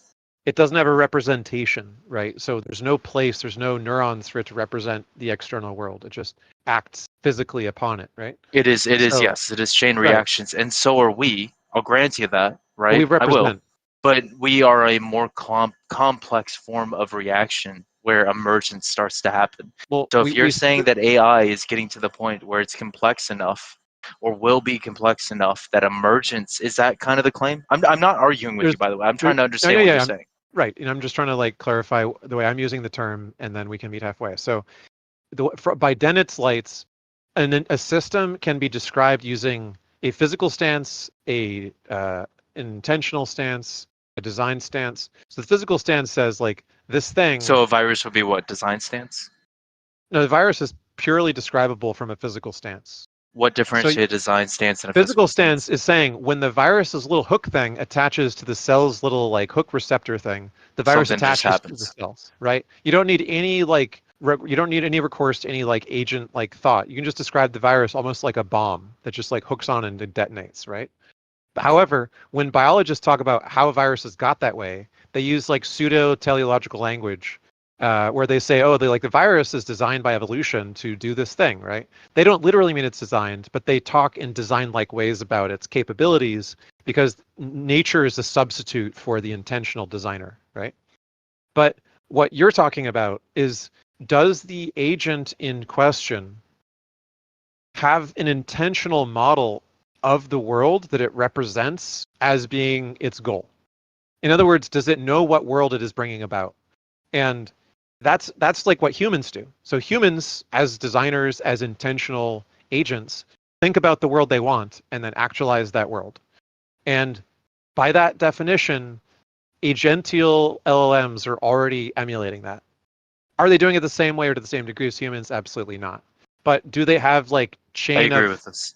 do they have like chain of thought and tree of thought arranged in agential No, loops, which are goal pursuing? They okay, do. so I agree with your claim. So what's the next step here? What's Well, I like don't the think they're truly contention? conscious, because I think it's like if I took your brain and I lobotomized everything, but the part of you that's like a scheming asshole that just like wants to like Are you a talk constantly. determinist? I'm agnostic as to determinism. I think physics Okay. is probably partially random, and since it's not like epistemically predictable, but I think it might be because of a hidden variable explanation like Bohm. That would or be it my might, assumption, where we're not seeing something that decides what things are. yeah, that's called a It's, hidden variable, and like yeah. Bohmian mechanics entails that, and it's just a wave function collapse, and there is no like multiple possibilities actually. But that's actually not the preferred theory right now, because it's weaker than the more complicated like spooky theories. And so it may turn out that Bohm is wrong, and there is some like complete indeterminacy, and like I'm not qualified to make that assessment yet. So But I am let's to the best of my ability in terms of the best that I can know how to be a determinist. It seems to make the most sense to me. From my point of view, I don't see a difference between an octopus or a dog and a human. They both have consciousness. They all have consciousness. I would argue that the idea of an AI robot, that is, it has a set circumstance, it has a certain amount of data points that it's operating under. You give it a question and it says, based on this question, the context of this question, here are the possibilities. But that's what we do. Emotions are a chemical balance, and they can wave. We know this because mood disorders exist. If a computer has a virus, or it is simply wired differently, it will interpret different things differently, and that's the human brain as well. If you have a mood disorder, right, emotions don't mean necessarily the same thing that they would in another capacity. The reason I'm bringing this up, right, is I'm just saying, like, I don't think we're any different from AI. I think we're just a little bit more complicated. I don't think that denotes, like, there's a certain level of complexity that denotes consciousness. I think it's a I bit. think that's arbitrary. I think it's not totally arbitrary, right? So there's specific capabilities, competencies that we possess that like what are most sophisticated. Physicality. Well, so Maybe. physicality just gets into something that T-Jump brought up earlier, which I wanted to just mention. It's called the embodied cognition hypothesis. And the embodied cognition hypothesis says that once you have a body, like so much of the way the brain operates just is intrinsically tied to the nervous system, the physical world, and even the external world. So the external cognition hypothesis or extended cognition hypothesis goes beyond embodied and says that not only do you need a body to be like a cognitive agent the way that we evolved to be, not that it couldn't evolve some other way, but to be like a human, you need not just a body, but also the whole world the human grew up in. So like when they do like unethical experiments in the past where they like put children in like weird environments and they were never allowed to repeat those kinds of experiments because it's evil.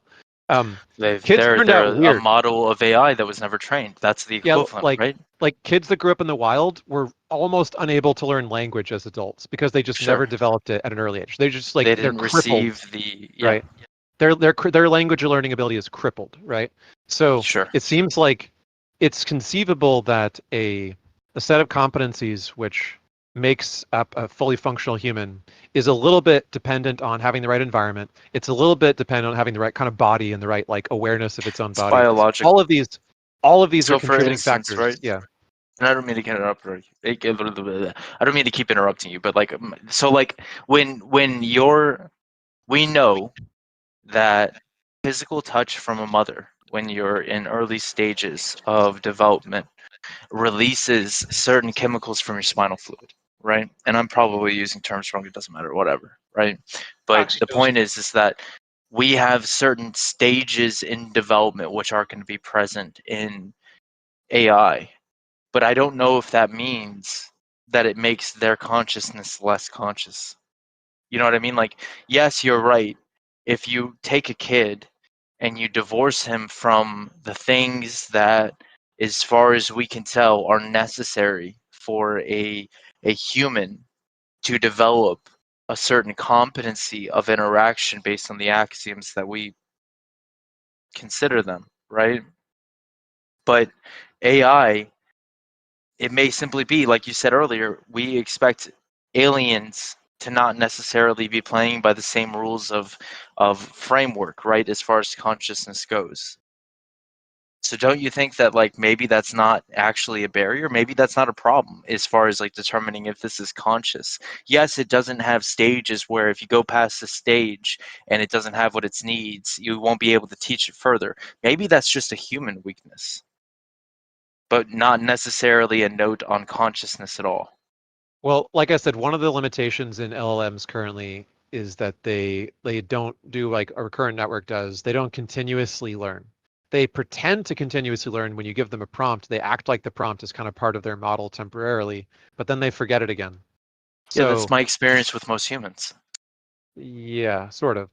I mean, frankly, it is, right? Yeah, there's a lot of people that we can all point to who seemingly never received the kind of development where they're capable of learning new things, right? They're past that point and they don't take in new information and they don't learn from new information. Why is that different? The point is that the human has all those capabilities innately from literally from birth. Like you, at the age of 12, you get worse at learning language automatically than when you were younger. The whole plasticity thing about language is true for automatic language learning. If you like go to school and like study, then you get better at studying after 12. But without studying, you're better before. So there is a thing that makes you intrinsically good at learning without even attempting to learn as a human being, which is not the case in a language model. So it's not just that they're like a dumb human, it's that they're incapable of being like even the dumbest human yet. But that's not Everything's a trade-off, right? There are species that are fundamentally different, but nevertheless are organic beings capable of certain factors that we do share with, right? Like, I get what you're saying, but theoretically, if I were to give AI the ability to access all information, not necessarily search for it, but just have access to all of it, right? This isn't a problem anymore. No? It is still a problem. Let me put it this way. There's going to be a whole bunch of steps that extend the competencies and agentialness and like sensory awareness and embodiedness and all of the things that we're talking about that make humans kind of special. And that even make like especially capable humans the way they are. And it's gonna be a combination of those things that's going to happen over the next 5 to 10 years probably. That's going to get us to Lieutenant Commander Data type androids and the like, which are going to be really actually. I see it in my industry. Yeah, and we're just not there yet. But it's in principle, there's no like huge obstacle that prevents that progress from happening, other than like political instability and our own sense of self-preservation. Couldn't I turn around and say that the only barrier to AI intelligence is human political intrigue? Like, couldn't I make the same statement? That's what I'm saying. What I'm saying is like the biggest barrier is that we're still really evil.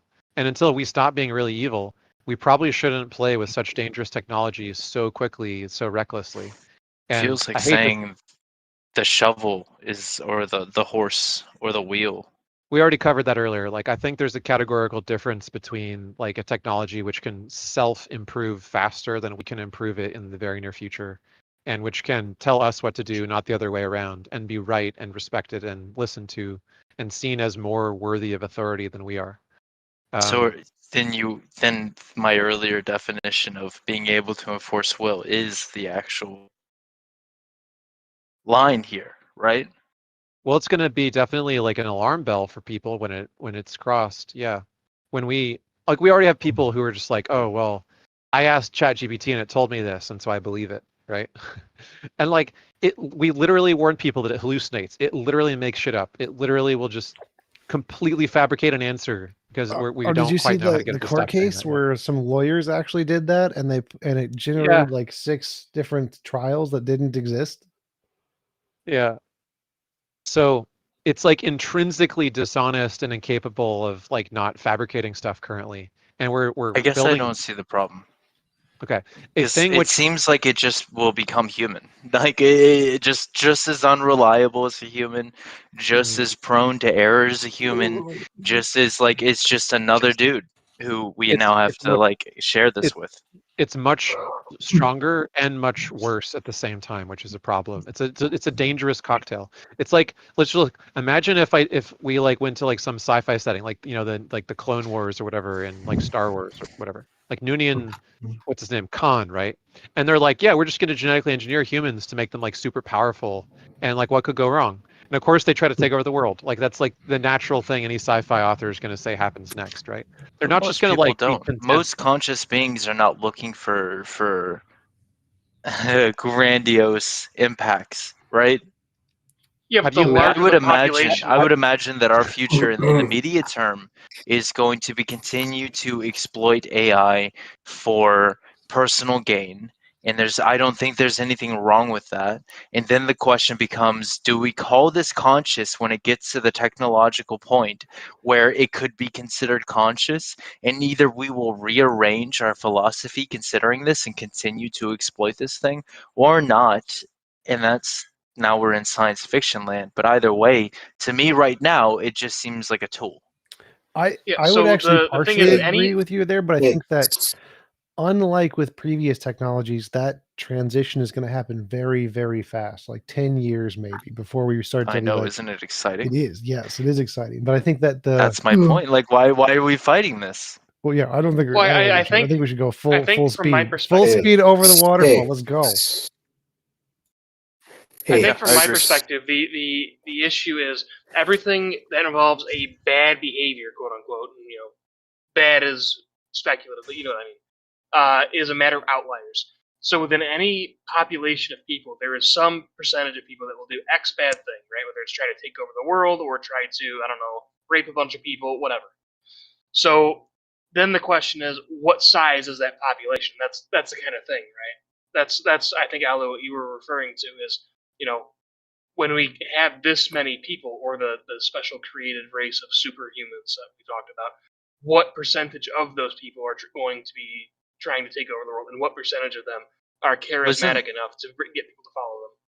Isn't the real question what the opposition to that is? Because like I can imagine that there are AIs that are troublesome, but I would think that the vast majority of them in an ideal situation are going to be used to do things that would change the game fundamentally to a point that we're in a position to deal with the next problem anyway, right? Like we have right now in the US, in most metropolitan areas, we could be using AI to fundamentally change the way that we do city planning, to fundamentally change the way that we do like almost every, you can get really deep into this, right? You can start talking about economics and the way that we deal with distribution. The price signal is not going to be effective as an AI capable of understanding and taking in afforded full data will be able to distribute things in a way that is incredibly effective, right? Like I think that this is like I think it's silly. I think if you operate with the idea that AI will be a problem,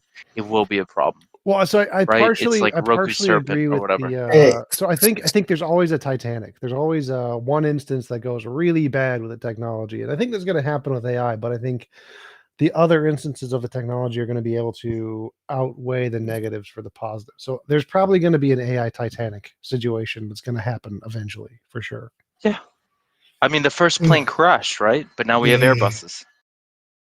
Can I go? somebody What keep do you saying my name. think of Go probabilistic ahead, Captain determinism? Perry Wilk. Go ahead. What did you want to say? Very well.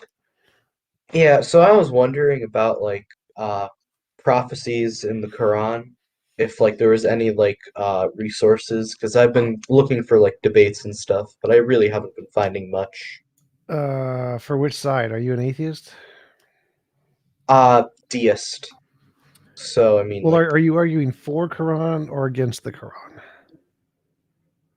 I don't believe that it is the word of God. Yeah, so Muslim debaters are hard to find because they don't like people who are educated or qualified. The best chance you can do is go into their call-in shows for like Thought Adventures podcast or the other Muslim podcast shows. They have call-in shows all the time, and that would be your best bet to try to find someone to debate. There's a couple of like apostate Muslim, former Muslim YouTubers. I'm trying to remember the name of one of them. Apostate Prophet. I think Apostate Prophet might be one of them. Yeah. I actually had Muslim family growing up, so I've sort of grown up around people that were escaping from Islam myself. But I think it is, yeah, it is a rabbit hole to go down their like prophecy playing game where they want to like say that like there's a story about a guy talking to his own shoes and them telling him like about his family, and they think that some like weird like electronic talking shoe that some company tried to like promote qualifies as like fulfillment of that. Therefore, it is the perfect word of God. The Bedouins, I think Bedouins with the shoeless Bedouins are going to build the tallest tower. Therefore, Burj Khalifa. Therefore, God. No, that with that prophecy, it was like I think it was a hadith where Muhammad talked about how like the Arabs were gonna like compete to build tall buildings, and they're competing to build tall buildings today. yeah. I think it's helpful to Self-fulfilling, no? learn about the historic and like cultural context and archaeology of how all Abrahamic religions are derivative of Hellenistic, Egyptian, and other Mesopotamian religions.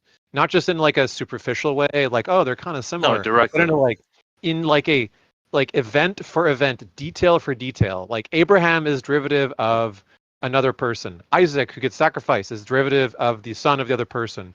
They both have descendant who will rule a new kingdom for 40 years. They both Are like, you familiar with the proto-Jesus in Rome? Wait, what?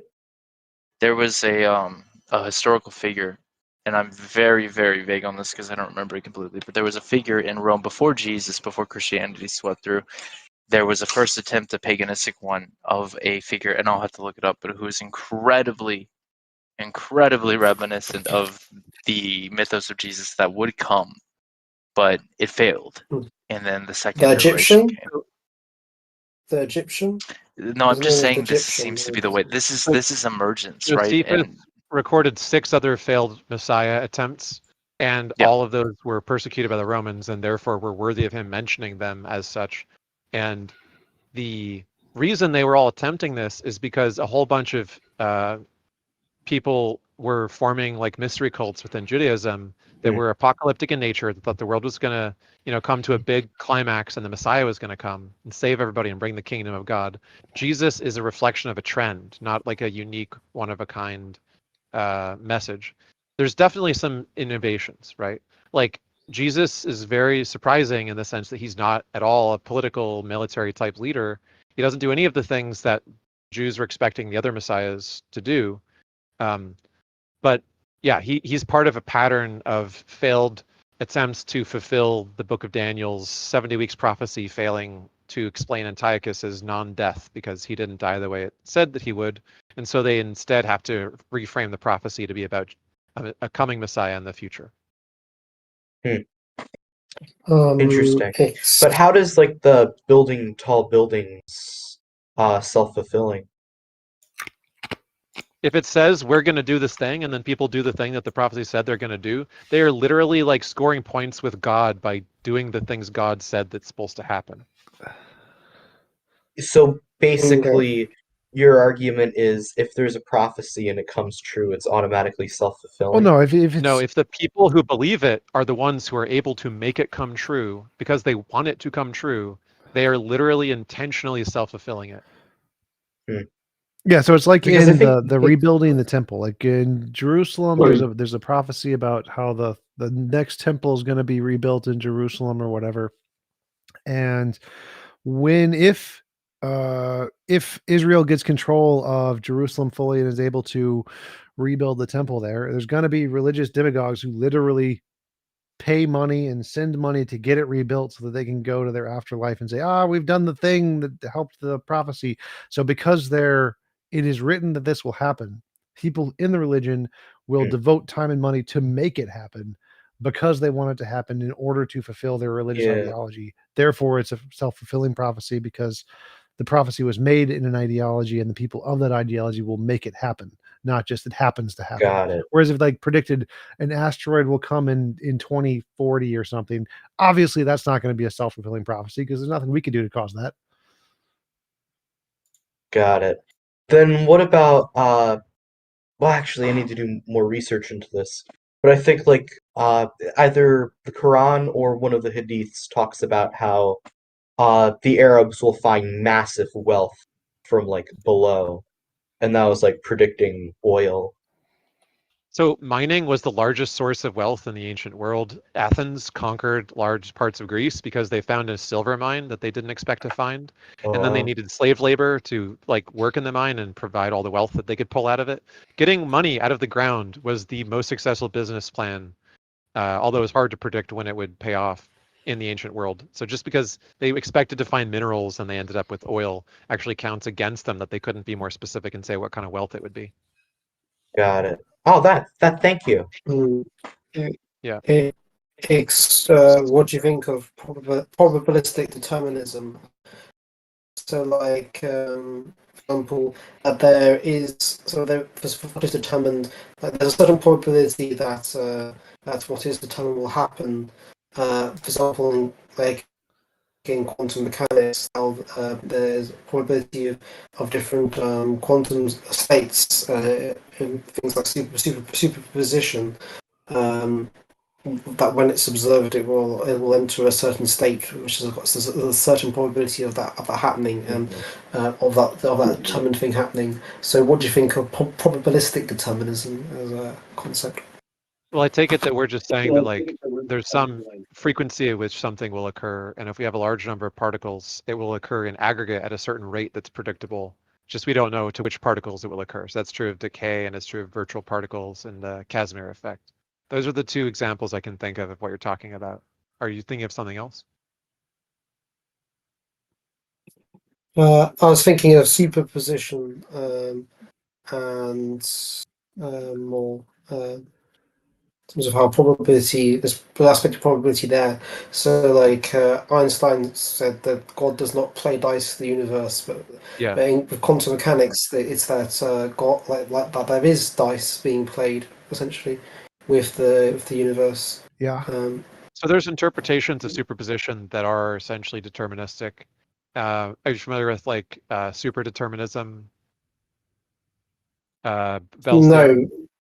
It's very confusing. I'm not a physicist, so like I watch all the videos and I read all the things, but it's not my field. I don't do quantum computers or anything. Superdeterminism and Bell's theorem seems to be a kind of overblown theory that people often like take conclusions from that aren't quite warranted. I would watch Sabine Hofstadter's videos on that. She's quite good. Because essentially, like the thing that superposition doesn't do is it doesn't violate the non-locality and like the speed of light, like communication limitations. So there's no spooky action at a distance. There's just observations that turn out spooky in retrospect when you do the speed of light travel to get to wherever they happened. So there's a correlation, but not a communication, because no information can be transmitted at faster than the speed of light. I don't know if that addresses the like determinism aspect, but it seems like superposition is very interesting and spooky, but it's not quite as spooky as some people claim. And the woo-woo people, I'm not just talking about the woo-woo people, I'm just talking about people who think that you could create an Ansible like in Ender's Game and like talk to an interstellar civilization instantly with superposition. That does not appear to be the case so far. There's limits. Or sorry, I should say entanglement specifically, right? Because superposition quantum entanglement, yeah, superposition is a more narrow concept that's applied in the case of like quantum computer, where you have like qubits and they go into superposition and you get some like statistical outcome that appears to do the equivalent of some statistical computation all at once. Just neat. But to be honest, it's not my domain of expertise, so I'm not sure.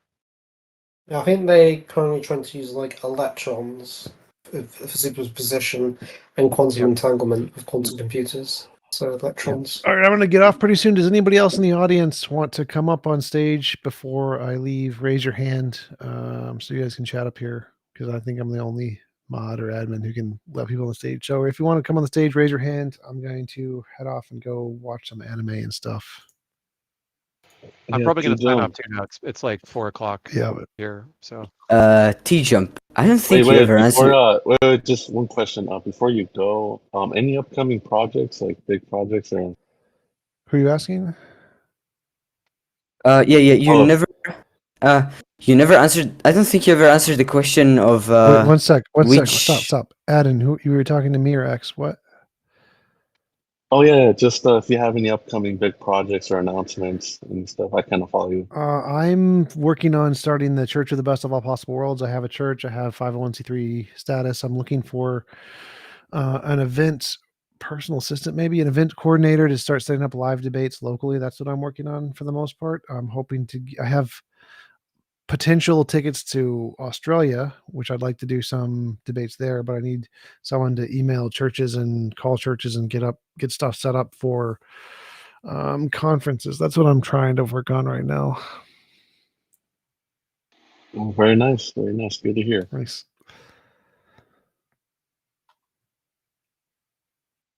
T-Jump. What? Yeah, earlier in this discussion, you were talking about technology that did more harm than good, that you had an answer to it, and I don't recall you ever answering it, and it's just been sitting at the back of my mind, like for this entire discussion. So, what is it? What piece of technology is it that has done more harm than good? Potentially like climate change stuff. It's like pollution. Climate change? I mean, but that's not. People have tried to write books about that. I forget the word for it, but there's like a word for this like version of environmentalism that tries to say like, hey, the environment's important, but like, so is like getting what we want instead. And it's a trade-off. I've heard people make a defense just saying, like fossil fuels are great. We should burn them as much as possible because they're just like so efficient at like giving us what we want really cheaply. People have made these cases for like the cost benefit. I think it's hard. It's a hard one, but it seems like it's certainly the case that we must curb this technology, or there is an impending, unavoidable consequence of not doing so. Okay. Well, so I'm including not just climate change pollution, but all kinds of pollution, like sea, ocean pollution, garbage pollution, lead pollution. So pollution, I think, is the only one that's actually caused more harm than good, which is just byproducts of the other stuff. Okay, well, thank you for answering. Yep. All right, I'm gonna head off. See you guys later. See you later. All right.